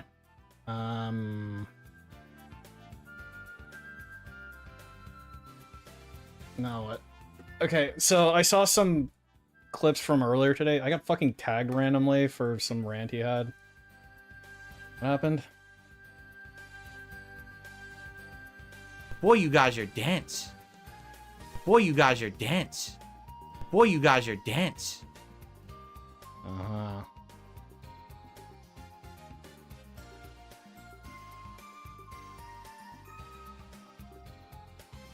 SF6 ranked matches are... Oh, here, I'll watch this and then I'll watch Bossman Jack. The hate army troll. It's the hate army, bro. Hate army. Shout that out guy. to hate. Good vibes to the Shout out to army. hate. Shout out to hate. Shout out Shout for out to hate. hate. Shout out to hate. Shout out for Shout hate. out for hate. Last night, it was Street Fighter 6, and it was exclusively Blanca gameplay. Hey, how did that Okay? go? Now, before we even get to I'm gonna eat my finger. talking about my Hey, I put up the gameplay face touch bet, by the way. and talking about how did it go, wins and losses, what kind of matches did I get, It etc. went poorly? I'm Ah, gonna yes. address a I topic. was playing right Blanca, now. though. I was good with that I've had character. Enough, honestly, of people being really silly and stupid about this topic. Okay, ranked play versus casual play. All right? In Street Fighter 6, when the game first came out, all right? I didn't watch it. Ranked play was essential to getting good matches in the game because there were so many people playing at so many different levels and ranks that when you went to play casual play, the game would essentially toss you right into a random mess. You would be playing people of the bronze level, The and bronze then up to level? platinum level, and then up to diamond level, master, but then back down to gold level, silver level, and there would be a strong discrepancy in the quality of match that you would receive, depending on if you were playing ranked versus casual. It seemed that if you really were trying to learn the game, trying to play your best and play against the better opponents, you absolutely had to play ranked play. Okay? That was when Street Fighter 6 started, and I would argue that probably persisted through the fall. All right? But then something happened. All right. Allow me to explain what happened. Allow okay? me to explain what There's a happened. fall off. How about you What just does that explain what mean? happened? This happens What in does that mean? every single fighting game. You reach a point that's like a plateau, and then all of a sudden what happens is certain players realize, I'm never going to do any better. I'm not having fun playing this anymore, and they just fall right off, meaning they don't play anymore. Now, the people that stay in the game are now the people who are dedicated to getting better and playing way more than just on a casual level. Do you understand? What that means is that they're going to continue to play, to study the meta, to look at videos online, to go to tournaments and watch. I mean, alternatively, they can just keep queuing up ranked. I mean, like, to use, like, League of Legends as an example, if you're, like, playing a character, you can just rage queue for the rest of your fucking life. You don't have to learn how to play fucking Katarina or whatever. You just keep rage queuing with her. Right? Tournament footage and streams. They are going to try to improve every single moment that they get, and most of them are only playing Street Fighter 6 as their fighting game. They're not juggling 3-4 fighters. They're not juggling. You don't know that. You don't fucking know that, dude. That's typical FGC behavior, fighting game community behavior. There's nothing wrong with it. Did you really have to define the acronym? And healthy fighting game. After about 6 No, months, he like sensually touches his face. Like, why does he do that? what happens when you get Like, I can't think of any time that I would sensually touch my face randomly. a vibrant and healthy fighting game? After about 6 months or so, you get a giant drop off in player base, and then you get the consistent people who stick around and want to keep playing and getting better. Fair enough? So what happens when that happens is you get a dramatic change to the player base. For example, when I was playing casual play early on, I was getting such a wide gamut of skill levels. A Like I wide said, bronze, gamut. silver, gold, platinum, diamond, you know, and then into master. Like, this was common. You would see all those different levels represented in casual play. Yeah, but they would still be the same, like, casual ranking, whatever. It's probably a little bit of a wider margin. But they're not going to put you with an actual bronze level person. Like, that person is, like, smurfing bronze if they're matching with you. That's the reality of it, dumb fuck. Now, when I go to play casual play, the vast majority of matches that I get are master rank. And even more interestingly than this, I get to play master rank people that are basically higher ranked than me. Ree. All right? All right. There you go. Gap. And that's good. That's a good thing. You know, I have not, for those who don't know, they hit the reset button on ranked matches about a month ago. So any rank you were at, it was hit reset and you start over. It was kind of like, okay, we're all starting from square one from the beginning of ranked again. So for me, I would have started all of my characters that are in master at the 1500 point at master rank. Okay. So that's where I would start, just reset and then see how I do. If you win a match, you win points. You lose a match, you lose points. But when I'm playing casual play, I'm playing people who are at 1600 or more points. I wouldn't play them. If I was doing ranked right now, Yeah, you would. They would literally give me bottom of the barrel. No. Because I haven't played it all. I'd be playing people at 1300 points. You know, people who are barely. That's fucking idiotic. That's not These are true. the people who I like to call the tryhards. So what does that mean? These people are people who only got to master rank because they played so much that statistically they were going to gain enough points to get there. They're not good. They're scrubs. Okay? Understand that. Now, that's not shit-talking them. That's being factual. These people don't No, that's shit-talking them. You're calling them scrubs. That's shit-talking them. understand fighting game mechanics. They don't understand fundamentals. All they've learned is online patterns. Meaning, oh, I'm Ken, and if I do this flowchart over and over, 6 times out of 10, I might win a match. Unless I play someone good, then I get completely bodied, right? Yeah, so that person would be you. So when you match up against this hypothetical Ken, pattern Ken, you're good and he's bad. He's a scrub, you say. So you should beat him, get more MR, and then move into 16, 1700. Right, David? The problem is, the flowcharts work way better online, especially when their connections are bad. Well, guess what? Okay, so if it works better online, then they shouldn't be at 1300. They should be at 1700 because it works all the time. Right, David? People connections are bad. So you go to play them, and they're doing their flowchart, and you just can't do anything you want to do. Your inputs drop. You can't block. Like, what is this crap? This isn't really a competitive game, but this is how they play it. All right? Those are the people who are at the lower ranks of Master right now. Okay? So if you hit ranked and you just start off in ranked, you're going to end up playing tons of those people who just, the game is horrible. It's not fun to play. The game's You gotta horrible. play it in a weird freaking way that's not competitive to try to get around their flowchart pattern bullshit because their connections suck shit. Okay? So there you go. That's where ranked is right now. Yeah, it was Suburban Now, High. if you can push your way through those lower ranks and get to say 1600, 1700 ranking points, master points, then you're going to play better players. I can confirm this because some of the players I've played at that level are very good. I played an Ed who whooped my ass. Even last night there was a Jamie who was like 1600. Jamie. Dude, he was good. And I was like, these are great matches. I'm having a really good time because I'm getting to learn. The Hold up. problem is the only way you will consistently fight people at that level is to play the game constantly. I will repeat that. The only way to play people at that level in ranked is to play the game constantly. No, it's to be Not good at the video play game. Friday night fights and one other night a week. For Bro, 4 you can get 200 MR in like a fucking hour and a half. Like, that's the great thing about MR.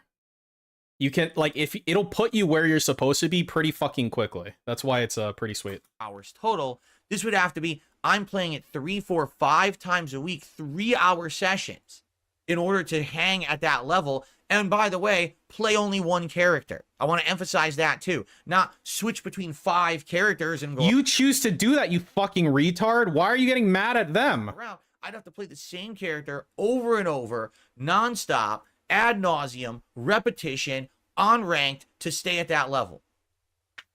The vast majority of feedback that I've gotten is you don't want that. Oh, You want variety. You want me to be you want alternating variety. different characters. You want to see different gameplay rather than the same character nonstop. Correct? So, Correct?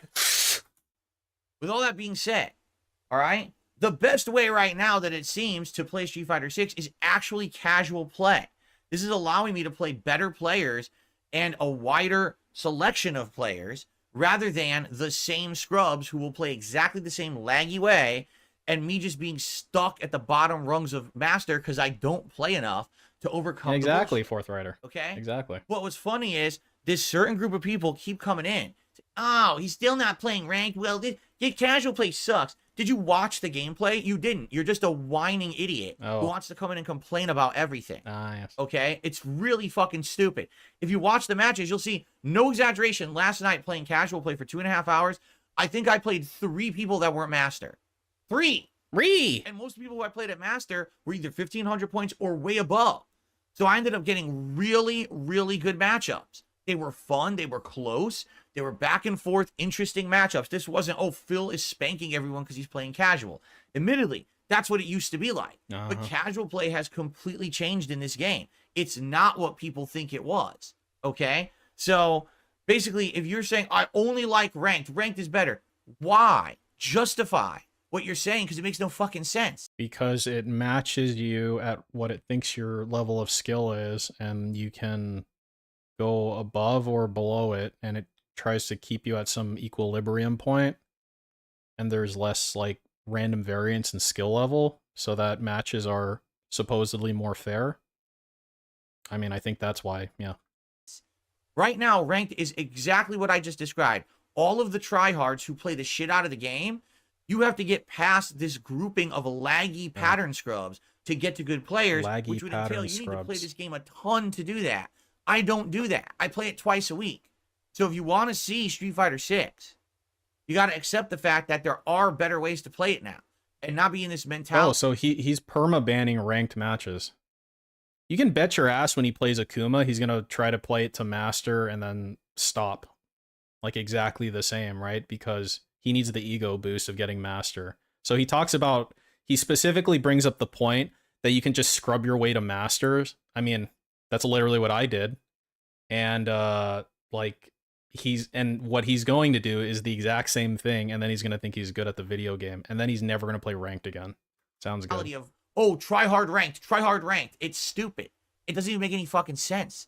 There's no factual justification for saying ranked is better. Factual right now, justification. Not, unless you're a hardcore player, ranked is not better. Okay, it's just you're full of shit. I swear to God, there was like a post from fucking Capcom about ranked, like very recently.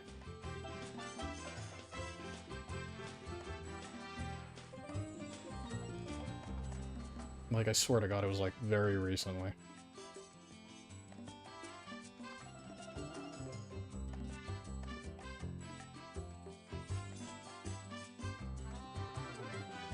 Let's see.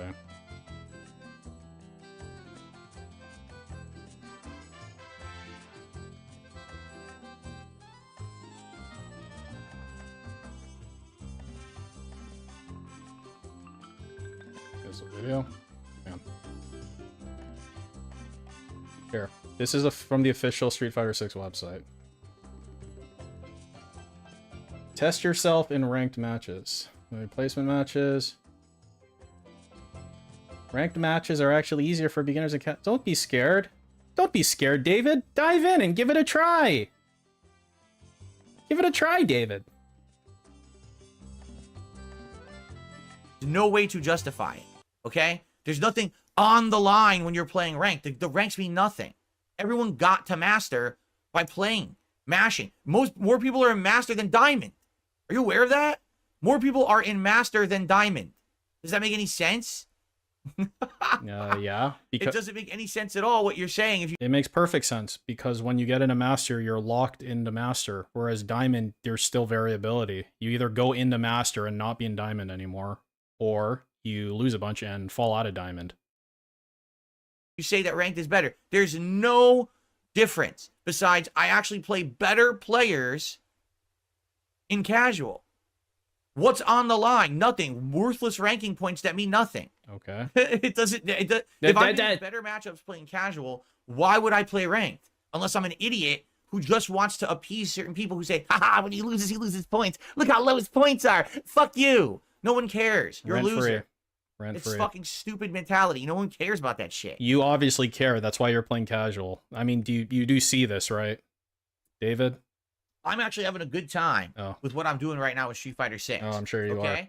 I want to play more, and I think what I'm going to do is simply focus on the 5 characters who I use, and I'm going to keep playing them. I'm going to focus on 5 characters. All right? I think I actually want to play... do you know what focus means?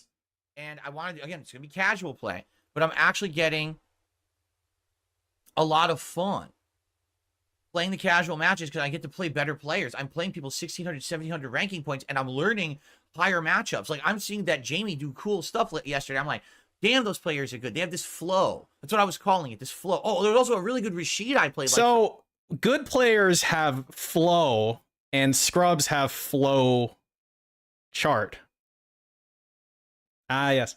First match, they have this flow where they've learned a sequence of things they can do. A sequence of things they can do that almost seem like it's a non-stop pattern, but what it is, that almost seem like it's a non-stop pattern. It's a bait system. So but it's a bait system.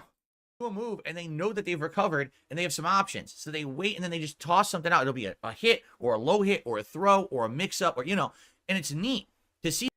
And it's neat. They'll throw out a move, and then they'll throw out another move, and it's neat. Like, dude, fucking hurts my head. I would not see that if I played ranked. I'd be seeing the same scrubs playing fucking Ken. Okay, describe to me what this Ken does so I can see how it's different than this bait system flow thing. Luke and mashing buttons and doing stuff with their shit connections. Oh, mashing buttons and doing stuff with their shit connections. Did you know that once you get above 1600 MR, you get like priority access through your internet line and you stop having a bad connection? Did you know that? It's true. Be fun. So when I play again on Friday, it's gonna be Friday Night Fights with Blanca again. It's gonna be casual play again, and then after that, I'll probably mix it up again. Now, who do I want to use after that? You know, I would say Lily, because if we're going in order, I played Blanco, Lily, Zangief, Dalsim, Honda, right? Right. So Lily would be next, but I don't know. It just seems to me like Lily at this point seems to be a lost cause. Not to say that I don't like using her, because I absolutely like her. But she just doesn't seem like she can hang at all. That's why we never see Lilies online. No one uses her. I see because Lilies. She just is too weak. Oh. It sucks that they have a character that literally has kind of like placed herself out of the game, but it's disappointing because I like the character and I like the build. It's like the modern T-Hawk, and then she stinks just like T-Hawk did back in the day in Old School Street Fighter. What did they do that for, right? So I mean, it's on theme. hopefully, out of all the characters in the game, of the one that they need to buff, it's got to be Lily. She's got to get buffed in Season 2. If not, they might as well just remove her from the roster. Because it's just a wasted spot. Or there's people who enjoy playing her. I mean, you sound like a tryhard right now, David. You're talking like a tryhard. Zangief, I think I'll be more successful. And I think I want to play more with Zangief. To try to get better with him.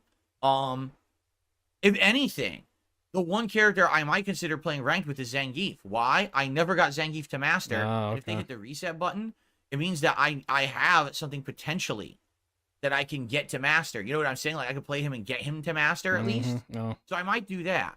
I might actually play Zangief ranked at some point and try to get him to master. That could be a challenge. All right.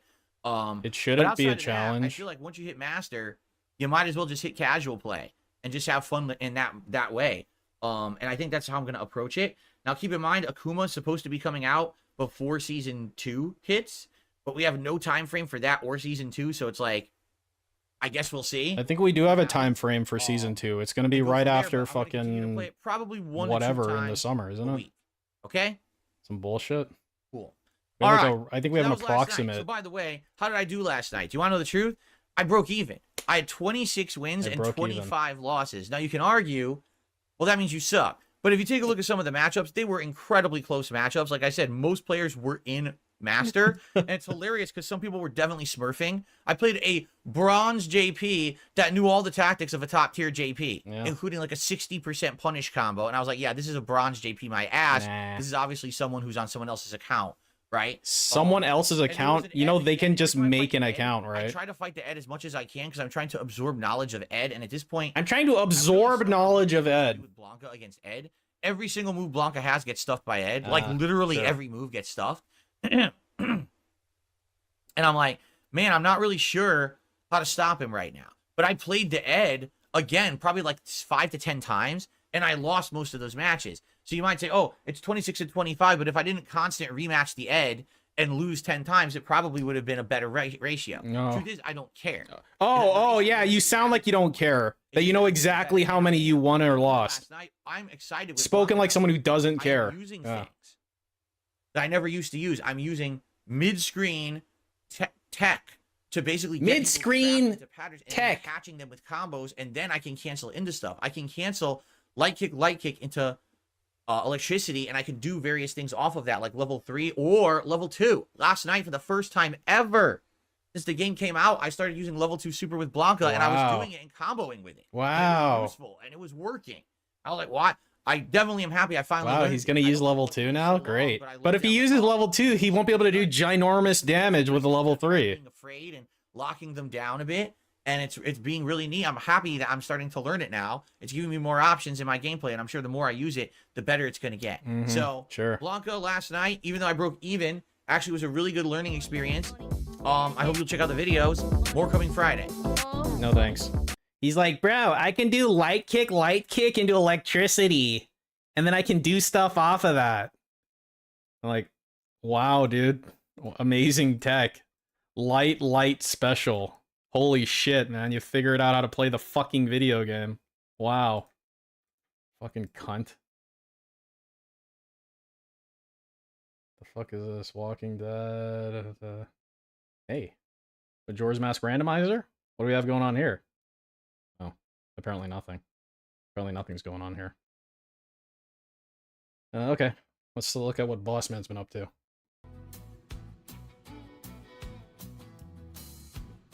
Alright, who's got the videos? Let's see.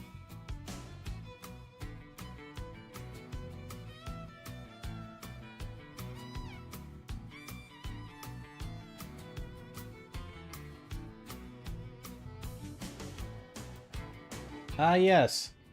Cologne Rat.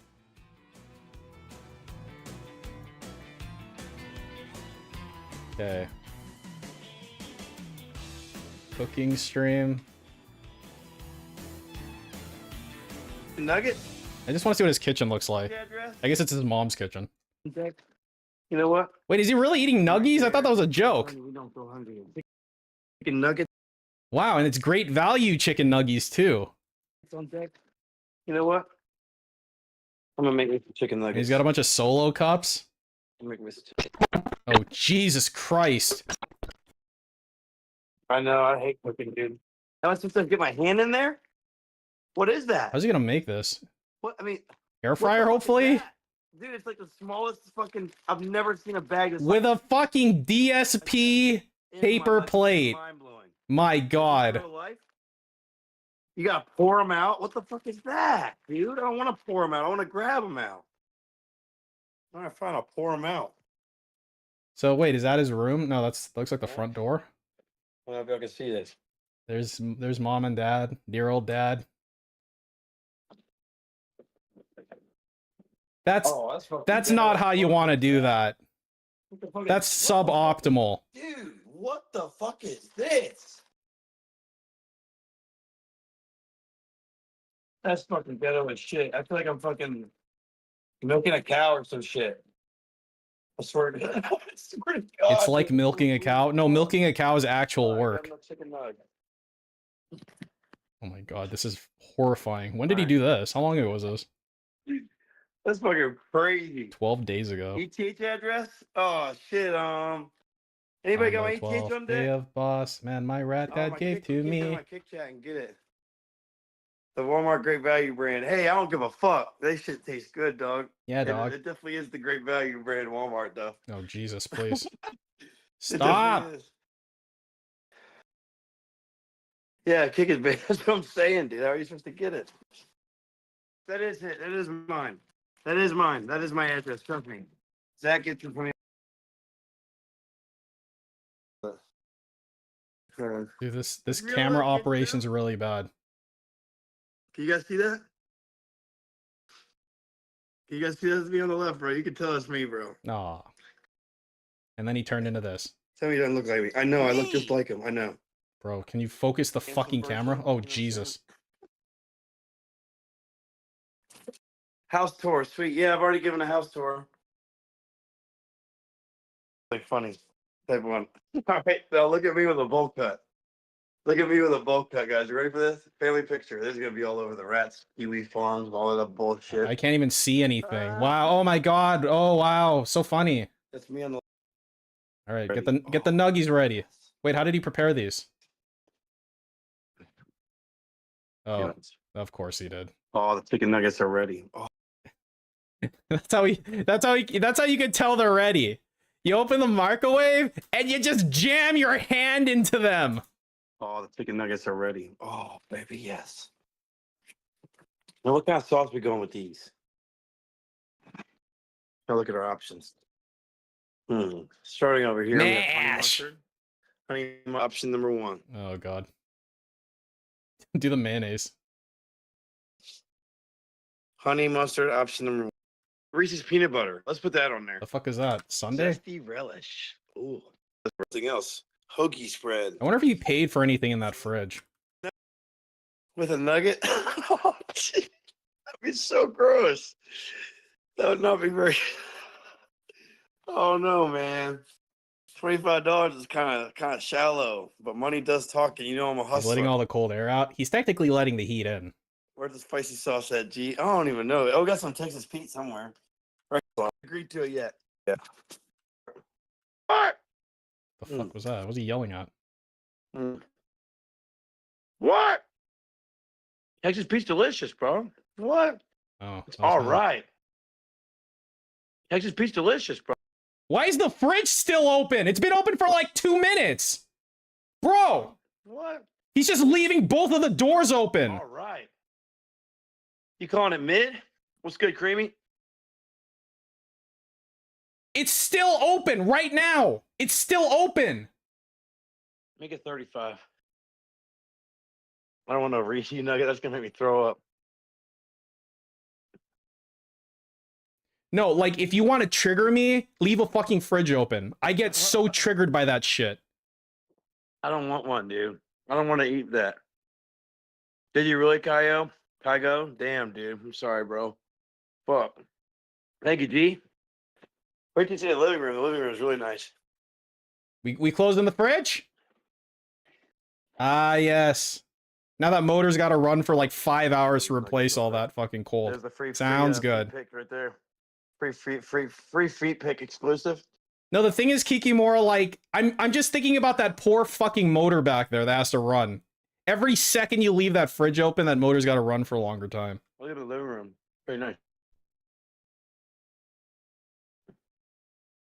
You only closed one door? No, we Pick right didn't. there.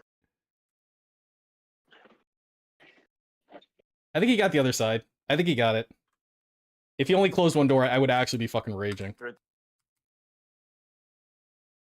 I know, right? That's my dad's throne.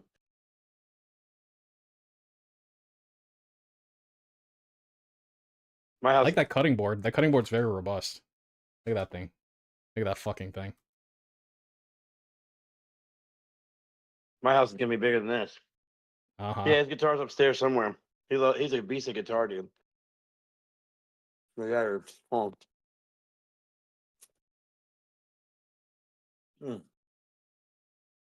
Why are my headphones on? I have work chip in my front tooth. I don't want to look at you. I don't want to look at you. Can you go away, dude? Pussy. Wow, you sound type of one if he sounded like a skate. Can you, like, not? I'm not gonna, like, stare at his fuck... Yeah, okay, we're done with this video. Yeah. That ain't Yeah, happening. right. That is not happening. Okay. Bossman Jack teaches how to cook microwave steak. Oh, great. Hello, everybody type a 7 if you can hear me. 7. Oh, all right, we're in there. All right.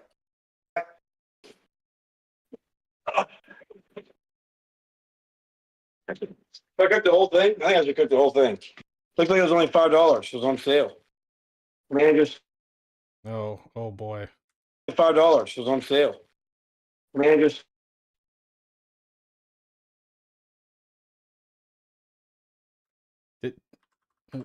I hope that was ice that flew out, not a bunch of fucking meat particles.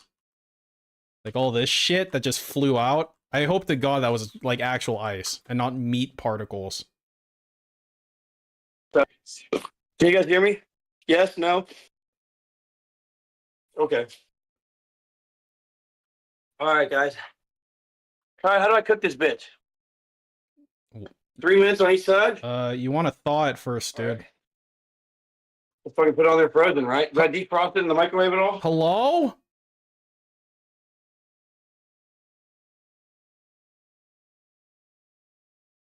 Oh my God. What the hell? This just stuck to it. Holy shit, this fucking thing stuck to it. Oh, there we go. Bro. I swear to God, there's like a piece of that shit stuck on there. Oh, that's just frost. Never mind, that's just ice. So that bitch on there. Did he just wipe That's frost. that Never mind, that's just wipe ice. his hand on his shirt?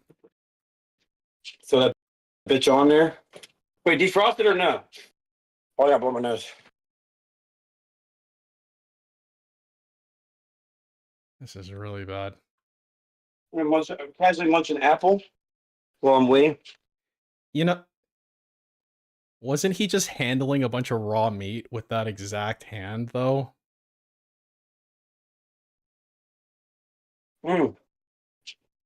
Love apples, dude. Hey, thanks, man. I'll be back on tomorrow, okay? Yep. Got the easy zone. And then he's gonna put his shoes on. I'm just like, okay, I'm like Rat Dad. I'm walking around. Okay, I've had it up to here with this fucking kid, and then I see his shoes on the fucking kitchen counter, and that's when I grab the 1911. That's when I fucking grab the 1911. I get the 45 ACP, put it in the mag. 1, 2, 3, 4. How much can a 1911 hold? Like 7, 6 or 7? And then Baby.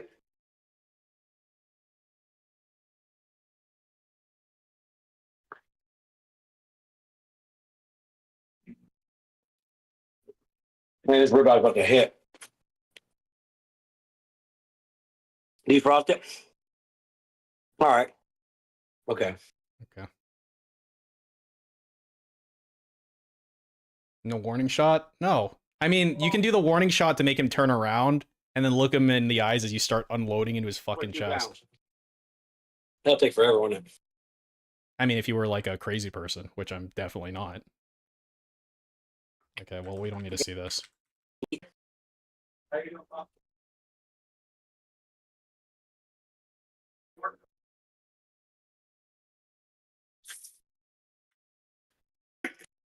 Wait, is that Rat Dad over there? Dude, Rat Dad's got like a fucking... Dude, this is tight. I have a thing like this, but it's for my guns. All my tools go into like a drawer. Got some funnels. It's got multiple funnels. He waved at you guys.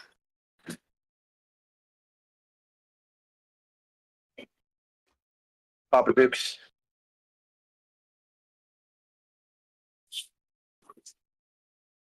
Should I flip it around? That shit's still frozen as fuck. That shit's extremely frozen. He just wiped it all over his shirt again. Femur is 130 to 140.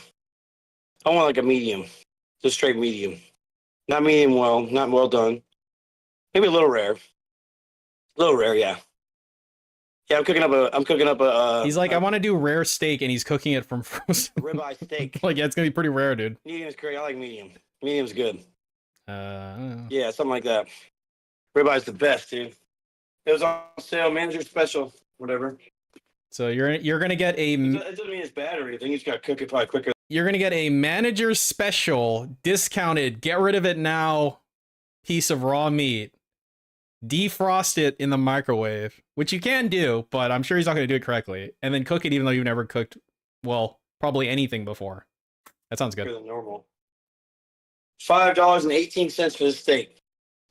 Not that bad. Not that bad. 140. Dad, do we have a meat thermometer? Here, I want you guys all to say hi to my dad. The dad that you call an asshole and you say he's a giant piece of shit and go fuck yourself and all this stuff. That one? Yeah. Look at the chat. Watch, guys. Oh. Hey, how you doing, guys? Yeah. Dude, even this dude has less prominent snort sacs than DSP, and he's an old ass man. Everybody, watch. Isn't that cool? That's not even on Kick. You should see my Kick chat fly by. What are you I'm making a ribeye. Is that all right? Did I eat your ribeye? Was it frozen when you put it in there? Thanks for the ribeye, Dad. Thanks for the ribeye, man. He's fucking... It's not the fact that he's eating my steak that was for me, but he's not even going to prepare it properly. So he basically is doing the equivalent of taking my steak that's for me out of the freezer and throwing it in the trash can. What'd you say? Was there what? Yeah, I'm defrosting it in the microwave. You get a better cook. So my chat. Yeah, you know... How's it looking, guys? Oh my god. For some reason, I assumed this whole time that it was like ground meat. I'm like, you can defrost ground meat in the microwave or whatever. It's all the fucking same at the end. But it's like a steak, like an actual steak. Looking pretty frozen. Bro! Oh, she's definitely gotten less frozen, that's for sure. Here, another minute on there, and then we'll start cooking it. Water at, though? Water's out in the fridge. We got water bottles. Okay, well. I started cooking, then they said, oh, thanks. Hey, Bumblebee. LOL. Forget that, buddy! Okay, Some here part we here, go. Oh shit! I think I can start cooking it. Oh, it started getting brown in some parts. Yeah. Oh, shitty titties! Look at that bitch fry. Shitty tit balls. Was that an induction? Woo! Cooktop? Yeah, buddy. Cooking up Boss Man Jack style, baby. Woo! Not even cast iron. Fuck you. Welcome to the Ric Flair show. Yeah, buddy. Look at my headphones. They fucking broke, man. But if you push them back in there, like so, well, Did he season it? He literally ripped it out of the package. Completely fucking frozen. Like, out of the fucking freezer. Not even a little bit of defrosting. He takes this block of frozen-ass steak, microwaves it on a paper plate for some amount of time, throws it on, like, a non-stick pan, straight up with nothing else on it. Up in there, you can put them on your head just fine. This is like how Cat probably cooks. Nice. Mm. Mm. Mm. Gotta give it a little frog hops. Is he trying to flip it? Because that's not how you do that.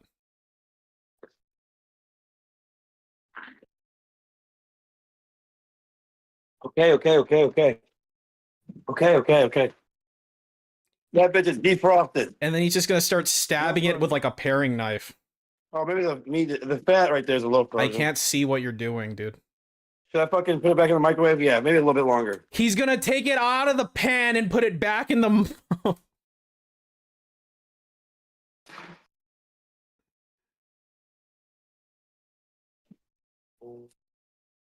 Bang, bang.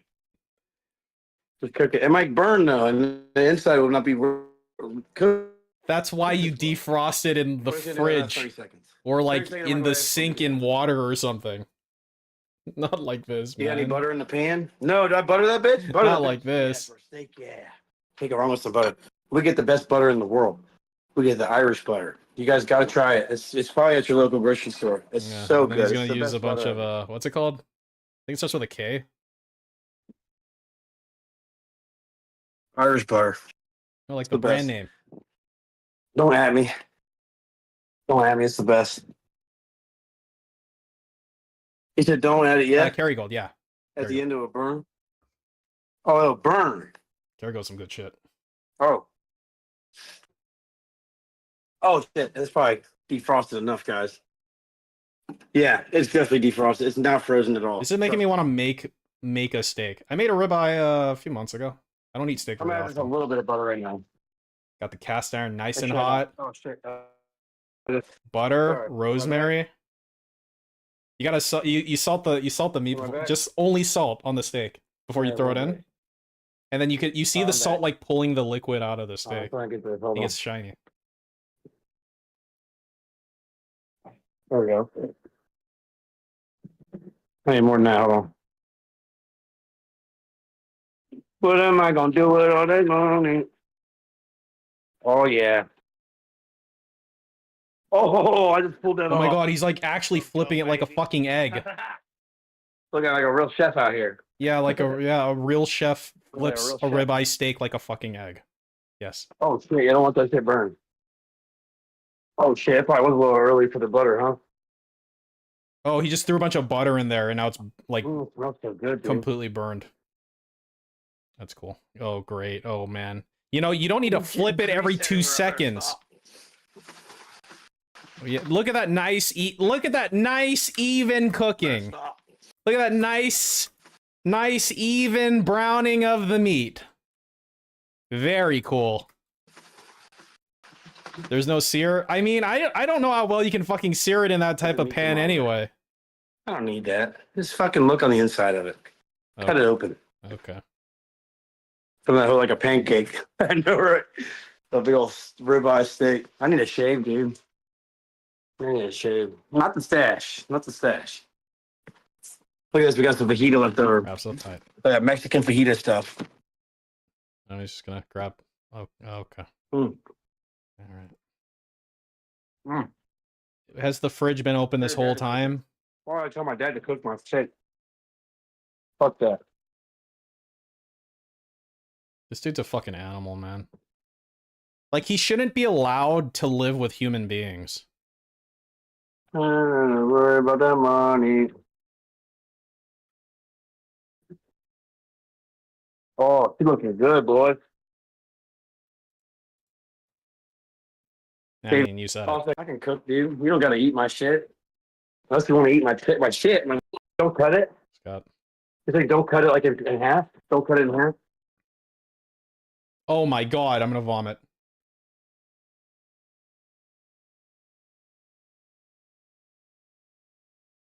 Doesn't that just look good?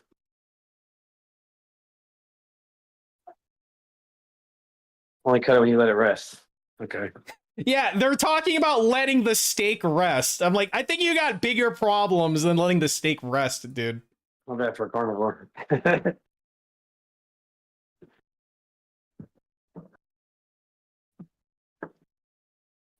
think it might be done almost, guys. Maybe not, hold on. Not yet, with it. No, not that yet. Not that quick with it. I'm gonna cut it open. Oh, it's just super red on the inside.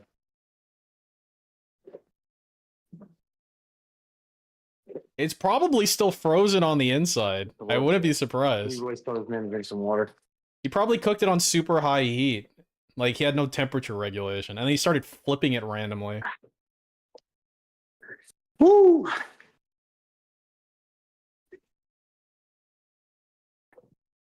The thunder.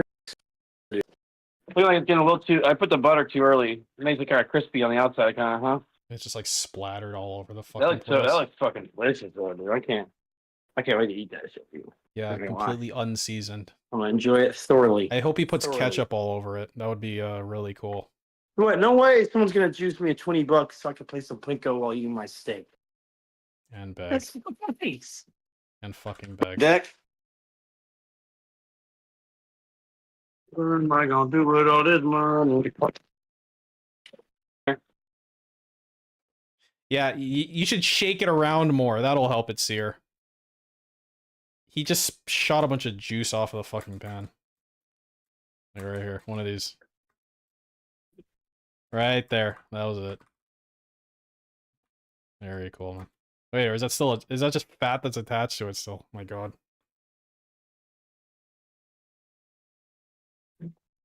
No, this side looks like it needs to be cooked more, maybe. What you should do, since you've already fucked it up so badly, is cut it into smaller pieces so you give it more surface area to actually let the inside cook a little. I mean, if you're gonna fucking do that. The male way of cooking. Raw meat, knife in the butter. Okay. Oh shit. I did put that raw meat, knife in the butter, didn't I?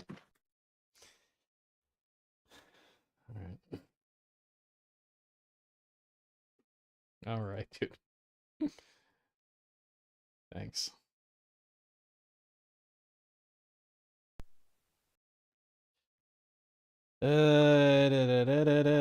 Alright, ready? This is titled... Okay, so this is 9 minutes long. It's titled Big Elden Ring Progress and First Ever Live Review Fallout TV Show and stuff. Good evening, everybody. Phil here. Welcome to the Daily Wrap for what was Wednesday, the 17th of April, 2024. My final consecutive stream. What, you haven't heard Zalfruit? The more you flip it, the better it is. Good variety of stuff. We started off over on DSPGaming for the Level 1 podcast. It was a discussion about Harold Halibut, which I had tried yesterday. We discussed whether I should continue it or not. Looks like, sadly, the consensus is no. He's done with that game? I thought I got whaled out or something. People did not generally seem to like it that much. Oh, okay. I also discussed how things have definitely changed in Street Fighter 6 since last year and this year when it comes to casual play versus ranked play, and how basically it looks like casual play, I'm actually getting better matches and more variety than if I had played ranked. I explain why and what's changed in the game and stuff like that. Right. There was also some game news today to cover, so it was a good, varied podcast show, and then we jumped back. Varied podcast now, show. We had 3 choices today Siege mode. that I proposed to the audience at the beginning of the Elden Ring stream. Would you like to see me take on Moog and his Blood Lake and then his Blood Palace and then the Moog boss fight? Would you like to see me go to the mountaintop of the Giants, take on the Fire Giant, and then head to Farum Azula? Or would you like to see me go to the frozen northern areas and do some of the side content there and eventually unlock the Halig Tree and maybe start the Halig Tree? So, based on those 3 choices, the viewers voted and said, do the Moog Blood area. I said, okay, easy for me. That's actually where we are right now. And so I went down to the Blood Lake and fought off all the 3 different invaders there. Grabbed all the various items, giant crows, etc. Headed up into the Blood Palace. Man, let me tell you, my build this time around, compared to my original build, so much better at the Blood build up to the Blood Palace, because all those blood enemies that summon out of the ground that are really tough are not that tough when I'm using my magic build. Hold on. Enemies that summon out of the ground that are really Okay, so yeah, I think that's tough that's gotta are be not that tough.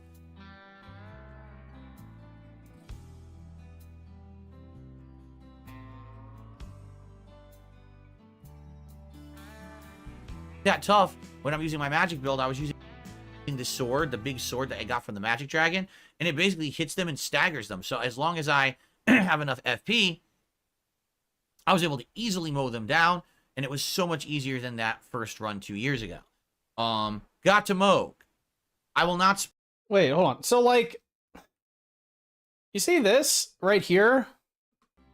You remember like how badly he was picking at his fucking face earlier, specifically in this spot? Were these here before? Is this what he was picking at? I don't remember seeing these before. Easier than that first run 2 years ago. Got to Moog. I will not spoil, but let's just say I had time for some other stuff on stream today. We actually headed to the mountaintop of the giants. Fought the fire giant. I will say this: is that like 2 moles or something? Tougher fight this time around. I actually think I one-shotted the fire giant, or 2-shotted him. I can't remember if it was 1 or 2-shotted. Wow, who cares? My first run. This time around, it took me several different tries because I didn't have the strong melee attacks like I did the first time around. So it was a lot different experience. I had to figure out his weaknesses, where to target with the magic and stuff, because he's very resistant to it. But then we're on to Fara Missoula, and in Fara Missoula, did some. Fought the first giant dragon there, and started to explore the optional areas and the like. And basically got about halfway through. Did we get to the Godskin duo? Yes. And that's all I'm gonna say. I'm not gonna spoil. Yes. I hope that you'll give it a look. This means next time around when we play Elden Ring this coming weekend, it'll be probably trying to finish up Fara Missoula. I don't know if we will. Depends on how long it takes for boss fights. Remember, there's a couple optional boss fights coming up that are quite tough, plus the main one there. So I guess we'll see how that goes and go from there. But it should be fun. Okay? Yeah. But it won't be. Night stream tonight was something completely and utterly different. Tonight, completely and utterly, on the DSP Reacts channel, I did a 2+ hour live review. 3. Side bet if he grabs his fucking Vault Boy thing and jiggles it around for some reason, I'll do a big coin drop for that. I'd be so fucking pissed off if he did. Of the Fallout TV show. Now here's the thing. I knew that I wanted to give a lot of time to this because I had a lot to say. Not only did I want to summarize the major plot points, but then I wanted to talk about the ones that I really liked and the ones that I didn't. I wanted to talk about how the show looked. I wanted to talk about lore and all kinds of stuff, basically. Is the show woke? That was another question people wanted me to answer. They did? So, I spent the whole, essentially, first hour recapping the major plot points of the show. And then you spent the second hour doing it still. Their plot arcs and how they started, progressed, and ended on the show. And the big finale ending, which was so epic on that show. Wow, so epic. What's hilarious is people in the chat, morons, trolls coming in. Oh. This is a summary, not a review. You have to summarize first, or else you won't know what I'm talking about. I thought the assumption was that people watch the show as you kept yelling at them. That's number 1. Number 2, you can give a review. You can absolutely review a show without giving a bunch of fucking spoilers to the plot points. You fucking idiot. We had some people who hadn't seen the show, but they were interested in hearing about it. So I summarized it, and then for the whole second hour, which actually was more than an hour, ended up being almost an hour and a half. Wow. It was open. Instead of me just talking, it was open. Everyone kind of having a conversation about what we liked, what we didn't like, all kinds of stuff. And it was a long conversation that went back and forth and was very fun because of that. If someone would say a comment, I would take my take on that comment. The question is, how much do people really like the stream? That's a great question. Attendance was meh, not meh. It was sub 200 for basically most of the stream. not great, but at the same time, you have to understand this was for a limited audience. This was only for people who had watched the show so far or didn't care about being spoiled on it. So, Or you did it on your secondary channel like a fucking retard. Like, there's no reason to do that. What he should do is, anytime it's a live stream, do the live stream on his main channel and then put the VOD on the fucking secondary channel or some gay shit like that. If he's really gonna do that. one or the other. Now, how many people are probably going to watch the show and don't want to be spoiled, but may check this out as an on-demand video after the May fact? check this A out. good point, correct? Correct. So, yeah, I enjoyed doing it. I I'll be enjoyed. honest, I talked a lot. I'm a little pooped from doing it, Oh my but I had a God. great time doing it. Yeah, but you talk a And lot in all the general, time. the people that were there seemed to like it. Now, you might say, well, what about engagement and support? I would argue Now you might say, what about engagement and support? No one's ever wondering about engagement. Nightbot, by the way, was just spamming. engagement was good, even though we only had between 200 and 300 people. from the Nightbot stream. is my biggest Those fan. that were there seemed to enjoy it, and that second hour when it opened up to talking, Can you stop, people bro? really seemed to like that. And we had a bunch of fun back and forth conversation about the show that I think mostly added. I mean, I think that if it was just me blabbing for 45 minutes, it would have been super boring. But actually having people to talk to about the plot points and beats and the pros and cons of the show, I think was a great thing. Now, support. It didn't do bad. We actually got something like, I want to say like over $70 in super chats. And we Yeah, you got a $50 super chat from Lyciversal and then a bunch of random sock accounts. Wow. got a couple memberships. Tips, they weren't great. Oh. Tips, we made very little. Aw. But it doesn't have to be all about tips every night. Oh, Overall, You sure this about was that? very successful for a late night stream. So here's the thing. I liked doing it. The viewers seem to like it. okay. Well, there Now you the go. question is, how will it do on demand? I have absolutely no clue. I would hope the effort that went into it, people will actually check it out. So I'm going to upload it tonight to the DSP Reacts channel. Nobody's gonna It's watch going to it. be 2 parts. The first part is essentially the major I plot thought points you and weren't Mr. summary Views or something. and a little bit of my takes on it. And then part 2, the full, thoughts, opinions, likes, dislikes. Is it woke? Final thoughts, etc. Is it So I'll woke? have both of those parts live tonight. I'm not going to stretch them out. I'm just going to upload both of them to the DSP Reacts channel tonight, so you can watch them at your own leisure. I'll add them to a playlist. I'll probably make it the highlighted video on the channel. Okay. But why, dude? No one gives a fuck what you think about this Okay. gay shit. So hopefully people will check it out, and I need feedback if you like it. If you like it, please like those videos and leave comments on them. Nope. I need to know, is this a series that you will enjoy, the live review series? If you like this, I could do this with other mediums. I could do it with TV shows, movies. I could do it with video games. Finish a major video game, do a night live review with interaction. The transition from a video game streamer to a sit around doing nothing streamer is moving along very nicely. We talk about the game, what I liked, what I didn't like, summarize what happens in it, etc. I'd be down for that. All right? So let me know if you like it. If you don't like it, and this is something that, well, then maybe I won't do it anymore. I mean, it was a whole night stream, right? It was. And I could have been doing gameplay. I don't, could have been doing anything tonight. Anything. Left tonight open to try out. I want to see his 2.5 hour live stream review of Doki Doki Panic. That's what I want to see.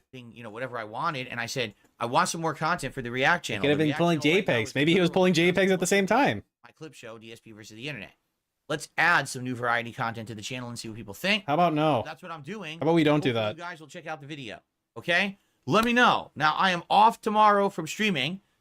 All right? And when I return on Friday, it will be some more Helldivers 2 Yeah, it fun does, gameplay. Steven. Well, first of all, it'll be the Level 1 podcast, of course, recapping my day off and the like, game news, etc. Then Etc. it will be Helldivers 2 on the first stream. More advancement there. And actually, I just unlocked a bunch of awesome new stratagems when I hit level 15. And I can't wait to try them. And then Friday night is Friday Night Fights.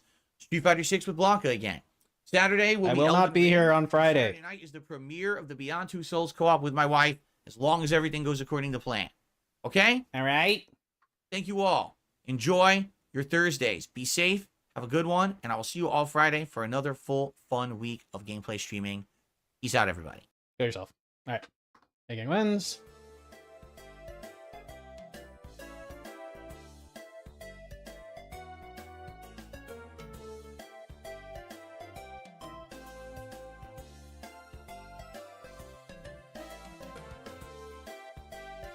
Oh, that was shitty. At the... Where were we? Ah, yes. Wait. I knew that. Whoops. Live Bayonetta review with Cat there. What do you guys think the odds are that when's the Fat Cat stream rescheduled to? Wait, hold on. I saw a Hate Army video that was like describing why that didn't happen. Because I was like curious about it. I'm like, he's gonna cancel it. What was his reason for canceling it? Did he like give a reason for canceling it?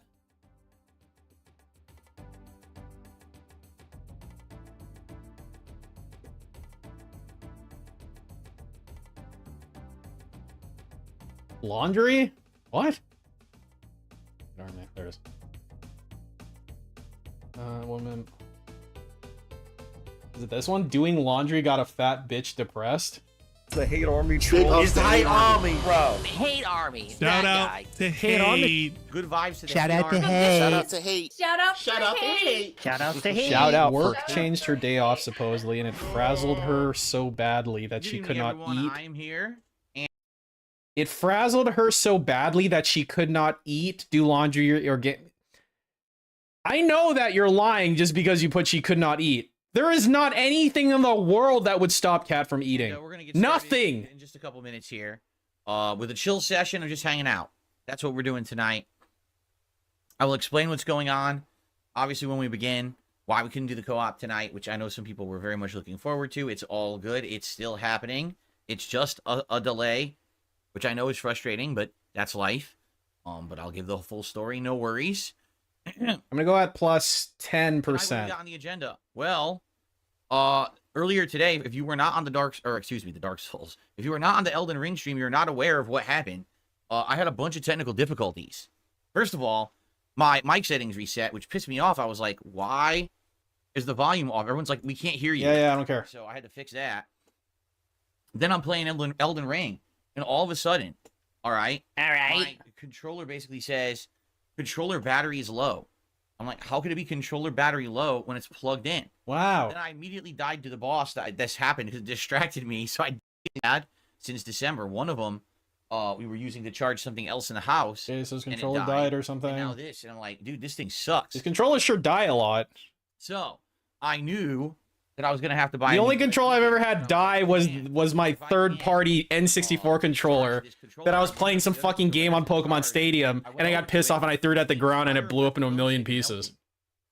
Yeah, that was my bad. The thing is disgusting. Like, these controllers are so not durable anymore. I haven't used that other controller in over a year. It's just literally sat by itself on a glass shelf in my entertainment center. And I pick it up, and the whole left thumbstick is like sticky goo. I'm like, what the hell? It turned into sticky goo. So, I was like, dude, so I have no backup It's a controller. one-hit And wonder. then I've been having these issues with No, it was. I think it was one of the mini on the games. right thumbstick. I'm playing Elden Ring, and my character keeps You looking guys at remember? this- I think it was the. Stop looking I at think it was the this. Sandshrew game. It's not the game for that. The one where you hit like left, right, left to right, Going to hell. and then I'd put it. The N64 controller was perfect because it had the middle part was like longer than the sides. So I'm like sitting on the ground. I put that like between my feet, and then I go like this with my hands. In the next, I think that was like the 15 minutes. Sandshrew game. So I think tonight we'll do a live unboxing of the controller. And by the way, the audience voted for the color of the controller, what they wanted. So the color was determined by the view. All right, all don't care. Just have a nice, interactive hangout session. Oh, great, cool. And Get to the part with your wife. so we ended up doing a chill stream, and they do well. People show up, they hang out, they engage, they support. Oh. People seem to like just hanging out with me, every once in a while. So it works. We'll just have a nice chill one tonight. Oh, very okay. chill. Yeah, cool. Right? Slayer, I literally am kind of trying to explain. I will give the full story Okay. in just a second when I actually get on camera and we begin here. Yeah, I'll shut explain. the fuck up, Slayer. Why we're not doing the co-op tonight. It's all good. We're doing it next week. But obviously people are going to want to know, so I'll give you the honest truth. The God's honest truth. Two breaks is So there you 350 go. buck. Dude, he was complaining about that fight pad being broken the week he bought it. Oh, I swear to God, I'm not crazy. No, It was I will like not. the That's same disgusting. week. See that movie? It's disgusting. Guy's stripping. It's vile. Oh, please. It say a specific amount of deliveries and then change its mind. Obviously, that's fucking wrong then, right? It's all good. No, it's not because my controller broke. That's not why we're doing this. No. I know you don't see me, Jay. I don't have the camera on yet. I'm camera shy. Didn't you know that? I'm very What? camera shy. I don't like being on camera. It makes me blush. It makes me blush. Yeah, he did Iviga. I swear to God, he did. You know, you want Because he was like dropping inputs. Like, you know how he complains about dropping inputs? Into the slot below, and you can see my face. He was like saying, like, I don't know, maybe That's the right. controller's not working. He I'm said that. inspired by the best streamers on the internet. We must have tons of contributions before I will go on camera tonight. Absolutely. Yeah, I don't think you want to cross that line, dude. I'm just kidding, by the way. I'm going to come on camera momentarily. Yeah. The controllers, that was the problem. It was Call of Duty. Oh my God. Okay, I don't care. None of these controllers are durable at all. They suck, man. See, it'll be here at some point tonight on the late stream. So, by the way, the lighting's going to be off, and the reason being, I'll show you what I mean. Yeah, the lighting's off. How it looks too bright. It's because the sun is still out, and I have the blinds open to get more air in here to try to cool down the room. So because the blinds are open, it looks too bright. Is it weird that I want him to die because of this kind of segment? Like, I want him to not be alive anymore because he's like, yeah, the lighting's going to be different because the sun's out. Is that petty? As the night progresses, the sun's going to go down more. It's going to look more normal in here. But to start, it's going to be a little bit overly bright. Okay? Fair enough. Shall we get started? Prayer hands for Dingus playing Pokemon go. Stadium. Nah, here's the trick, everyone. Dingus. What's going on? That's how I beat Mewtwo. I beat Mewtwo with the rental Pokemon because I only got Pokemon who had like Fissure and Guillotine and stuff. And I just kept spamming until it actually connected. 2024. And then it was like, wow, you killed Mewtwo. I'm like, good, fuck you. And tonight we are doing an impromptu chill stream with a live audience. We're just going to hang out with each other, have a good time, talk, have some conversation. And I actually have a new PS5 controller being No, delivered see, at the tonight. beginning, I'm like, I got Jolteon, right? I'm like, dude, I figured out the solution.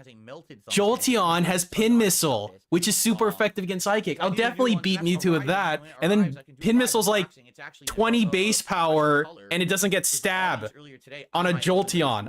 I was such a fucking retarded kid, dude. So we could do that together. Possibly a retarded adult. Talking and having a good time tonight. Nothing crazy, nothing super serious, no gameplay or anything.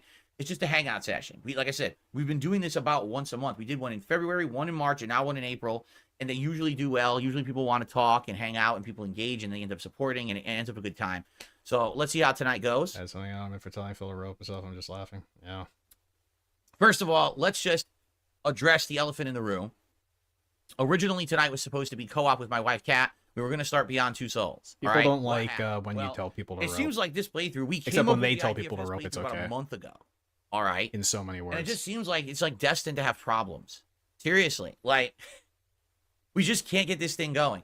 First, we wanted to do it, but I was stuck in the midst of playing so many lengthy RPGs. Dude, the lighting is so different, Phil. What happened? Because I needed to finish those RPGs to get the variety back on the channel. And up to it that week, she changed her mind and was Okay, basically... here we go. Then originally, we were going to do it like 2 weeks ago on a Tuesday night, and basically it didn't go, my wife wasn't up to it that week. She changed her mind and was basically like, I'm not feeling it. I'm not Too much else feeling going it. on. Too much else Let's going delay it. on. So we said, all right, we'll do it the next week. She literally just has to exist for like 2.5 hours. This is your place of business, right? She can't contribute to the household. So she's like that much of a worthless fuck. We were Considering she consumes most of the resources, probably. 100% locked in schedule to do it this last Tuesday, which would have been what? The 9th, right? April 9th. We were 100% ready to go. We have I all am the stuff we need. 1.5. I'm 2% 1.05. Basically the same thing. When we do it, we bought all these wire. We bought a splitter wire. We bought extra headphone cables for it and everything. Who's we? You We bought got a that. chair we're ready. We're raring to I go. bought a It was on sale titanium last month. exoskeleton I got it for chair $12. just for my lovely wife. Installed. It's like we are 100% good to go. What ends up happening is my wife's work basically changed her schedule on her. Oh no. Unbeknownst to her, they didn't even tell her. She just happened to be checking the schedule online. And Unbeknownst it's like, to her. the whole schedule's different. She's like, wait, what? What? I had the same schedule set for a while. They release your Why did they schedule do this? And I didn't even probably talk at to least a month ahead right? of time. So Where the it fuck does threw she our work? whole week into it for a loop. Remember, we were going to take Wednesday off this past week because April 10th is our wedding anniversary. So we were going to have that as our day off. We were going to have a longer streaming week this week. we wanted to be together for our wedding anniversary, but because they changed her work schedule, that all had to get changed. So our day off ended up being the day after our wedding anniversary, and because her work schedule changed, we couldn't do the co-op on Tuesday. Now, originally we were thinking about maybe we'll cram it in on Wednesday night, maybe, and we were talking about that and saying let's do it. But then we realized, to cram it in on the Wednesday night when she'd been working nonstop all week, plus that we were going to go out the entire Thursday. We would rather have a relaxing night the night before our entire busy day out. So we decided front against loading, it. We're like, let's not do the co-op. I'll do a regular night stream, and we'll have a day out, and then we'll have it. So we talked about it. We were like, when should we do it? He's playing with that stupid little ball in his hand. He is. More sense to do it on a weekend. I wonder if there's a correlation with that ball in his hand and him making shit up. I wonder. Typically, she doesn't have to work weekends. Not every time, because like I said, her schedule could change, but typically she's not working over weekends. So we're like, maybe like Saturday nights would be perfect, because number one, she won't be overly exhausted from working. Oh my number God, two, it's a night, usually typically on weekends, more people can attend, right? People aren't in school, aren't in work, they're out, and they could come by and stream a little bit more. Like, well, a lot of people want to see our Stu co-op. It'd be pretty cool. We do the co-op on the weekend, we'll probably get more viewers. So we totally agreed. Like, yeah, this is great. This will work out, right? So then here's what happened is... It's weird because, like, I feel like when he talks about her being, like, oh, she's too stressed out to work, it's like the alternative that I feel like he said before is she has to, like, do housework of some kind, like cleaning or something. And I'm like, cleaning's more stressful than sitting on stream and playing a video game, right? So if she wants to relax or something, maybe she should come onto the fucking stream. We had our day out on Thursday, and it was a great day. Don't get me wrong. We did a lot of fun stuff together. Did some shopping, had a great dinner. We talked about it on the podcast yesterday, how good of a day it was, right?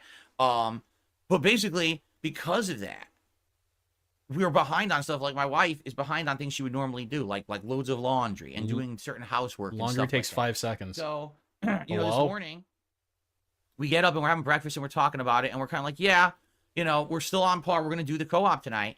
And I could already tell a little bit that maybe we're Kat on was par, a little, like, frazzled about it. And oh, that's weird. That was kind of weird how he just said that. Talking about it, and we're kind of like, yeah, we're still on par. We're going to do the co-op tonight. No, that's probably what you said. Okay, I'm gonna like recreate what actually happened. And I could already tell a little bit that maybe Kat was a little like. Okay, so here's what was happening. Okay, all right. Here's the scene. Okay, it's like morning of that day. It's like fucking 10 a.m. or something. And Kat's sitting at the dinner table, and you've got your normal dinner table sounds that we've all heard. Okay, and then so like Philip's walking down the stairs, and then she's like, "Oh, please, it's not this dude again." And then he's like, "Hello, honey. Good morning, honey. How's the breakfast?" It's good. What do you want? So I was just wondering, we're still on for tonight, huh?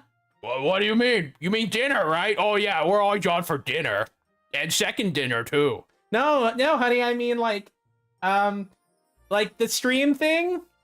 Remember the stream thing that we were gonna do? I've delayed it a couple times now, right? The stream thing. What stream thing? What? Like the co-op. We're gonna play that Beyond Two Souls. Remember that game? Oh yeah, I love to fill up, but I got so many things to do. I've got laundry and Okay, honey, I can tell you're busy. We'll do it next time. Bye. Frazzled about it, and that was her being frazzled about it. Why or anything, but we're still set to do it. So I did my first stream, and as I finished my first stream, I went downstairs into the kitchen, and here's Kat hurriedly trying to finish her breakfast. Dude, this played out exactly like the scene. My first stream, I went downstairs into he goes downstairs the kitchen. To the kitchen. And here's Kat. Hurriedly trying. And what motion is he doing with his hand? What motion? He's scooping up something into his mouth hole in the kitchen. Finished dinner, and that's surprising. And she's finishing dinner. I don't mean making dinner. I mean eating dinner. Because because usually she's done with dinner. A lot of times she finishes dinner early. Dude, it's so weird. I know that he means make dinner, but it's so fucking funny. Dude, it's so Kat usually finishes early. She finishes dinner super fast. It's like I put it in the trough and it's gone in 10 seconds. And she's rushing to try to finish dinner as I'm coming down from my stream, and I know immediately something's wrong. And you can tell she's really stressed out. And I said, "Oh, what's going on?" She's She goes, stress eating. "So I'm trying to do one thing and another thing goes wrong. I try to do the next thing and the next thing goes wrong." Oh, this is I really said, so bad. basically, it's one of those Murphy's Law situations, right? As I'm in the kitchen with my wife and she's trying to finish dinner, a noise goes up. It's our washing machine. She's trying to wash clothes, and this washing machine has errored out saying uneven load 3 times. So she's been trying to do a load of clothes for over an hour. You know, the reason why she's stressed out, I mean, assuming this is a normal household, which I guess it isn't. Like, if something breaks in the house, right? Who does my wife go to? She goes to me. And she's like, "Hey, this thing's broken. Fix it, idiot." And I go, "Okay." And then I do. Or I try to. And then, but like, this shit's broken. And it sounds to me like she's just telling him, like, "Hey, this shit's fucking been broken for like years, bro." And he's like, "Wow. Anyway, have fun with that." I can't even finish it because the goddamn washer keeps saying uneven load. So I said, "I'll go look at the washer. You focus on dinner." What you think? You think I'm gonna buy a $20,000 car just because you keep making that noise? Honestly, I went in and it was just a bunch of towels and a few pieces of clothing. It's like, I don't know why it's saying uneven load. I have no idea. You know, I'm separating it. What we're supposed to do? You separate it out so they're not lumped together. You toss them back in fresh, even though they're soaked. You know, you got to keep doing that so that they won't keep doing that, right? So. Dude, it's an uneven load in there. Maybe take the rocks out. That's wrong. He says it means the load is too heavy. That's not what it means. What it means is somehow what's in your washer has become loaded to like one side. Okay, if I filled my washing machine with like feathers and there was a larger clump of feathers on one side, it's still a bunch of fucking feathers. You do know there's like, the higher the weight, the more apparent any sort of unevenness would be. Therefore, if you make it less heavy, it's less of a problem. Same thing with your wife. Or clumped together to the point where the washer can't effectively move the clothes anymore. They're stuck in place. He really doesn't know how Stop washing to machines prevent work. The washer from moving across your floor or causing damage to the washer. Oh, okay. Yep. So anyway, basically I cleared it up, right? I go to start the washer again. I stupidly hit the power button instead of the resume button. I hit the power button, so it resets the whole goddamn thing. Wow. Now I don't need to wash the clothes the whole full setting again. So I go to, I'm like, well, I'll wait. So I got to call the cat. I screwed everything up because I'm an idiot. I don't know what I'm doing. I screwed the whole load up. What do I do? So you went up to your wife and you went, "Well, what do I do?" Now she has to leave the kitchen where she's trying to cook to come over to the laundry room. Man, she must hate show you. me how to use the washer because I'm an idiot. Right? So it's like, I know you're trying to sound like endearing, but it's incredibly fucking pathetic. Like you're trying to talk about this thing, how you're an adult and you're like the man of the house and whatever, and you don't know how to use your fucking washing machine, so you have to get your stupid, actual retarded wife to explain it to you. like, why did I even help? That's I just pathetic. complicated things even worse, right? So finally, we get it going again on like a short cycle. It's like 15-minute short cycles, like short spin cycle or something like that, right? Go back to the kitchen. So basically trying to finish, and I could tell Kat is completely stressed out. And I said, "So what's going on?" And she's like, basically, So what's going on? Has been a shit show, right? Ever since the work schedule changed earlier this week, and then she had to work more days and different times, it threw her schedule off. So here she is, she's behind on all this stuff. And she's like, If she's still working the same amount of time, so she still had the same available amount of time to do the things, right? I don't understand. I need to get clothes done today. I need to do this. She's like, tell me all the stuff she has to do. And she's This like, is so fake. If this actually happened, she's just telling you to fuck off. Can you not like read the room a little bit? She obviously just doesn't want anything to fucking do with you, man. I would have had it all done. But that work throwing me off, and then we had our day off for our anniversary. If we had stayed home that day, I would have had more time to catch up, but we didn't. We went out, and not that she regrets that. She loved having the day out, but basically she just can't play. She's been playing catch up all week. Like, she's apparently his soulmate, and he can't, like, this is like basic relationship 101 of, yeah, can you fuck off?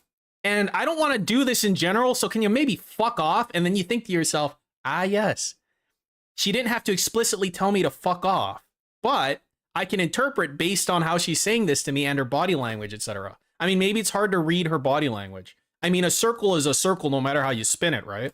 Hasn't yet, right?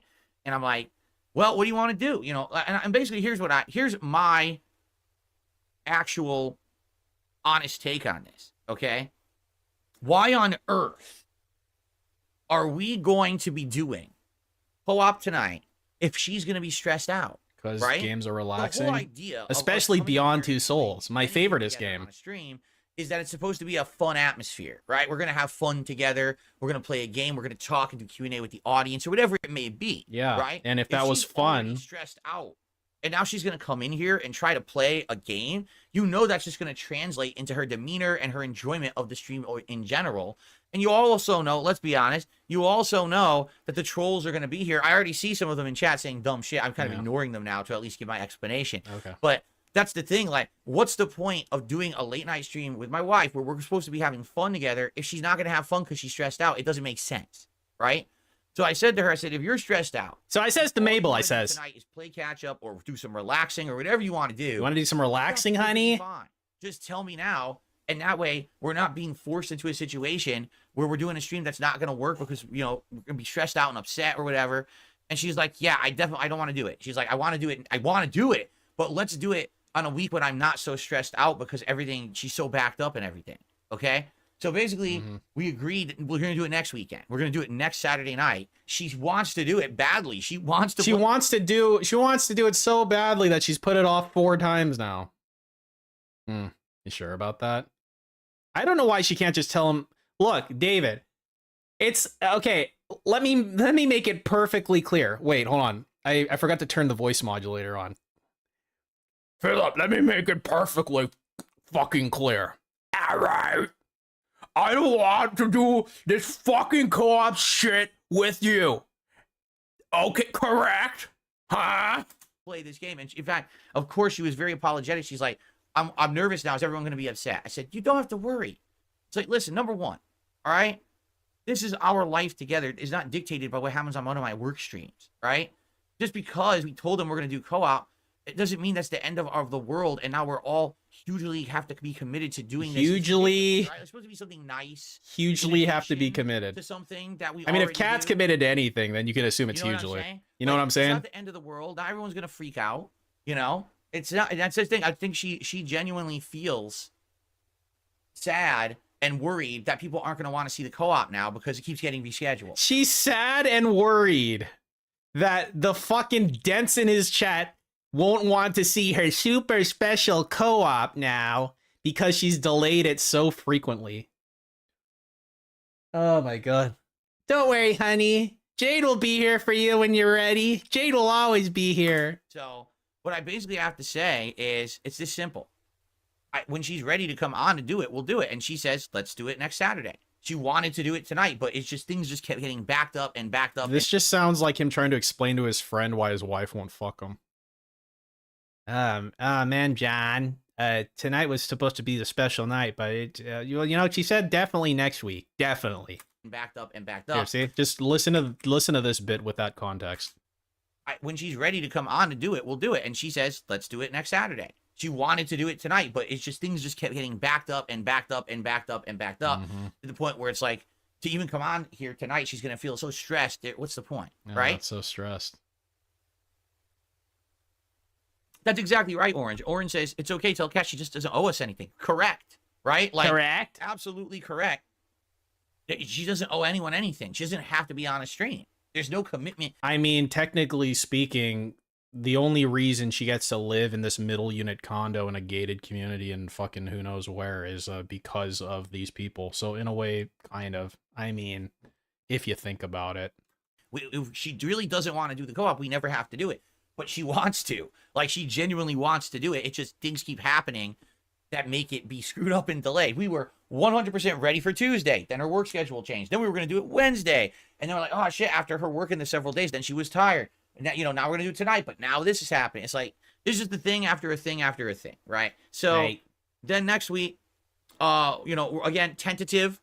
let's say Saturday night for next week. If we do it, we want to do it on a Saturday night at this point. Okay. All I right. think it makes more sense to do it on a Saturday night because again, more people attending or whatever, and it wouldn't like coincide with her work. Usually, she doesn't work on the weekends, so I think it's going to be fine. And here's the other thing, I make my own schedule. Here's the other thing. I'm gonna stick my tongue out. I think it's going to be fine. And here's the other thing. Here's the other thing. Bleh.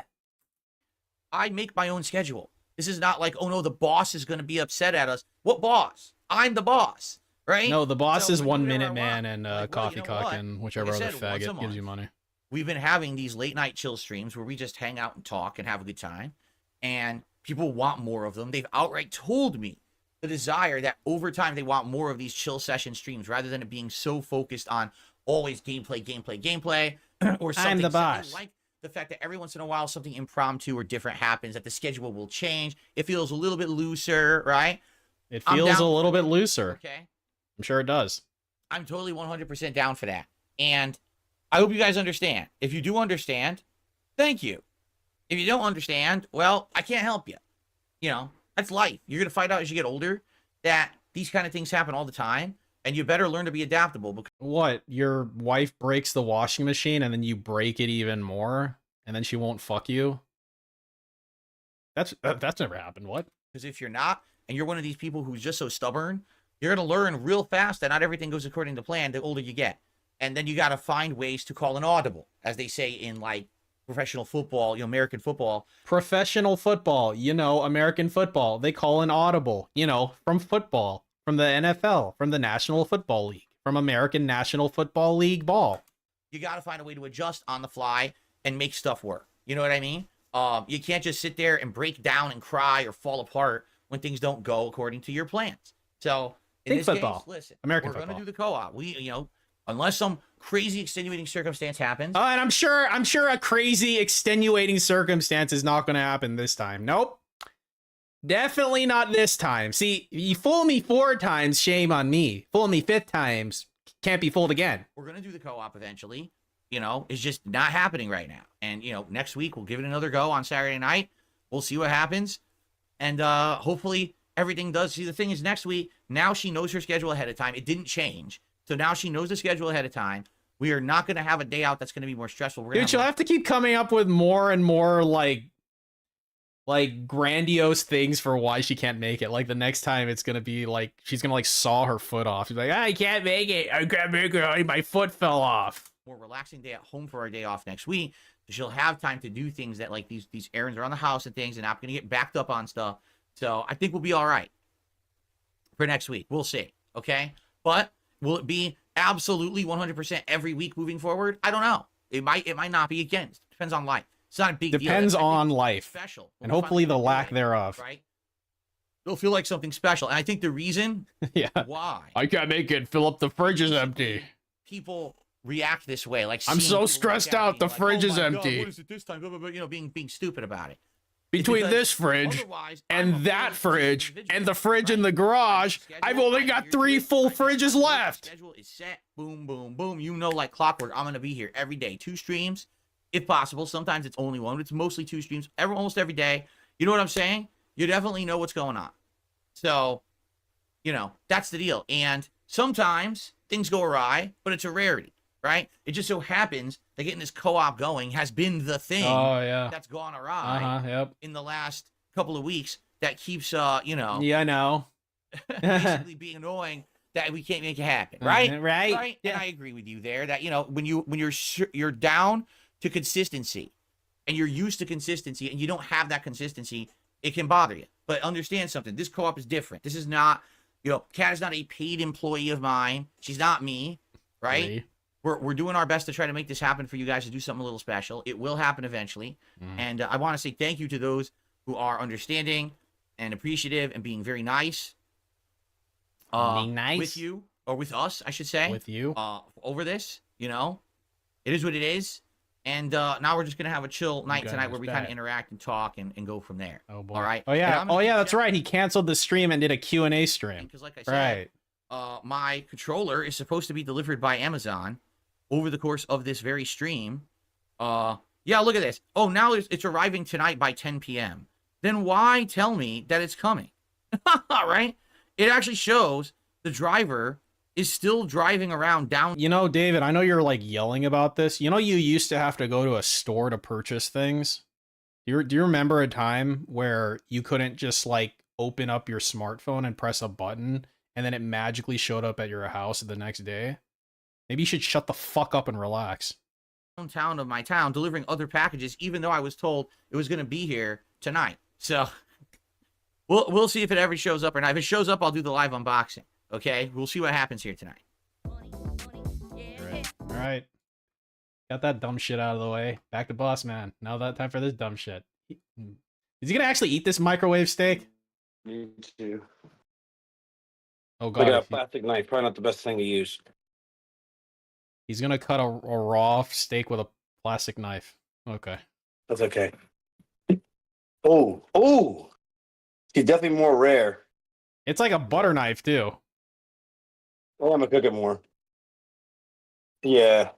I'm gonna cook it more than that. I'm gonna have one bite though. I am gonna have one bite of that shit. No, wait, that's a paring knife, right?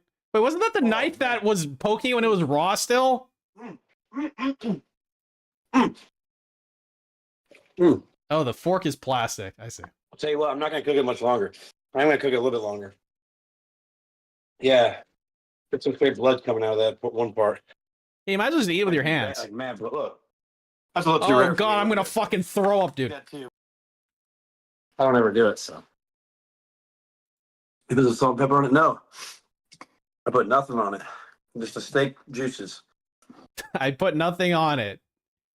Just the steak Yeah, juices. buddy. I think it's a perfect way. It's perfectly cooked. This is tame compared to King Cobra. I'm never gonna watch fucking King Cobra, dude. It is perfectly cooked. Look. Like, this is degenerate enough for me, man. And don't let King Cobra normalize you to what bad is, because this is fucking terrible. Mm. Like, at least it's not King Cobra. It's like, if anyone ate anything by King Cobra, they would die. Except for him, apparently. Mm-hmm. He's like a snake that's immune to its own venom. A cobra, if you will.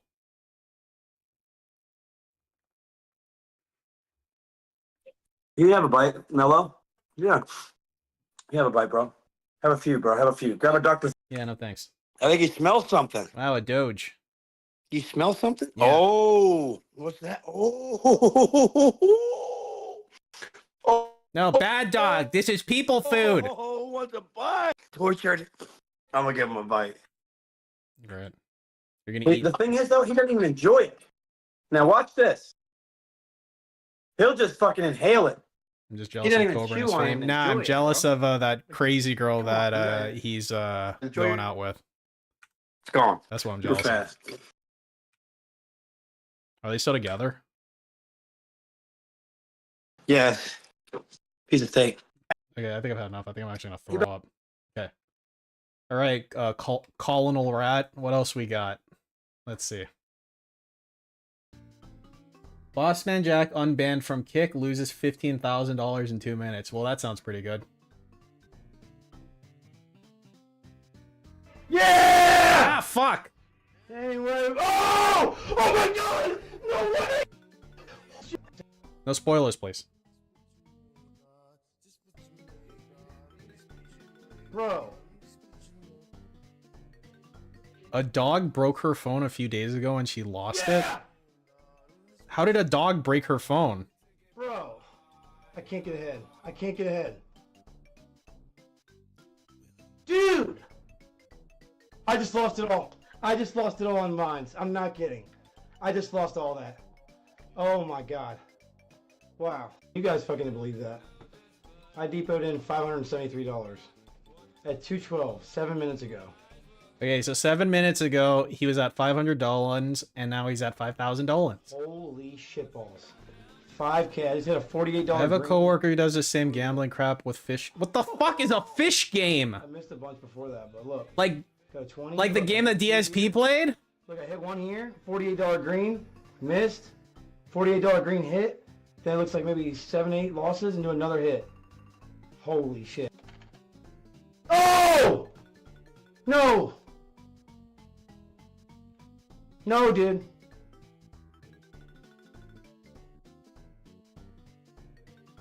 Oh my god. Bass slots? I mean, I guess I can believe that a bass slot would exist. There's a slot machine for everything, it seems like. Oh! They can make like a They can make like a DSP slot machine. Oh my god. You know how you get like certain number of a specific symbol, and then you get like 20 free spins? It could be like the DSP like jerking off on stream icon. $2,000 win. $2,000 win. Oh, You get like 5 of those and you get 20 free spins. Come on, don't cuck. No! Yeah! Just to get 250, I nearly just quit 5K. Oh my fucking god, 10K. Is that 10K? Very cool. $573 at 2:12 a.m. Eastern. It's been 12 minutes and I have made over $9,000. You don't make it until you cash it, bruh. 9 minutes. Oh, sorry, in 12 minutes. Holy shit. Oh my god, bro. What the fuck? That is awesome. Holy shit. Wow. I should withdraw for sure. For sure, dude. That For is sure, so bro. good. I'm gonna go to 9,000 though. Oh, okay. So rather than withdraw, he goes to 9,000 first. Sounds good. By 9,000. Come on. Oh! I thought that was it. There you go. I fucking hit it! Oh my god! Oh my god! Oh my god! I hit the green. Oh my god! 1150, 11,500. Oh my god! New lowest 10. I will not leave. I will not continue to gamble with less than $10,000. Okay. I mean, as long as you say that, then it's true. $250 kinos. 10-5. 10-3. 11.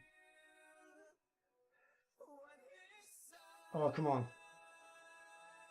Come on, these are all missing. Oh, last one then. Last one. All right, we're done. Come on, 500, fuck it. Hey, you can't do that. You promised. 500, fuck it. Okay. Come on. Why do you even bother laying out ground rules if you're just going to say fuck it? Come on. That's what I'm wondering. Dude, do 1,000. Come on, please hit it. Okay, I'll take a look at it. Fish games. No, one more. Yeah! Oh my god! Miracle! Miracle! Okay, here's what's gonna happen, Rival. I'm gonna look into this fish game, and then I'm gonna try it out. I'm gonna get hooked. I'm gonna lose all my money. My wife is gonna divorce me. I'm gonna lose a house, and then I'm gonna kill myself. And it's all because of you, Rival Indigo. So I hope you're fucking proud of yourself, man. Holy shitballs. Oh my fucking god. Everybody respond to this. Everybody respond to this in general chat with a fire flame. Oh my fucking god. Holy shitballs. Let's do another one. One more. Stream it, please. No, my phone was already disconnected in this hypothetical scenario. I'm leaving. No! I see what you did there, hey GP. Yeah. Oh, do another 1,000, I'm out. What's he at? 8-7. All right. Dude, he's doing $1,000 Keno, huh? He's gonna hit some point. Whoa! 6-7, 5-7, I just 5-2. You ever seen something so rigged in your life? Yeah, probably. Come on! 4-2, Hit it! 3-2. It's gotta hit some point. Come on. Oh! 2-2. There you go. Oh, he hit like a mega one. Oh my god, it's got saved. Oh my god, it's got saved. See, a normal person that happens to, and then they leave. They're like, thank God, I got thrown up. I got thrown my my little life preserver, and then he just keeps on going. Come on. Please hit. Yeah! Did I check? One more, Nah. please. I just bought an I-bond. Oh my god. Dude, I love I-bond certificates. Oh my god. I bought another $5,000 I-bond. I'm just stacking literal Oh paper. my god. Dude, one more. Get the fuck out. Last one. He's at 11-2. 10K lowest. No, what the fuck? Well, you're at 10-2. Damn, dude. There, 10K lowest. You leave. Now leave. Fuck, man. And we're going. I-bond. $2,000 Keno, please, Lord. Everybody pray. We need a perfect song for this. All right, we need a perfect song for me to lose all my money. I'm gonna do 2 of them if the first one misses. The first one's not gonna miss though. The first one's not gonna miss. Hey! I'm going long. Who's going long? I hate when he does this football shit. $2,000 Keno. Let's get hit. Imagine it 8 times. Imagine it 8 times or higher. I'm not gonna pig-splain I-bonds to you. Go to Wikipedia like I do. where Boss Man Jack decides to do a $2,000 keno. That's right, folks.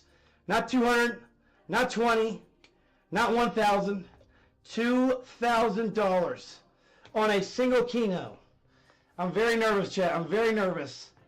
We have a $9,700 balance. $2,000 bet. Here we go.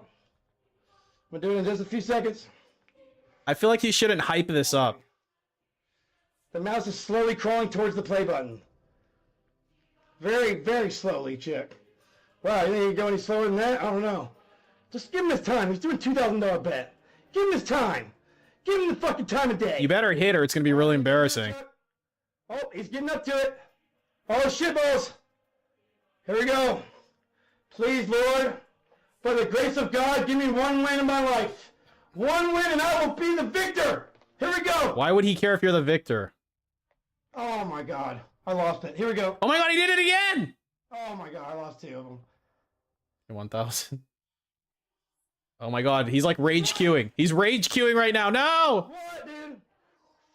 1,7. Oh, my God. Oh, my God. 1, 2. Wow. 7. And all in. I lost it. Oh, my God. I just lost 15K. I'm not even kidding. Have a good day, guys. Well, see you later. That was fast. Well, you know. At least he didn't hit himself. I think that's why he got banned the last time. He gets banned for 1 month after... What the fuck is Nick White? He got banned for 1 month. Because he got banned for like a week before, right? So you play with fake money? Oh, well, he can think all he wants. I don't play with fake money. He's just trying to get some my free clout for the man. No, sir. All right, guys, what's this Nick guy's where the fuck? What's his dude? Let's see your sub count. You look like a. Oh. What's your sub count, bro? What's your sub count? Hello? Hello? You how to talk. What's your sub count, buddy? Can you hear me? I bet you have 200 subs, bro. You're a. Shut the up. Oh. You're a You can't say that. loser. You're a. You can't say loser. that. What's your sub count? Can't say that word. What is your sub count? Hello? Hello? How many subs do you have? Shut the f up. You're a f***y. Cloud chasing. Why is he yelling at this dude? Bro. Nice view bot. Nice view bot, loser. Nice view bot, loser. Oh, Miss Yasuo. Oh, Miss Yasuo. Loser, look at him. Keep him out of your name, bro. I do not. A dandy guy. Bro. All right, so I guess he got banned for that. Sounds good. And then what happened? Bossman Jack returns to Twitch with a new sponsor. Will things change? Are there spoilers again? I gotta always like screen these for spoilers. I don't like spoilers. Can't really tell. Don't look like it. All right, guys, I'm gonna upload a new YouTube video. Actually, I'm gonna make a new YouTube channel. Get my first BC game video up there, dude, or whatever. Like at least you know what stake. Keep my mouth out of your name. That's what he said. I'm not going back. I'm done with them. They did me wrong. They did me dirty. Well, you know he tried. But contract with Kickin', I'm leaving and quitting everything. Doors on the hinge now. It isn't on this video. Money now. I'm making much more money now on Twitch. With BC. On Twitch. Here is Bossman's new deal.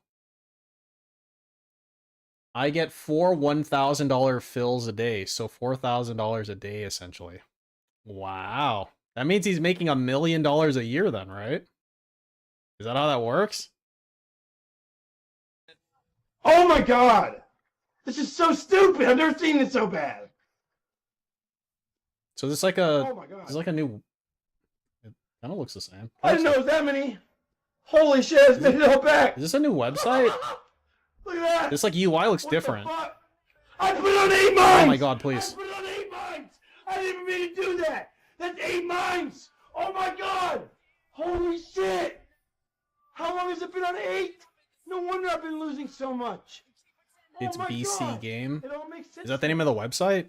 Oh my god. BC Game. Oh, Oh, no. BC.game. Okay. Hey, Brendan, this So it's just the new steak. Holy shit balls. $400. $400, baby. Let's fucking go, baby. So he gets 4,000 a day to gamble. Oh my god, please. I'm out, bro. I'm out. I'm out, dog. Let's go play some blackjack. Yeah, let's do that. 6 is good. 16 very nice. Dude, this like this looks like worse than the steak website. Like in terms of the I don't know, the presentation. It looks like it's a smaller room or something, and the lighting is like a little bit more scary. Yeah. Let's fucking go. Anyone Let's seeing that? fucking go. Hell yeah, baby. Oh, I'll take it. Oh, I almost hit it. I almost just clicked on hit on accident. Oh, I got a side bet. I got a $120 side bet. Oh shit, we got. He gets 1k, and if he loses that, he gets another 1k, but if he ever withdraws, he gets no more refills. Okay, so he gets 1,000. Okay, so if he gets 1,000 and he loses it, he can refill the 1,000. Okay, so it's just like paper money up until a point that he withdraws, in which point. So basically, he gets 1,000 for. So the most he can ever have at once to use is basically 1,000, right? I mean, of not his own money. And then if he, okay, I got it. So so the smart thing to do would be to essentially take one of the free thousands and put it on something highish risk to turn it into like 3,000 or something, and then cash out, and then don't use any more of your refills, something like that. Flush, baby. We got a flush of spades, baby. It's a daily thing, right? Side bet. Love them. Do the refills reset every day, like the withdrawal refill? Go, guys. That's how I would play it. $800. I timed my money by 10. That's a run right there. That's a good run. Because if you get 1,000 refills, then you could put it. You should have positive EV if you bet it all in like a 30% scenario and just do it 4 times. Holy shit balls! Oh my god! And then you should still get positive EV for that, right? I'm up fat as fuck. Holy shit! Dude, I depoted like $95 like 30 minutes ago, if that. Holy Yeah, that'd be shit pretty balls. cool. I would do it like that. All right, no lightnings. Come on, we got this. Back Just do one hard $1,000 bet on, or even do the coin flip game. Just do the coin flip game with $1,000, like up to 4 times. Statistically, you're gonna hit on one of them. It's gonna turn into $2,000, and then you just withdraw $2,000. That's like free money, right? And then you can do that every day. Let's fucking go! Let's fucking go! Oh my god, dude, I won again! Holy shit balls! Come on, That's 21. like super duper positive EV. Red. Yeah! Oh my It's like god, an actual money printer. Jordan. Oh my god, my 23 Jordan! Oh my 23 Jordan! What? Oh my god, The fuck's he dude. screaming about? Holy shit! What the fuck, dude? Imagine the. Yeah, you know what? That's probably true, Renner. God damn, son. That's probably true. I'm like assuming that they're not gonna like be like, yeah, dude, we're not here to give you money. You can fuck off with that shit. Mr. Pac, Mr. Special McNelson? Like I'm actually really stupid for thinking you could actually try to get positive EV with this shit. Oh, what? That was 18 red! Oh my god, that looked like a magnet again! Holy fuck! We're gonna get it in our minds. Watch this. Mines. Oh, that's nice. We're gonna do 100. No! No. 100 again. Why is he playing with this like chump change? He gets $4,000 reloads.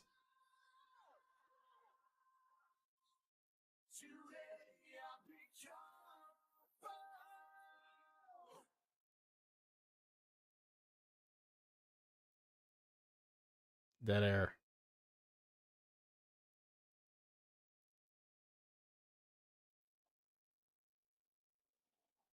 Oh! Big boy Nelson!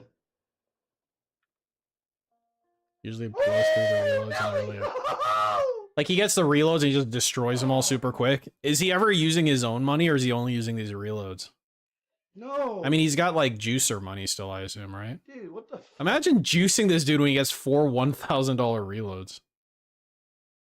Like, talk about a bad investment. No.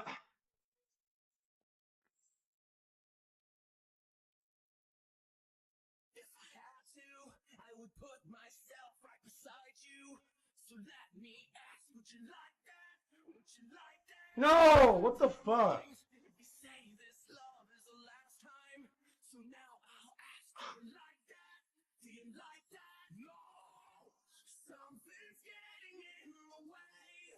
Makes no sense. 3 mine. What the fuck? You really shouldn't play this game. Oh my god! Dude! Oh. You really shouldn't play this game that he can use his own decision making on. Come on. Dude, there's 3 mines out there. How in the fuck are you hitting every fucking second click? How is that even possible? What the fuck? Oh my god. How is that real? Really? Wow.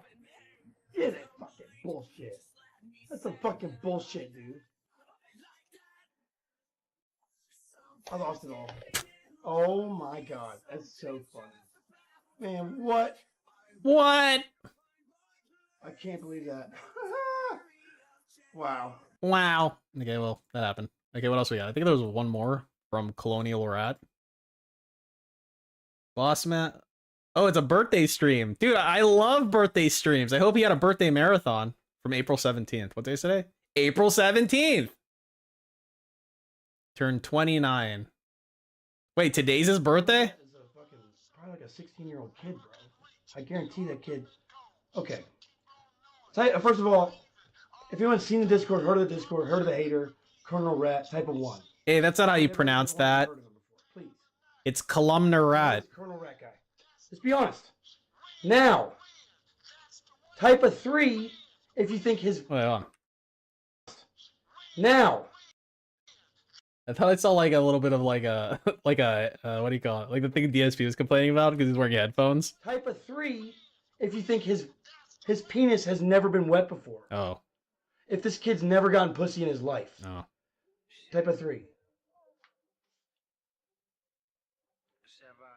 Drop the mic. Drop the mic, bro. Is that a mic drop? You can't get pussy and act like that. You can't get pussy and continue to live your life like that.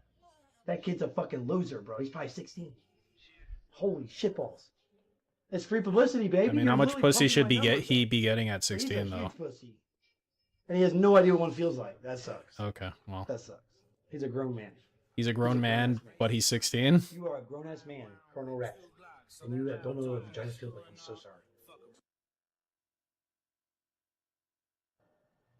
Red! My freaking ears! Yeah, boys! Oh my god, we hit him 4 times! Holy shit! Oh my god. Yeah! We had an all-time high! All-time high! What the fuck is this game? Wheel of Fortune? Oh, we lost that one. Do a double up, 500. How does this work? Okay, incoming, please. Plebes. Please, man. So what is the payout color coded? Oh my god. Okay, so if it hits white, it's 0. The scam wheel? Oh my god, keep fucking I love that. 500, please, man. Please, please, please. Oh my god. Scam! Big old scam. Oh, I guess it is a scam wheel. God, man. Come on. Come on, man. It's a scam wheel. I wonder what the odds on this are. Just like the raw odds. Oh my god, man. How do you fucking set this shit? God, there's just so much shit to click on. Just make it a regular old scam wheel. Man, fuck my life. That's so sad of this shit. Oh, on my birthday. Nice. Oh. Let's go! Was this website supposed to know it was your birthday and give you more money or something? The fuck? Yeah! Let's fucking go. This will get me 2G if I win this. Come on. Have I seen the one that the person spins? Well, not really, because I need one more. You mean like a live thing? I did win it, though. Let's go. I feel like I've seen a scam wheel at like a casino, like an actual casino God, before. I'm risking it. Oh my god, here we go. Come on. Oh my god, really? Man. How much is he betting? 387.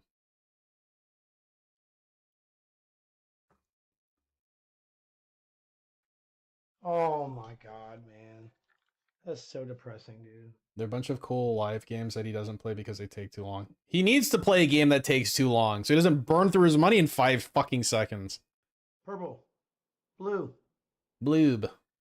Come on, guys. We need this. We need this. Come on, please, please, please. Okay, I'm begging you. He's doing a half of his total value bet. No! Ah, oh my yes. God, man. Fuck you. Every time I need one. I miss it every fucking time. God damn, dude. This is so fucking stupid. I haven't had a purple in I don't know how long, dude. Look at this fucking bullshit!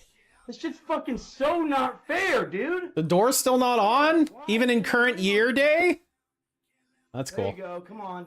His dad worked on that thing like a month ago. Holy shit.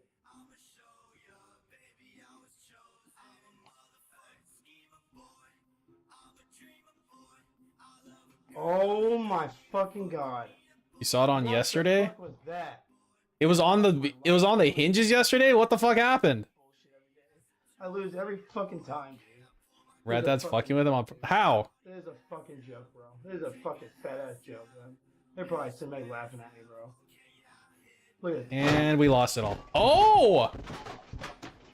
Dude, what's he kicking? Is he kicking the table? Look at this. Oh my god. Coin flip's even worse than this, I swear. Purple, purple. Yeah! Let's fucking go! Oh my God, let's go. Oh my God, that hit purple. Let's Stamping fucking his go. feet. Ah, yes. Come on, right into another loss.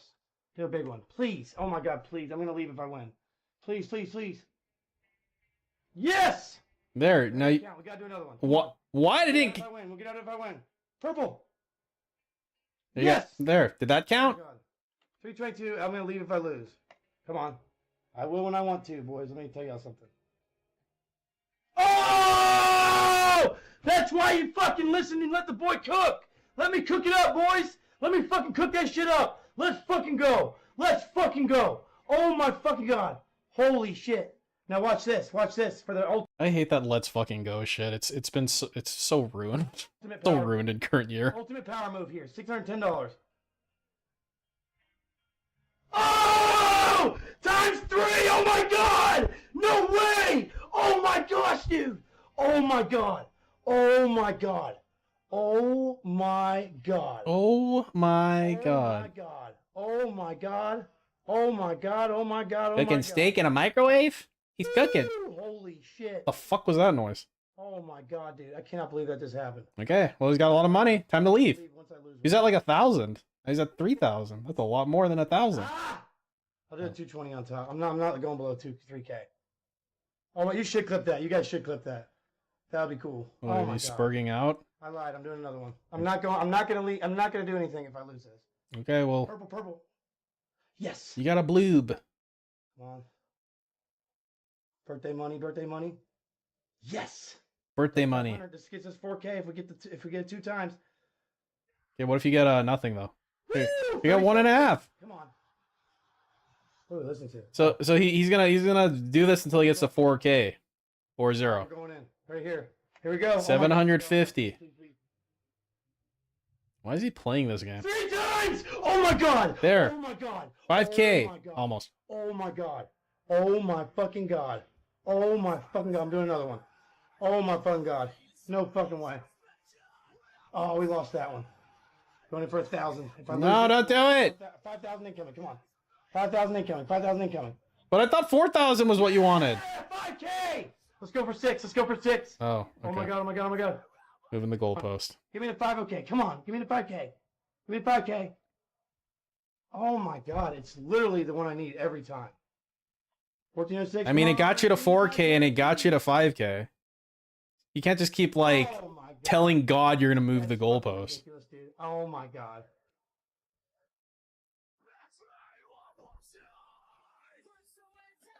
Please. Please, please. I'm gonna rub my head. Oh my God. Oh my grob. Fuck my life. This is so stupid. It always cut me right short of my goal.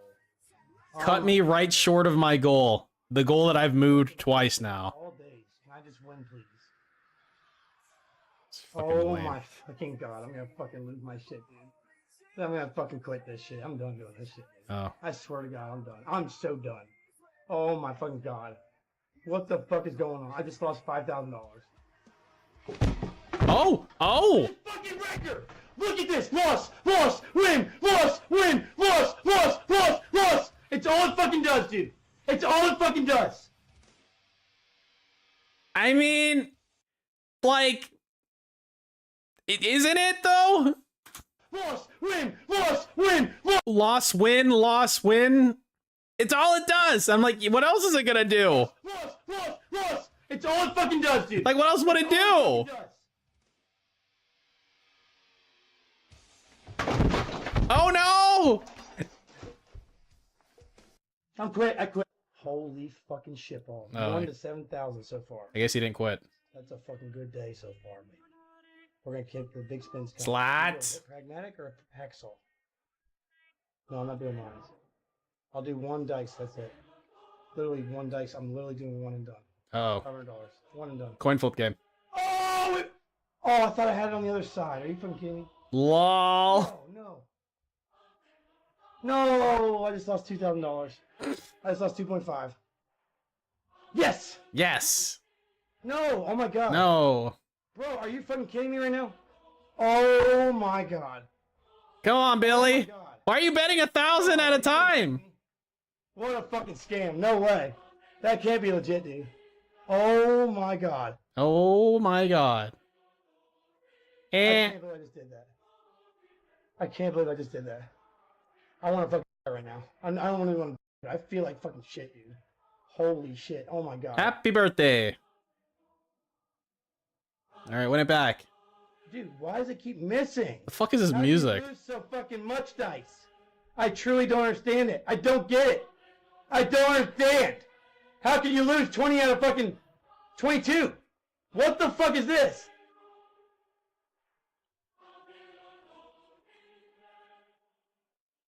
I'm just thinking about when I'm like playing Civilization 3 and you get to the like the classic era or the classical era or whatever. What was before the industrial Oh, era. come on.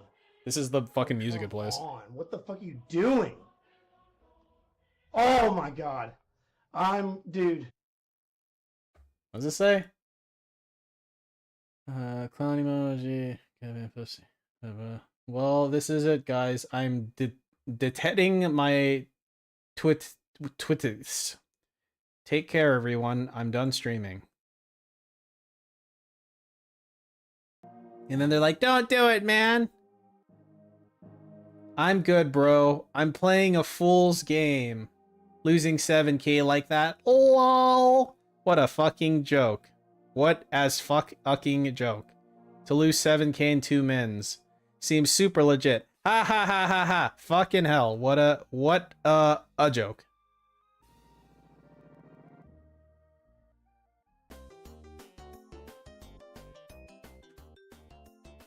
I fucking hate my life, dude. I'm gonna fucking delete everything. Fuck my life.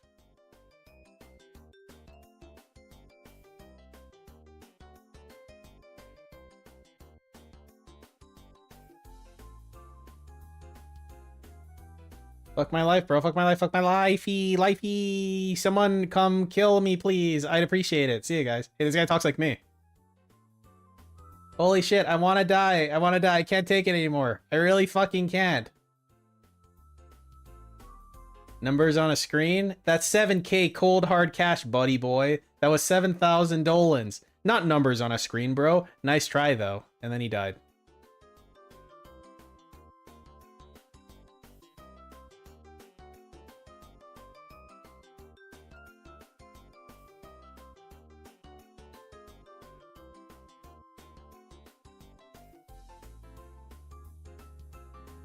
Did I see the clip about her applying jobs at Hotel and Best Buy?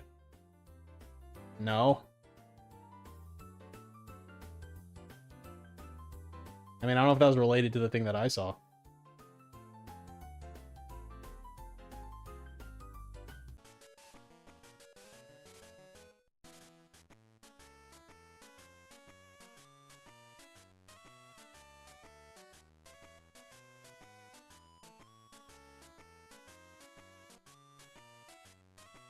Eh.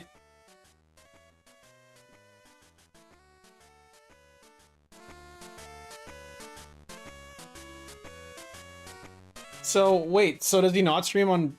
Oh wait, he's banned on Kick. So he streams on Twitch exclusively, and I vaguely remember Twitch making rules about gambling, and I think it only applied to certain websites, but not all of them, or something. But that was like a long time ago.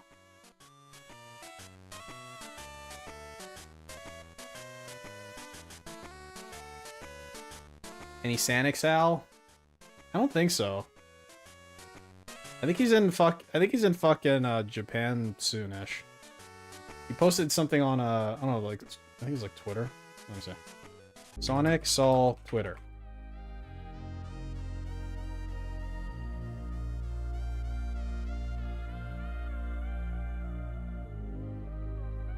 Was that post? You know what? Maybe it was like the fucking community tab or something.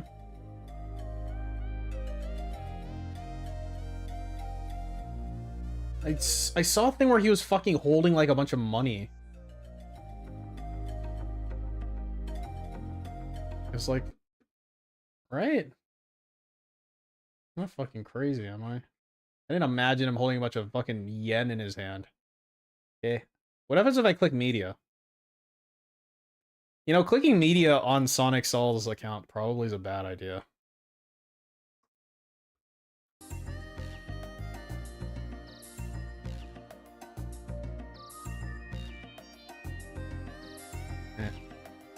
So, yeah, no.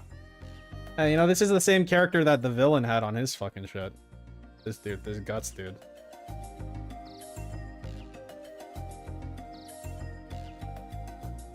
Eh. Whatever. So, yeah, I am not gonna be able to stream on Friday or this weekend. Unless it's Sunday. However, Sundays is fucking terrible react shit, so, no thanks. But I'm sure you'll have a gay old time without me. You don't need me for Street Fighter. Just, get like some AI voice to say, like, kill yourself over and over again and just play that in the background and just watch the raw stream. It's pretty much the same experience. Alright, have a good night. See you later. Bye. I'm going somewhere? Maybe.